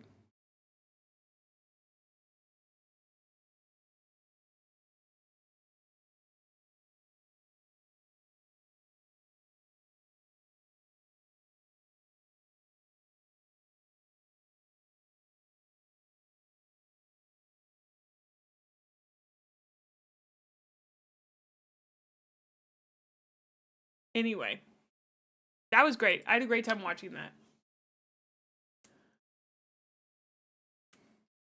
Monty San Savino is another painting comp that is also fantastic for people who do paint outside of Games Workshop stuff too. We can watch another one, yeah. I just was looking through it. Don't give me any recommendations, because if you do, I won't watch it. I'm not kidding. I'm in one of those moods where it's like, if you tell me, man, you have to watch this, I'm like, no, shut up. It's not that I don't know, sometimes I just get that way, I'm sorry. I did maybe want to watch one of these. I don't think I can watch the Rogue Trader stuff because I haven't finished Rogue Trader. Unless this is about I don't want to get any spoilers for the Rogue Trader video game. But that's not true, Captain Firespitter. I can see everything you type. It's first edition 40K. Oh, I assumed they were not talking about the video game because that does not seem like their gig, but you never know. Okay, let's check out their... Ooh. Boo, boo, boo, boo. I guess the 10 weird things, that would be fun, yeah. Okay. I have to react today, but I just want to paint Kick's feet. Don't tell me to watch another one. I will do it.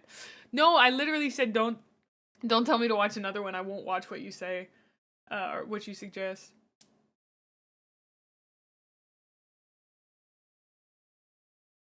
That's very cool, Oni. I do ask that people don't bring up VTubers unless I bring them up. I do like learning about them, but I prefer to keep that in the Discord so that I can check them out on my own time. It's so that I don't make a comment about them that gets taken out of context or something like that, especially if I don't know them, because I don't want to say something like, sorry, I don't want to look at their stuff, and people be like, whoa, May said she hated this VTuber. You know? So I've not watched. Oh, you did that thing. You're trying to suggest a video by asking if I've watched it. Is it about the Night Lords trilogy? Because I plan on reading it. I would take a recommendation for a Snipe and Whip video. Yeah, for specifically one of theirs. If you guys have a favorite, I'd love to hear. The one you watched more than once, or that you think is very representative of their channel. Better keep all that. No, it's so I can go actually check out their content, Ikora. It's so I can go look at their stuff. That's how I found out about Stimpack. You know? People posted about her in the Discord. Went and checked out her stuff. Same for me, Wabel. Slaves of Darkness video is your favorite? Okay, I think the Rogue Trader one. Why did that get deleted? I'm trusting you on that. No problem. The stim. I don't know. It's okay. Oh, you're fine, Ash. You're fine. I asked for recommendations on that specific thing. You're good. Thank you. Thank you. I appreciate you looking out for me. May, have you seen this small green fox streamer do a book review of False Gods? It's very nuanced. No. She sounds like she's probably, too anxious. TBH, you know? Like, she probably apologizes for everything, you know? You saw me in Stim's chat a few days ago? I saw you in Stim's chat today. How about that, buddy? Got to hear about the polar storms going on. Anyway.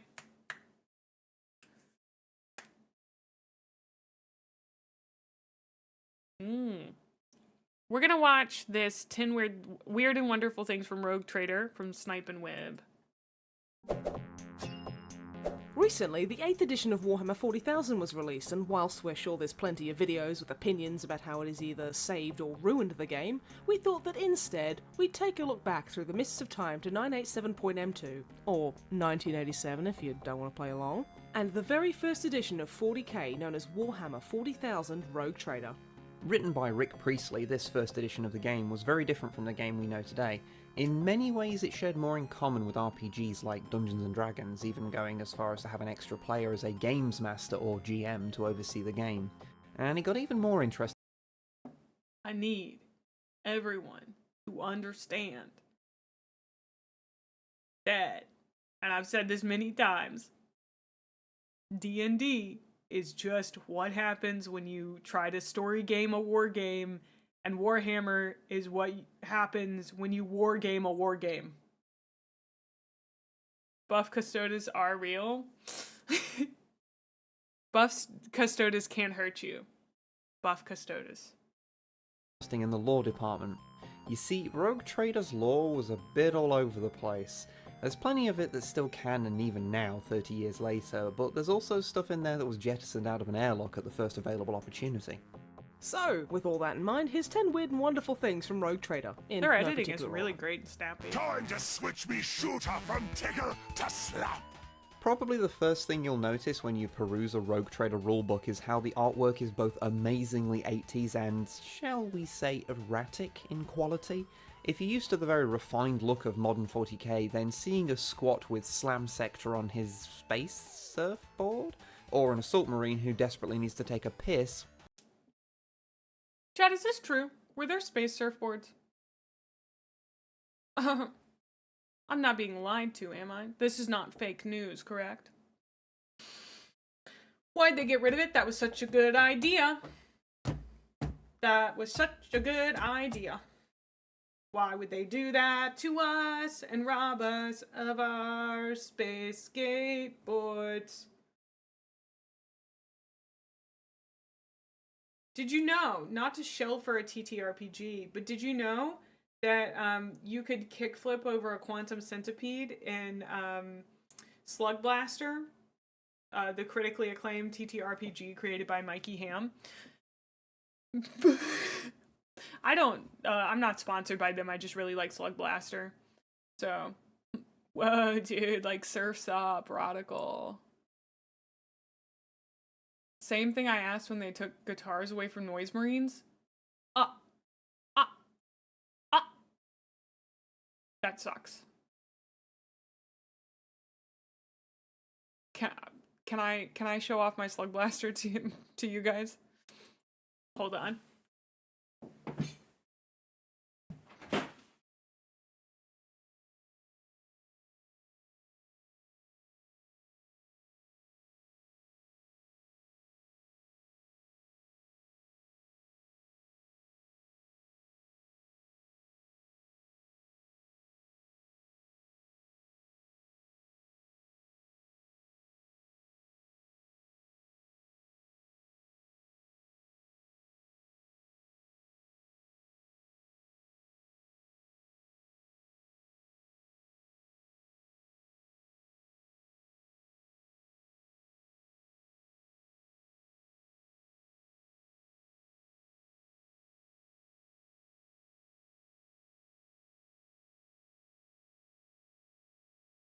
Okay. Don't make me a clown. Don't make me a clown. I left for a minute and you balded me. Okay, anyway. This is why you should buy physical copies of TTRPGs when they come out, because they have such cool stuff. Okay, this is the little slug blasting is not a crime pin. Slug blasting is basically hoverboarding, but through dimensional portals. That's all you need to know. This is the logo of one of the... I showed you my slug blaster. Please respond. This is one of the patches from one of the groups in Slug Blaster. And then this is my favorite. I got a fingerboard with Whiffed Wabbit, which is one of the characters. It's like the mascot of one of the dudes. So, of like one of the groups. They're like normal skateboards, but mini. They're from this game, which I love so much. It's so good. Everything, the vibes about this game are incredible. Please look at. This is the pizza box. Let me scooch my Marines out of the way. I have to tell you about my other hyperfixation. Everyone shut up, Mom, showing you our hyperfixation. This is the pizza box that we got when you ordered the Game of the Year edition, because it was chosen for Game of the Year, I believe, for it wasn't the Yennies, it was something like that. This is the pizza box. It opens up like this. Is this not the coolest thing ever? Oh, it comes with like all of these. Comes with a bunch of stickers. There was stuff in here at one point. There's like this incredible art that they have. Or like, this is the Waking Pits, which is one of the worlds that you can slug blast to. Sorry, it's hard to show on camera. The art style in it like slaps so hard.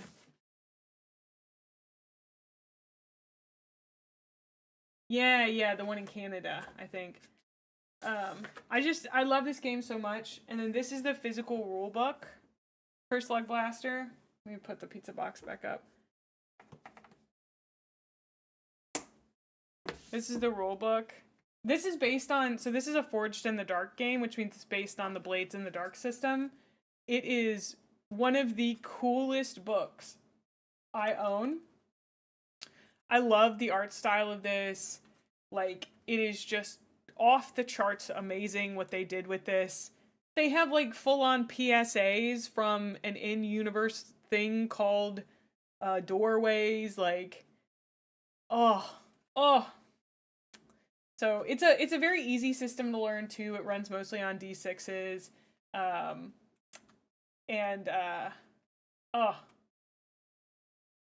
mean, I just look at the art. It's so cool.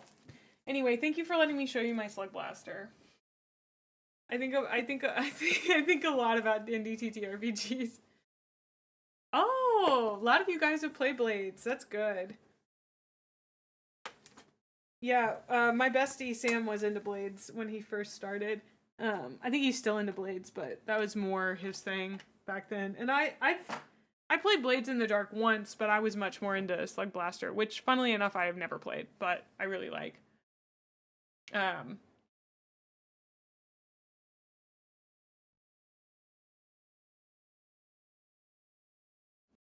Oh, that's really cool, Sigmund. Yeah, I just, oh, I love it so much. It's all about, like, coming of age and stuff, and it's based on, like, Saturday morning cartoons. Oh, so good. It's so good. Love Slug Blaster. So I really have to go to the bathroom again. I've been staying hydrated, so give me, like, 2 shakes to run to the bathroom.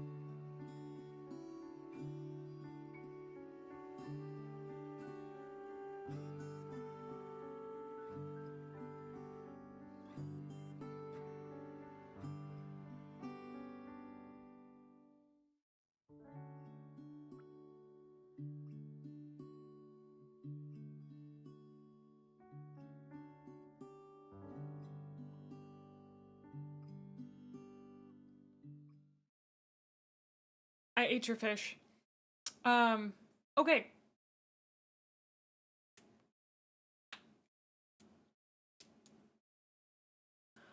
Are we ready to get back into the video? Sorry, I took a break so early on, but I needed to. Well, I love eating fish. Sorry. Well, it can be a little jarring. Honestly, these books are worth reading for the artwork alone. Looking through a modern book, it's just very obvious it's a product of a large professional company, whereas this stuff is just so raw and unpolished, it comes across as, I don't know, less corporate and more honest, or something. It's kind of endearing. It also leads to some pretty wildly different interpretations of things, especially in how they draw Space Marine armor. Sometimes they have backpacks, sometimes they don't. Sometimes they're barehanded, sometimes they're not. Sometimes they're skinny, sometimes they're walking piles of beef. Although one of the more adorable things is how they often have words like hate or kill written on their armor. And speaking of Space Marines... Oh, I love Vigilance, that. brothers. Always vigilance. In the original Rogue Trader rulebook, they established 12 Space Marine chapters, although the book tells you that it's only 11 for some reason. Maybe it's a test by the Inquisition to see if you notice. But anyway, the chapters might not necessarily be the ones you'd expect. They are as follows. The Blood Angels, the Blood Drinkers, the Crimson Fists, the Dark Angels, the Flesh Eaters, the Flesh Terrors, the Iron Hands, the Rainbow Warriors, Kylie Minogue, the Space Wolves, the Ultramarines, and the... I'm sorry, who? The Rainbow Warriors, Kylie Minogue... Or the Silver Skulls, I guess. The Space Wolves, the Ultramarines, and the White Scars. Some of these would go on to be pretty important in the setting, and some would end up in relative obscurity. Ain't So nobody it's give kind a of shit fun to see about the the Flesh Ultramarines, the Eaters. literal poster child of 40k, displayed on equal footing with the Rainbow Warriors, who've only been mentioned in passing a few times in the 3 decades since their creation. Ah, the Rainbow Warriors. Not only were the poor bastards probably named after a boat that was sunk, but they get even less love from GW than the sisters do. This quiet offends Slanesh. Human mutation is a common theme in 40k, and Rogue Trader was no exception. In fact, there's a huge chart with nearly 100 different mutations should you wish to create a mutant. So, rather... Let's read some of these. Beaked. The creature has a horny beak similar to that of a bird. In close combat, the creature gains a single bite at normal strength. This does not count as an improvised attack. This feels like a monster manual for D&D.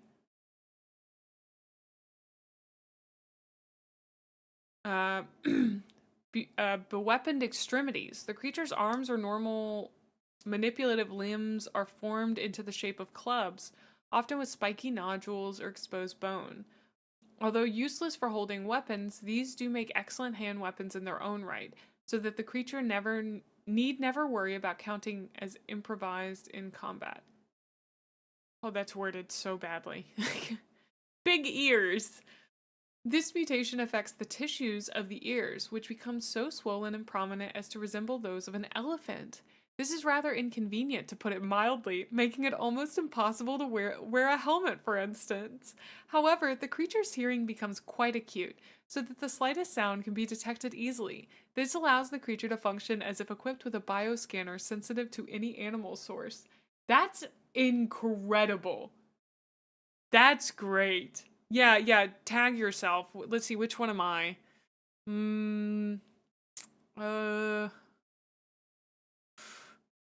You said you were 38. Hideous appearance. I think I'd be... Ooh. Subject to fits. Number 86. Subject to fits. We could roll some dice. Oh, I love that. That's so good. Roll 2d10. Determine your place on the chart. You're 22? Emits cloud of poisonous gas. Brightly patterned skin. The creature has a brightly patterned skin, striped, spotted, party colored, etc. Such mutations are odd looking, even occasionally attractive, but are only superficial. They have no associated advantages or disadvantages. That's crazy. Long nose, headless. Illusion of normalcy.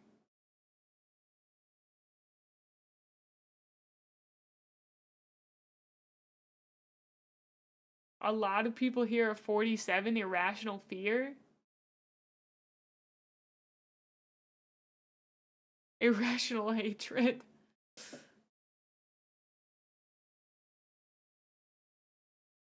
You got 77? Scaly skin. 62 and 63? Well, they mean left and right. 62 is multiple arms on the left, 63 is multiple arms on the right, you know? 82 is best. A silly walk. You're so right. How did I not see that? You can have a silly voice or a silly walk. 99, walking head. That is really good. That is really good. Yeah. 82, that one's great. What the hell does a rearranged face even mean? It's up to you, brother. This is barely a war game. Right now we're picking which one of these applies to us. The Ministry of Silly Walks. Oh. What is 11? They have that over here. So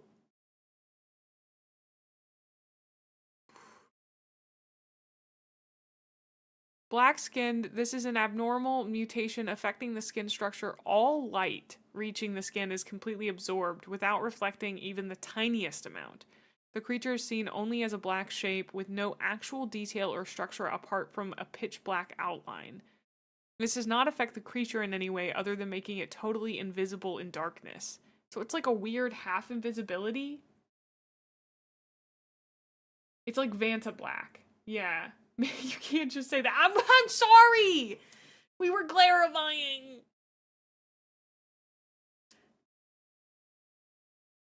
New threat, I will 74 you, rearrange your face. Pitch black. Yeah. Ah, yes. Invisible in darkness when you are... Well, you can kind of see stuff in darkness. You know what I mean? You can kind of see stuff. Gotta make myself a little bit bigger. There we go. Anyway.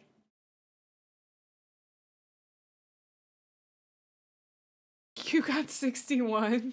Oh my word. There, you can also have breathes fire. This terrible mutation permits the creature to breathe flame. Fire breath can be used in close combat or at a distance with a maximum range of 8 inches. The strength of all attacks is the same as the mutant. Successful attacks cause 1 wound. Why is it a terrible mutation?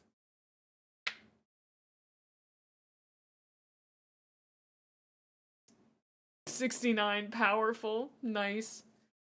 Rearranged face reminds you of the full reality TV drama of one of your RimWorld colonies, where 2 pawns who were married in my colony, she got attacked by an animal and her husband just from there on is constantly rude to her, then breaks up with her because she's ugly now, immediately gets remarried the next day to a different pawn in the colony, and then still goes around still bad-mouthing his previous wife.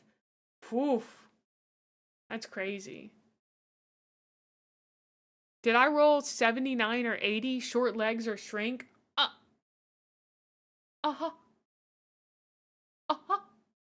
I love RimWorld, but I did write an entire essay that hasn't come out yet, like a little video essay about how beating it was really boring, but I liked all the other parts. But it wasn't about difficulty, it was about lack of spreading things out. It's true. It's true, thank you. Thank you. I really like the game. I'd play it again anytime. I think about it quite often. You gotta take it really slow. The ending just isn't anything really. I'll have that video essay up sometime. Now that I got an editor and all that jazz. But, alright. We got a human mutation. We're gonna have to stop and read some of these, because that's really nice. Other than just describe the rules, let's go ahead and make ourselves a mutant. The rules state that to make a mutant, you start with a basic creature, so let's start with a basic human. We'll call him Thank God Dennis. I'm not a cat girl. Normally, you'd roll a d3 to see how many mutations they'd get, but we're going to cheat a bit here and say we rolled a 3 so the guy has the maximum number of mutations possible. After that, we just need to roll a d100 to see what each one is. First we roll a 53, which is long legs. The creature has enormously long legs. This is quite advantageous in some situations, allowing the creature to traverse difficult and very difficult ground with only half of the normal penalty. Next we get 63, which is multiple arms. The creature is blessed with multiple arms. These enable additional close combat weapons to be carried and hence additional attacks. And it seems we have to roll again to see how many arms we get, and we roll a 5, which means 4 extra arms. I guess you could say that would come in handy. No. On the final roll, we get 21, which is crystalline body. The creature's body appears to be made from a form of living glass. It is tough but inflexible. Basically, he's tougher, but his armor is weaker.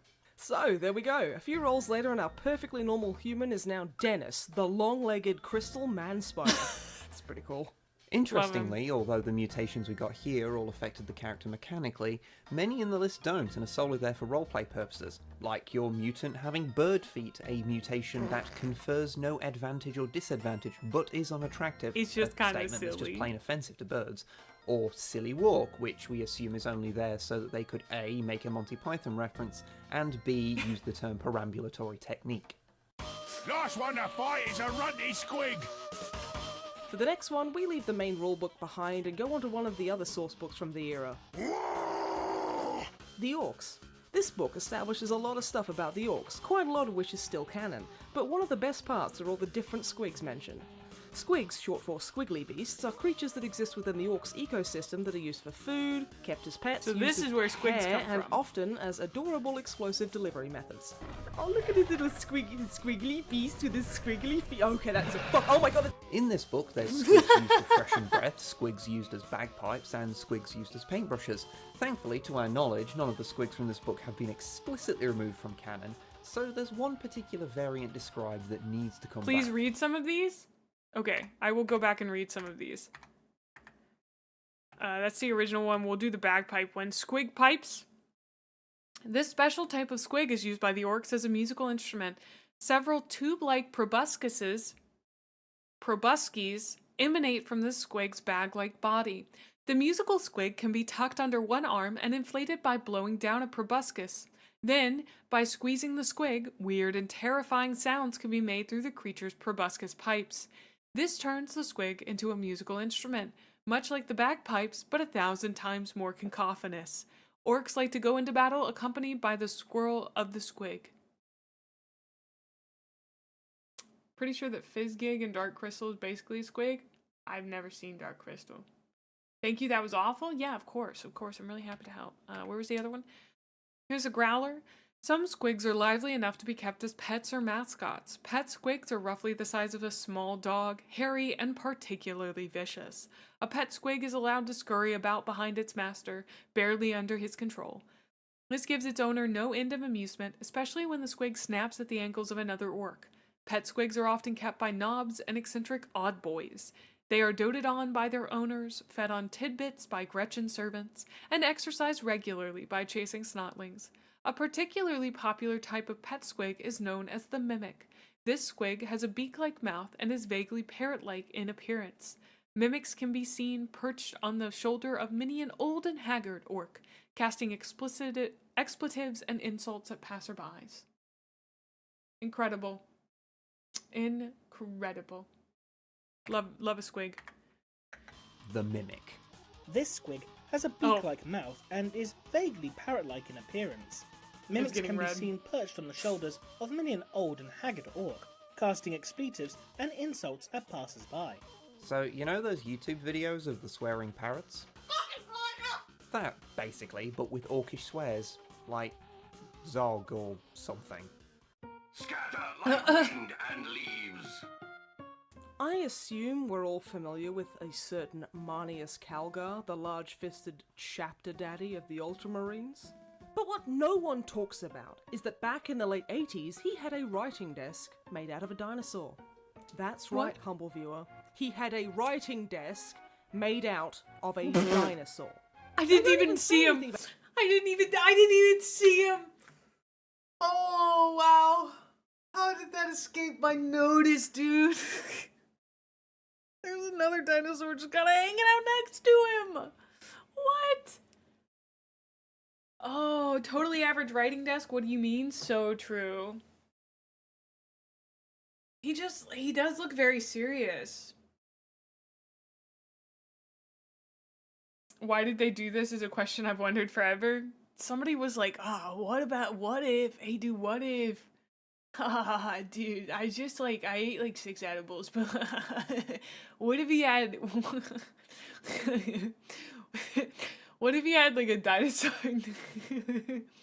What if he had a dinosaur as a writing desk, you know? Yeah?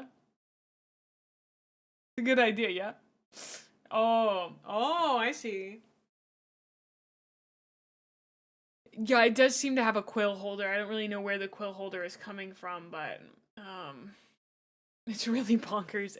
This whole picture that I'm looking at is so bonkers. He's so blue. We don't even know if it's stuffed. Like, I don't even know what's going on with this power armor. Really well trained, or if this other one is just kept as a spare. The fact that Games Workshop does not talk more about this is a real crime that they should go to an actual jail for. Agreed. That's it for number 5. I just wanted to talk about the dinosaurs. Also, he kind of looks like he's sitting on a toilet, yes. It can be pretty interesting to look through the model catalogues from the Rogue Trader era, not only because of nostalgia or because the models, just like the art, are kinda wonky and adorable, but seeing the old price lists are pretty interesting in their own right. For example, in 2017, a 10-man tactical squad will cost around £25, but back in 1988 it only cost £10 for a 30-man squad, although I think it's safe to say that the 2017 models are significantly better quality than the old beakies. However, probably the best thing about the old models is that many of them have names, so as well as the memorable 40k character Marine Advancing, there was Brother Angst, Goreflem Rotbreath, and Sergeant Gutrush.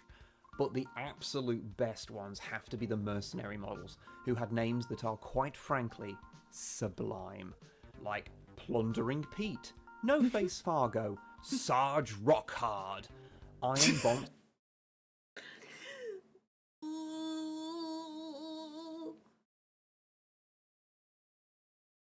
It's the Squat, and my personal favourite, Mad Morris, who seems to have been born without a neck. And on the subject of models, they made a model of that Calgar picture from earlier, but they didn't include the dinosaurs because GW's crimes know no bounds. We are chaos incarnate! Due to Rogue Trader's more RPG-like gameplay, there's an assortment of statted creatures that aren't part of any particular army. They're just sort of there to add flavour to the game. Some are mundane like horses or cats, I'm sorry, grinxes. Some are things that are still around in 40k, like gene stealers, since at this point they weren't connected to Tyranids and were their own thing. But some of the creatures in the bestiary are pretty wild. Like astral hounds that are teleporting psycho-hunting ghost dogs, enslavers that are Lovecraftian horrors that frankly I don't want to think about, dinosaurs, just dinosaurs, and actual literal vampires. Well, okay, they're not literal vampires, they're a shape-shifting bat creature who consume life force and turn people into zombies, because of course there's rules for zombies. There's also stats for alien plant life too, so if you've ever wondered who would win in a fight between a lithe and nimble Eldar warrior and a spiky bush, well, Rogue Trader has got you covered. More tingly! One interesting thing to see is how over the years between Rogue Trader's release and 40k 2nd edition coming out, things started to change. Whilst the rule set was the same, the lore we recognise was slowly coalescing through the various source books.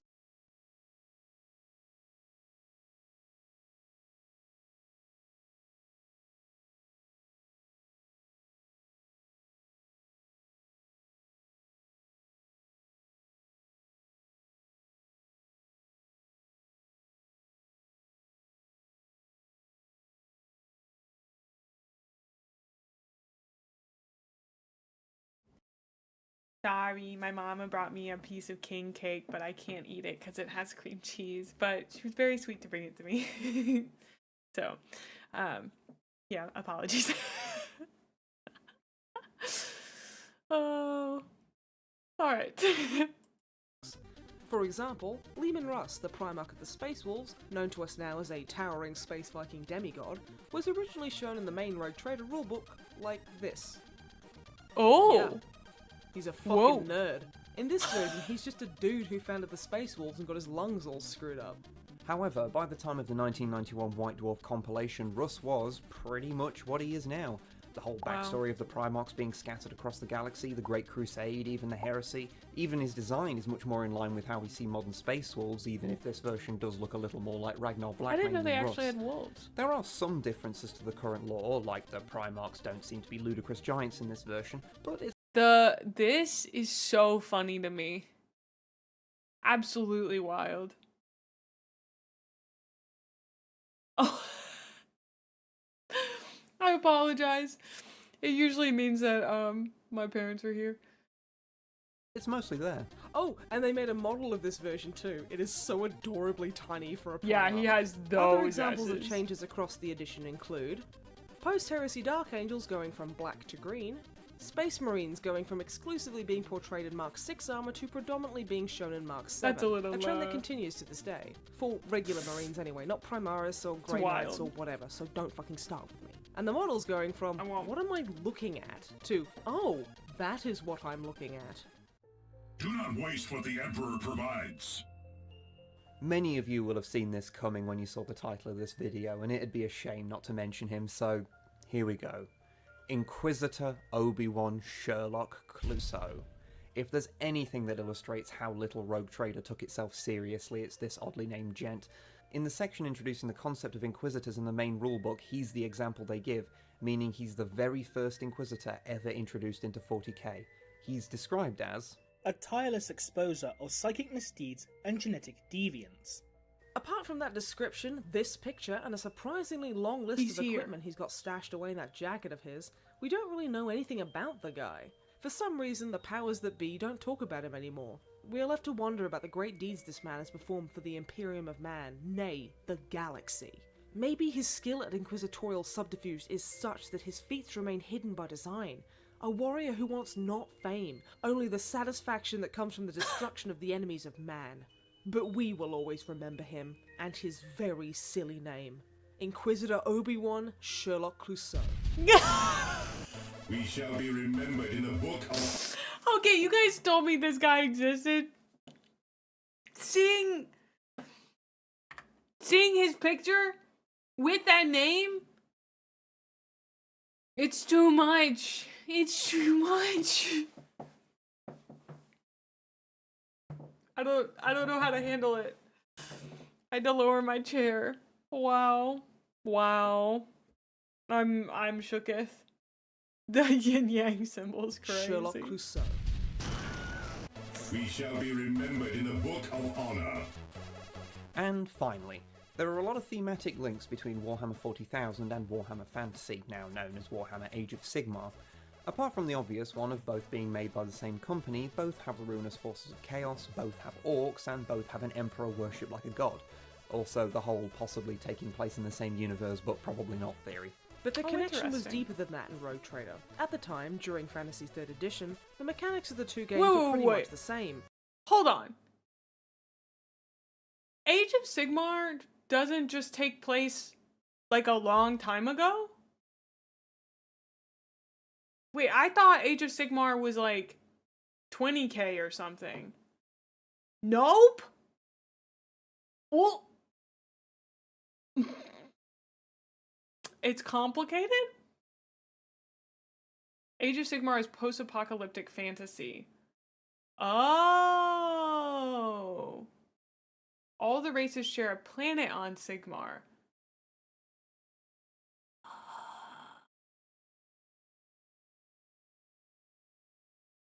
Old World and Sigmar are separate universes. Okay. 40k technically is happening in a crystal ball on some wizard's shelf in Sigmar. That tracks. That sounds right, yeah. Takes place a long, long time after Warhammer Fantasy.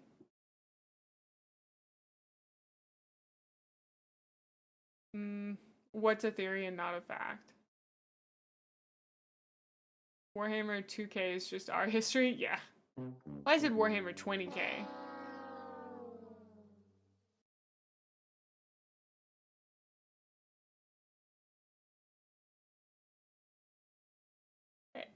Whoa. We do not have time for that? I mean, I asked what I thought was a simple question. Which all I'm asking, I guess, is Age of Sigmar set in the same universe as Warhammer 40k? And I've gotten the answer, no. In Age of Sigmar, they have 9 parallel dimensions stacked on top of one another. And you guys bitch and complain about 65 books in the Horus Heresy. Like, come on. At least we don't have 9 parallel dimensions stacked on top of each other. Like, come on, guys. Count your blessings. Okay.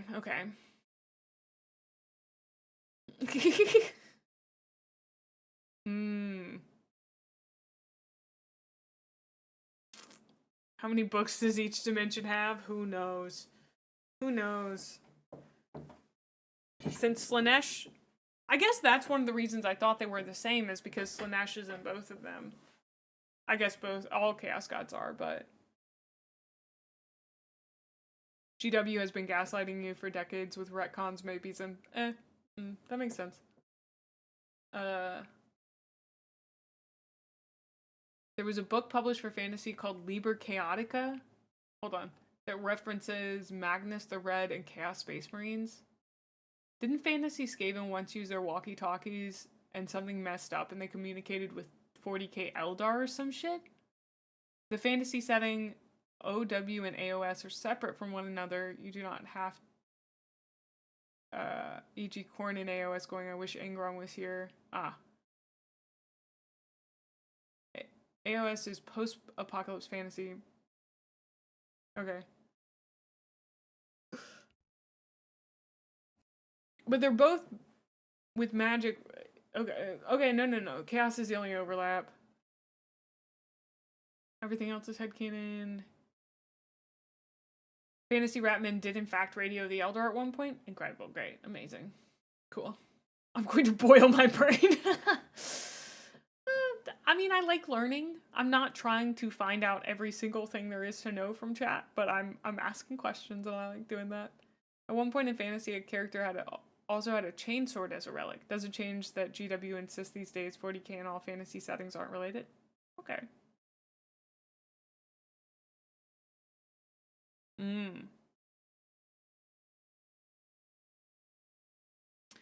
Can we now talk about how Titans used to have kitty boxes to carry around and also that they could climb ladders? You sent me saying I have sent you relevant documents on a DM about Titans kitty boxes is so formal and funny to me.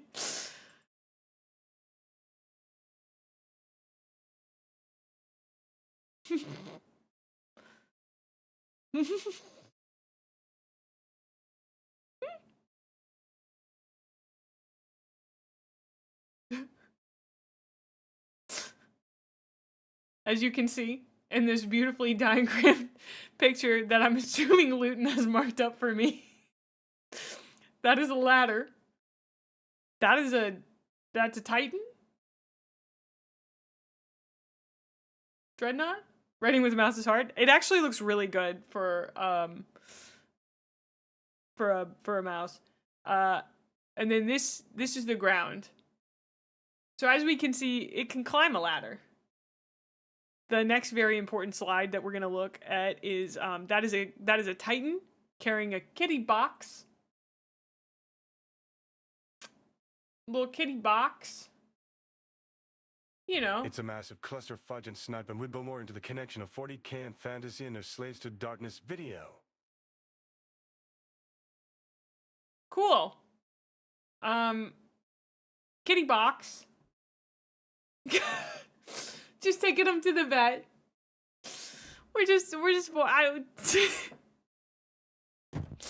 What's going on? What's going on here, dude? I feel like sometimes you guys are just like, hey, May, look at this stupid thing. And I'm like, this is stupid and I love it. Thank you so much.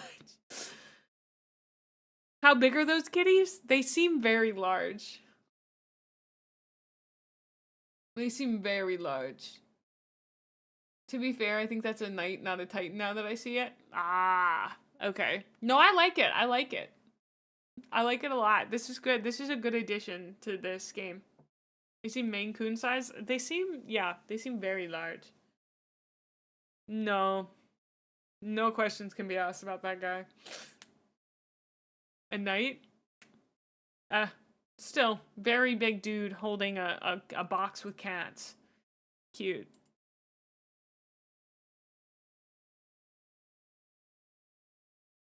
That just really doesn't look like it would support its weight. Like, it just really doesn't. It implies so much. You're right. You're right. They're just having a good time making this stuff. Thank you so much for sharing that, Loon. I appreciate it. Universe's sturdiest ladder, true. I like how in that pic of the knight with the kitty box, though, there's a dude with a cap that says Princeps on it. Okay, actually, hold on.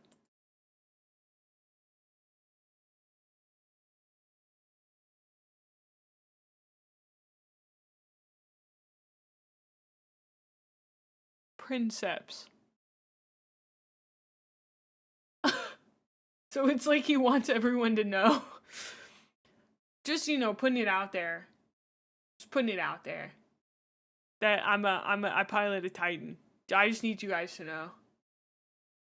Alright, I'm gonna take a quick break. And I'll be right back. Yeah, boys! Alright, see you guys in about 2-ish minutes.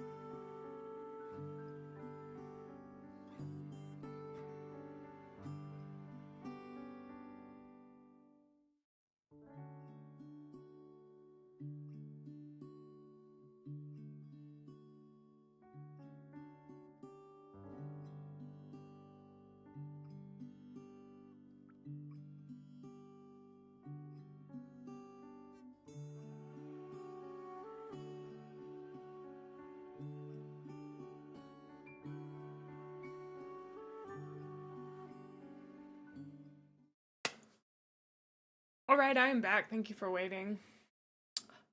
Hi, Drakey. Alright. Let's finish this video up. I'm enjoying it so far. The editing's great. I like their writing style. They're funny.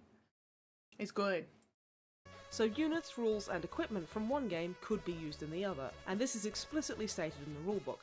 So apart from making interesting death matches possible, like who would win between the Crimson Fists and the Skaven, I guess it would be totally possible to do things like play a fantasy game where the lizard men find a plasma cannon, or have a gene stealer cult but with centaurs. And this is really just scratching the surface of what you can do. We implore you to check out both rulebooks and see what stuff you can concoct. And let us know in the comments if you do. We want to see how deep this rabbit hole goes. But seriously, the sheer ridiculous freedom to create weird shit by mixing these books is amazing. Want to write a campaign where the Space Wolves go on to fight a suspected demon incursion but find out it's actually an army of ill-tempered gnomes? You can totally do that. And I guess that's the big difference between Rogue Trader and modern 40k. These days it's a war game. It's got rule sets that are designed in such a way it can be played competitively without the need for a GM. The lore is, although often tweaked, long established, and there's a constant grimdark tone to it.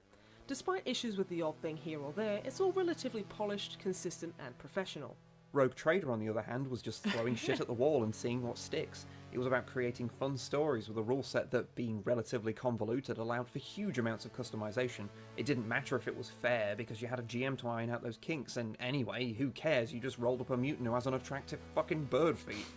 And that's not to say that modern 40k is boring or anything. We wouldn't be making this video if we didn't love what the 40k setting became. Just that the first edition of it, with all its rough edges and oddities, was something uniquely charming. Hey there, thanks for watching! Very special thanks to Gremlin Mae from 40k Theories for lending us some of his mouth words for this video. Also, a massive thanks to the following people who support us on Patreon. Alex Kassan, That was great! Battlebarge Lobster. Thank you guys for recommending that video to me, or recommending Snipe and Wib to me. I really liked that. I guess I had an idea that that Warhammer like started as more of yeah, I saw they had 2 more of them. We might react to them sometime.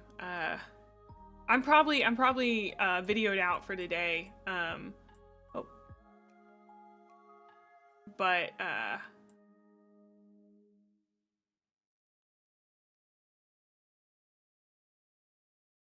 yeah, it was really great to see kind of where it started, especially as somebody who, well,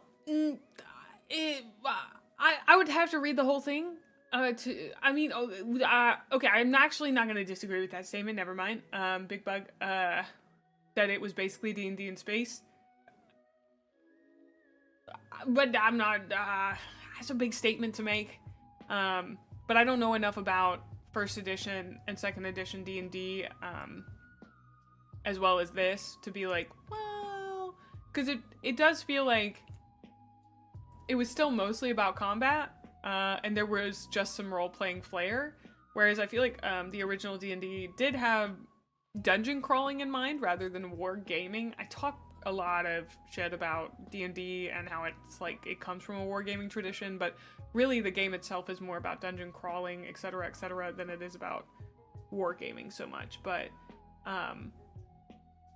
so yeah. Are you guys well, I think I'm down to paint some miniatures. I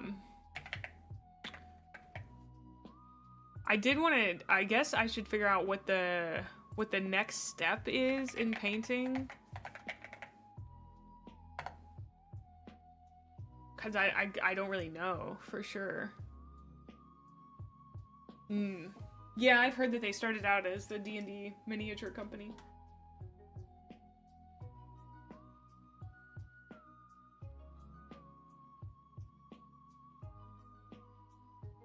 First edition Warhammer Fantasy Battles was very D&D with more wargaming on top.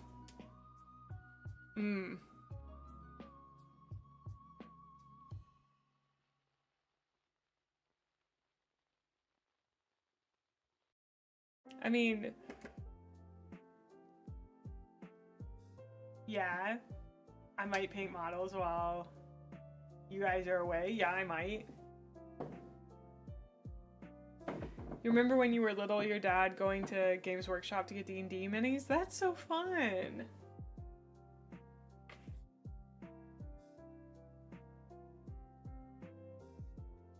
Okay, so according to that graphic that we saw in the magazine or whatever it was that we were looking at in the miniature thing, it seems like the next thing to do is to paint the trim.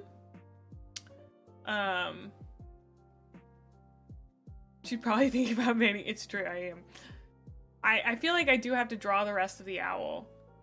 I've been enjoying painting especially because here's the thing, once I do it once, I feel super confident doing it again. Cool, thank you, Cheese. I will check those out after stream probably. But I guess the next thing to do is to paint the trim. Is this true? This feels true. To paint like this.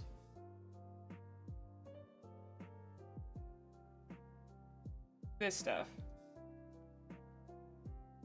I'm hoping this is true, because I think that's what I'm gonna do. And let me double check the box, but I'm pretty sure we'll be doing that in Retributor armor. Probably.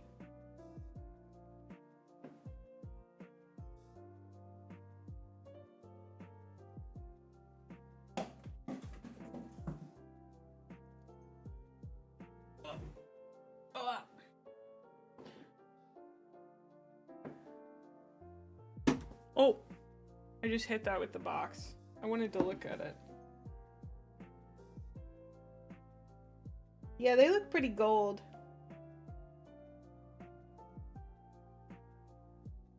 Wow, they're so bright blue compared to my dudes.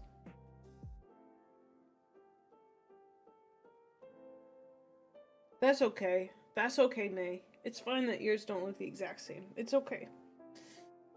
It's okay.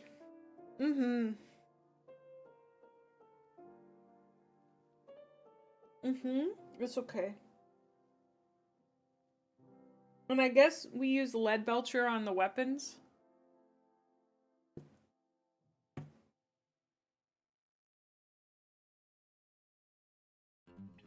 Yeah, they use gold on the box. I'm looking at the box right now, right here.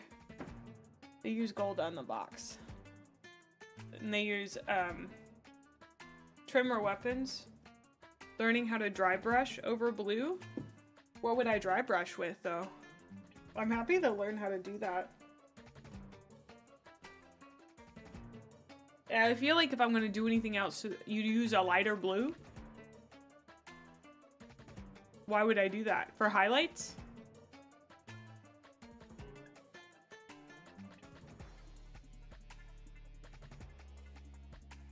These guys don't look very highlighted.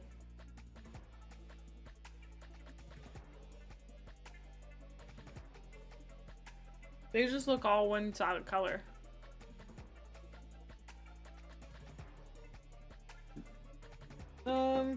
Well, as far as lighter blues go, I have Thousand Suns. Would it be a layer or a base? I have Thousand Suns. I have Aladek. I have Aramon Blue in a layer. And then I have Cantor Blue, but that's not really lighter.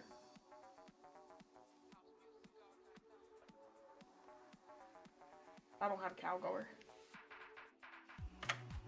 The hope is to paint this without having to buy any more paints because I got given so many paints, so the one I like the best. I don't know what it's gonna look like though. Uh-oh. Did not get closed all the way, shit.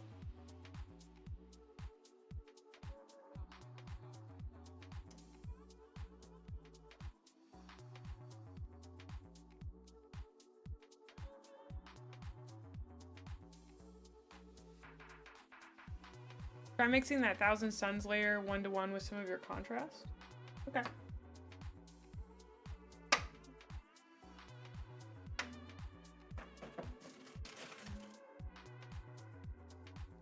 Would this be good for dry brushing?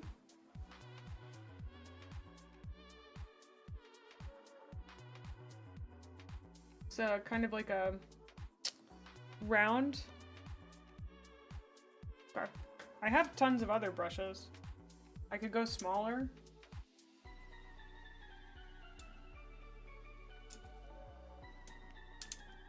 And I also have, I have the official dry brush. I guess I should use that one.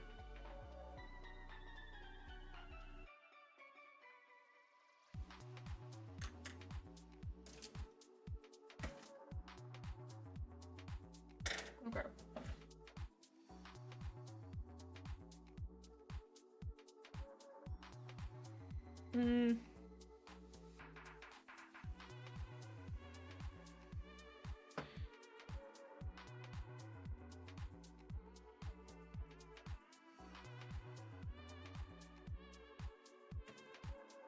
Let me mix this Thousand Suns blue up.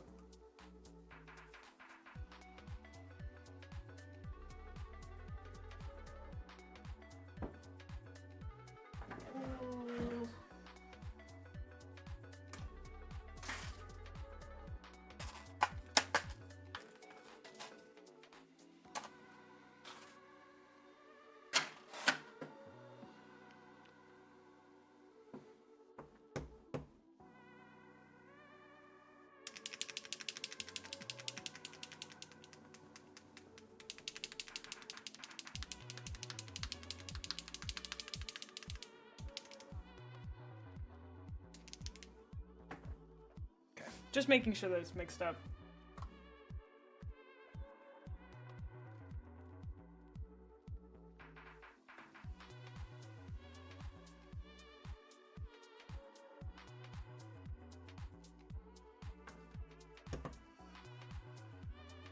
You said 1-to-1?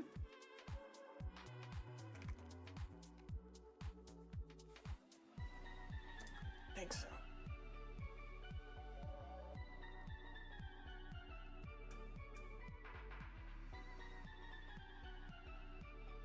Oh, I think I fucked up, guys. I just wet my dry brush.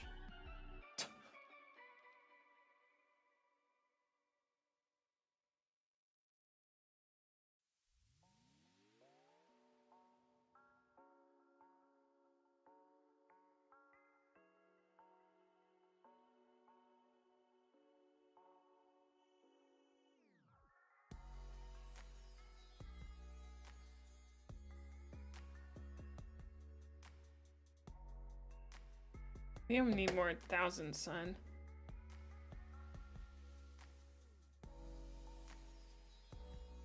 I mean, it definitely looks a lot lighter.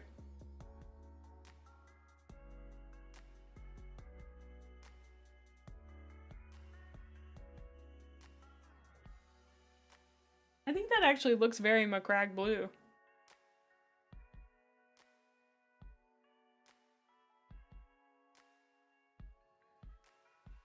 I think it could go a little bit lighter though.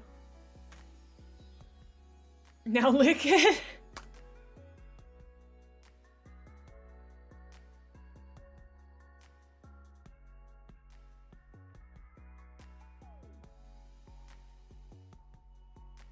Okay, that's looking really good, I think. Okay. And then dry brushing, you do kind of, you paint it like normal, right?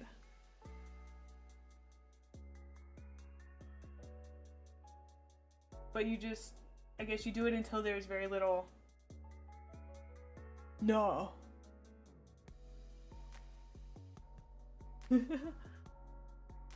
The problem when you start doing this stuff is keeping it consistent, but that's just how it goes.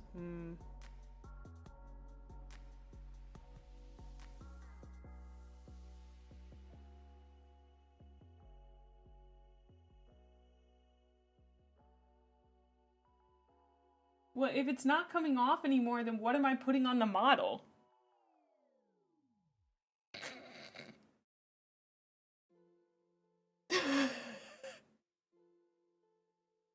That seems silly. I feel like I need just a little bit. Maybe not fully wet, but like...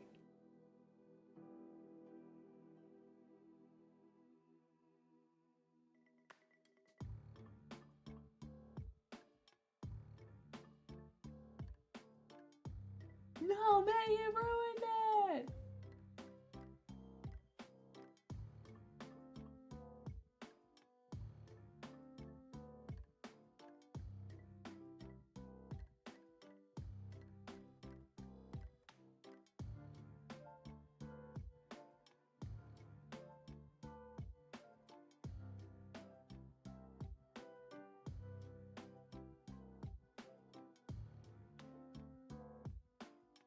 I'm not looking at chat, so this may actually be very wrong, but it's kind of working.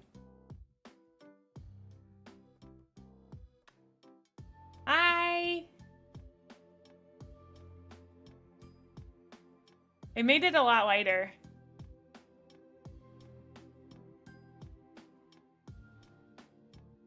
I think that looks really good. I like the kind of like lightness it added, but it still feels, it doesn't feel too light.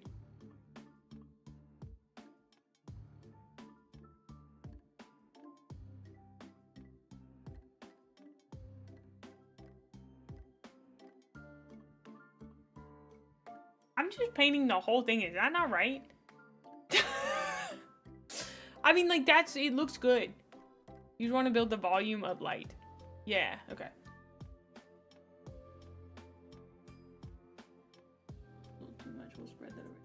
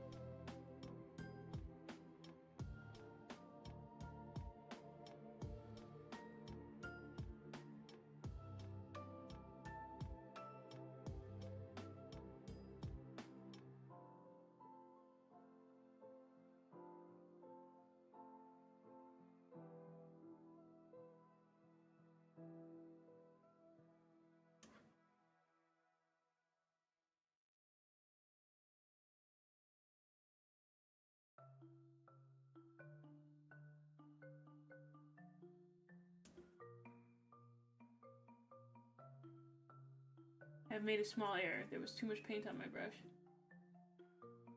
But as it's drying, it looks okay, I think.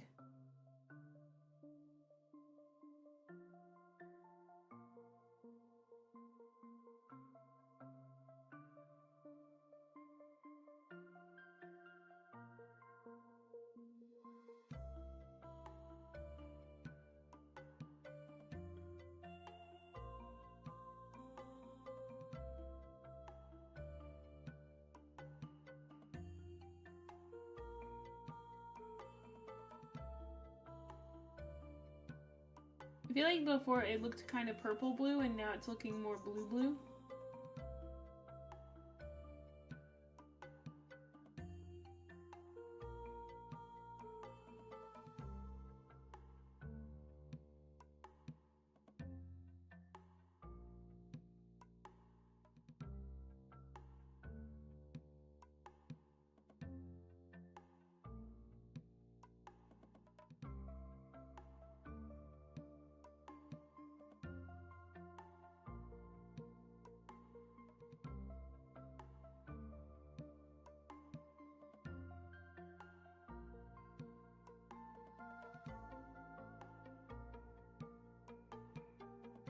I say a hot take. I feel like art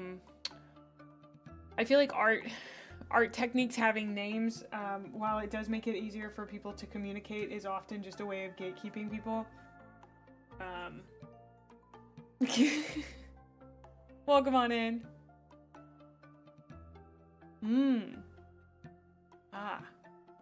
I think highlights are hard for me to conceive of. I'm not too sure where to put them. I'll need to look up a guide for that.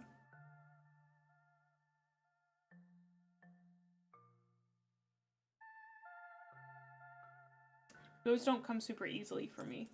I've never done art like that before, so.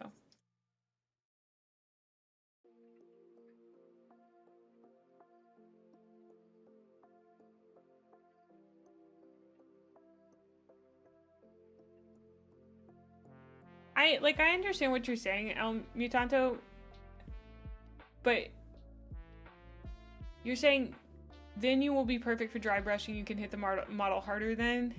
I don't know if what I'm doing right now is dry brushing, it feels like it, but that statement in and of itself is telling me that what I'm doing right now is wrong, if that's what it feels like to me. And it's like, you know what, I'm just trying out something different, and I'm not doing it perfect or whatever the technique says, but I'm still having a good time and I'm trying it, and I want people to understand that, like, yes, technically it's easier if you follow every step of a instruction manual about how to do a technique, but that's not why I do this. I do this to play. And like, I do get nervous about it not being perfect or not being up to a standard. And I ask a lot of questions, but a lot of times I want to know what the right thing is so that I can say, nah, that doesn't seem like what I want to do. That's okay. That's okay. I didn't think you were going for that, but I do want us to be careful of tone in that, you know? Yeah, I just, you know, just keeping an eye on it. I didn't think, I'm not getting on to you, but she's doing the Gremlin Supreme Switcheroo Special Overdrive. Yeah. If you angle your light a bit, you can see where the highlights would fall in the model. So like here, or I guess I'd have to think about the light source. So if the light source is coming from here, it's like that. That's hard for my eyes to see. Does that make sense? Welcome on in, Clincher and Roy. I don't know. I don't want people to feel like I'm getting on to them when I say stuff like that. It's more like I'm kind of making an example of you, and I'm sorry about that. But I want us to talk about, you know, the language that we use and be careful about it when we're talking to new people in a hobby. I'm not perfect at all. I use bad language when talking to TTRPG newbies sometimes. That sucks. But, you know, I know that it comes from a place of passion and wanting me to do well.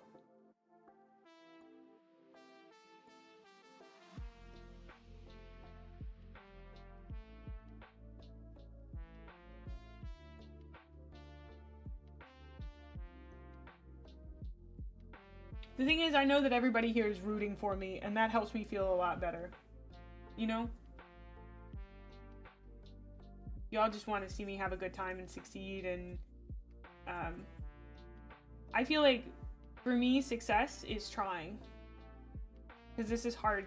It's hard to try new stuff sometimes, even if I love it, and it brings me so much joy.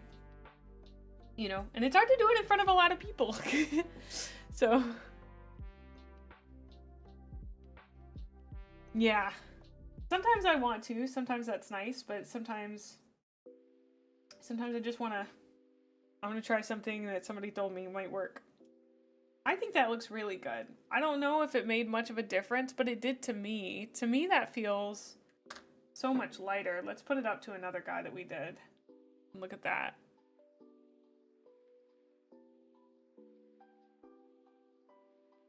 Okay, so here's the thing.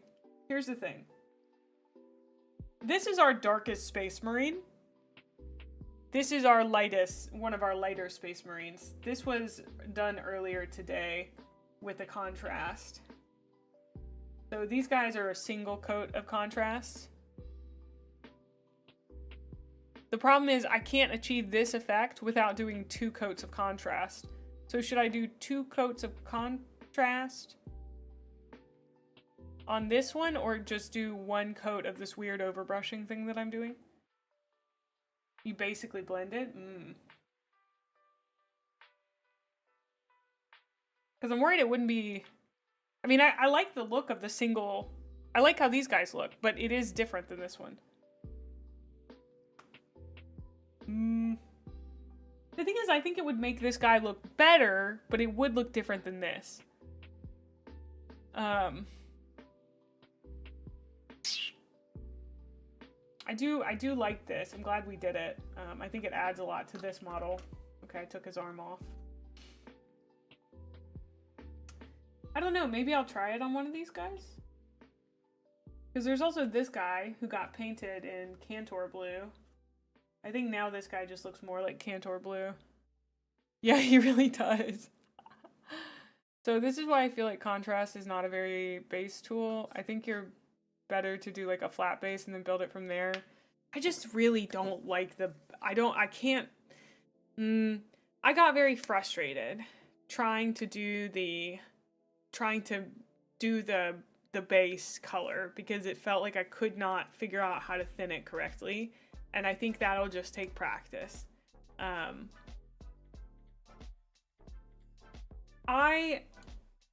don't know what I like. That's the problem. I don't have a preference. It's like, I don't care. Does that make sense? I just want them all to look good to a certain extent. Yeah.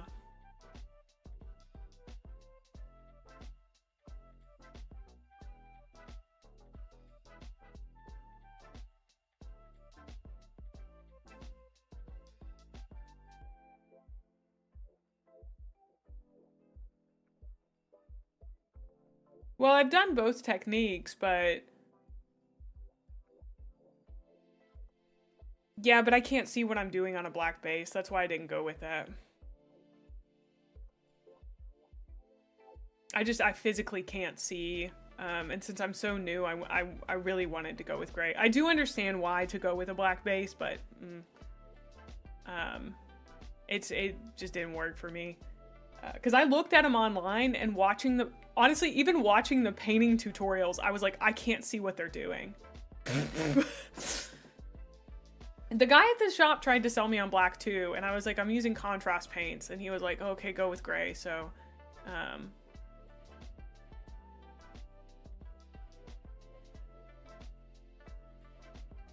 oh, well, thank you for stopping by and sharing your thoughts on that.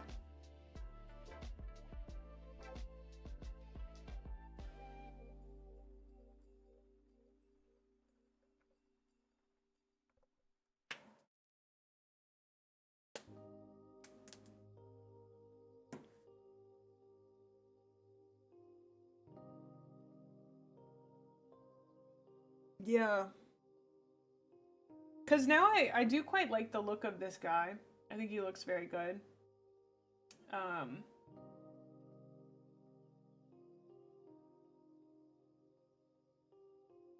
But for me to achieve the same effect here, I'd need to go double contrast and then do the same Thousand Suns technique. Aw, thank you so much for 4 months, Lag. Thank you.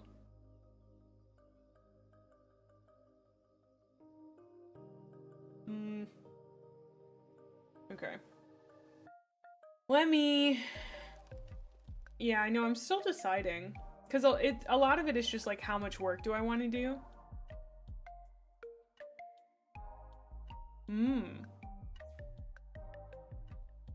Hi, Tag.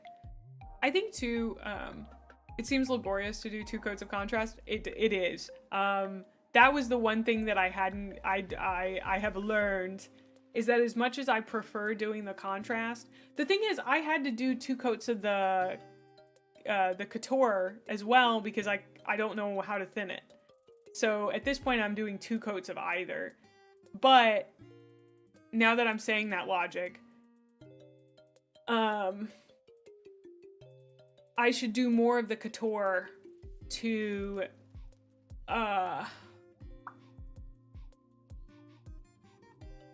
to learn how to thin it, so I can work on that. That would be the smart thing, because I'll probably use a lot of base paints moving forward.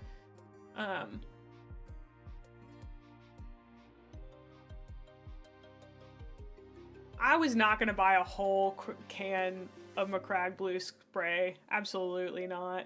He tried to sell me on that big time, and I was like, these are probably the only Space Marines I'll ever paint, dude. And it doesn't use up a whole can. It seemed wild to spend like $20. But maybe that would have been the big brain move, but it also seemed really silly.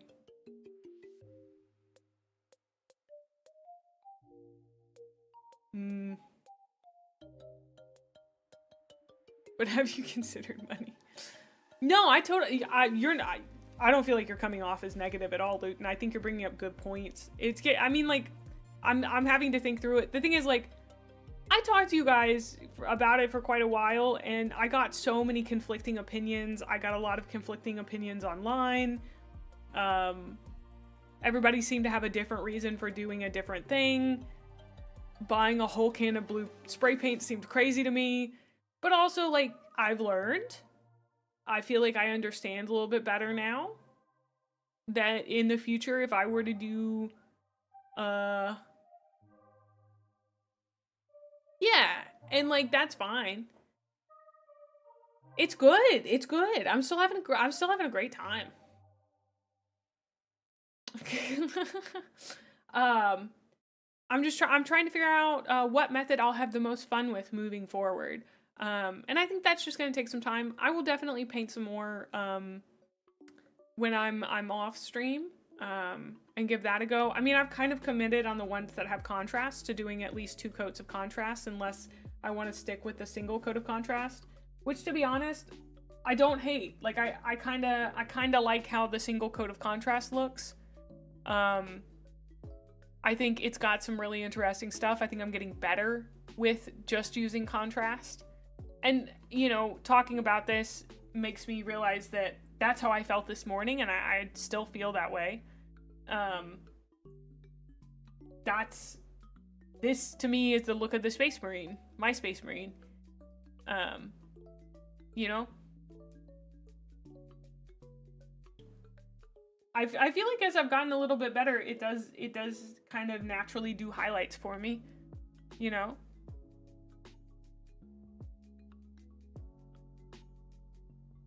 Thanks, Lamb Deck. I definitely improved with contrast overnight. I feel like I started to understand it a lot better. I like it. If you're only painting like this squad of Marines, then maybe your laborious contrast isn't that laborious. Yeah, it's just all these It's just all these guys. But I think I'm happy with just a single coat. I think I might stick with just the single coat.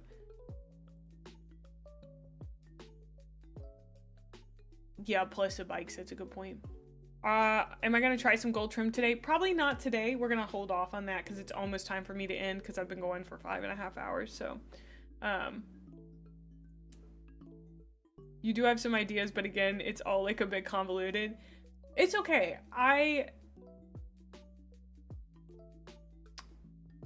at the point right this second where I'm like, I really appreciate all the advice from everybody, but there's something to be said for just getting the first, make it happen, make it good later. Do you know what I mean?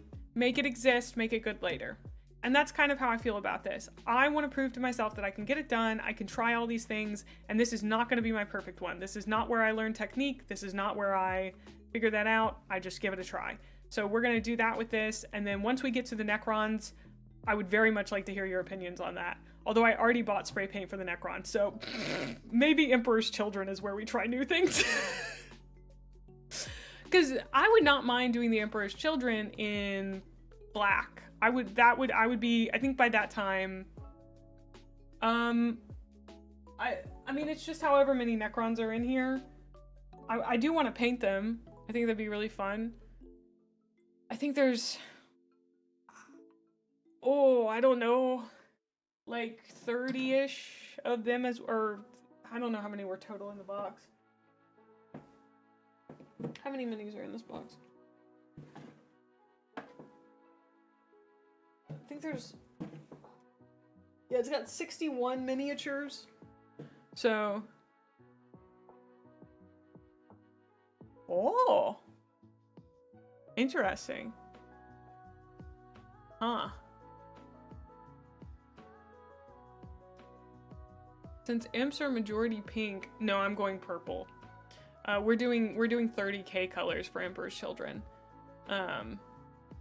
Yeah. I much prefer the deep purple, personally. Personally, I'm a deep purple goily, so.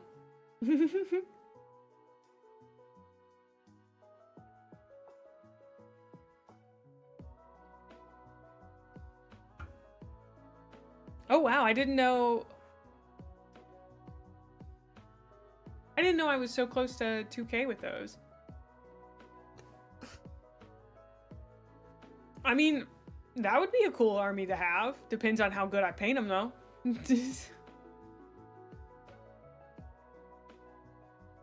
I'm glad purple tastes good. Balloon, when I get to the Emperor's Children, I'd love to pick your brain before I like get really started on it. To hear your tips, in particular about those guys. But I'm doing finger paints right now. These are my little finger paints. So, yeah. I don't know. Just trying to have a good time without my perfectionism getting the best of me and having everything be the right rate.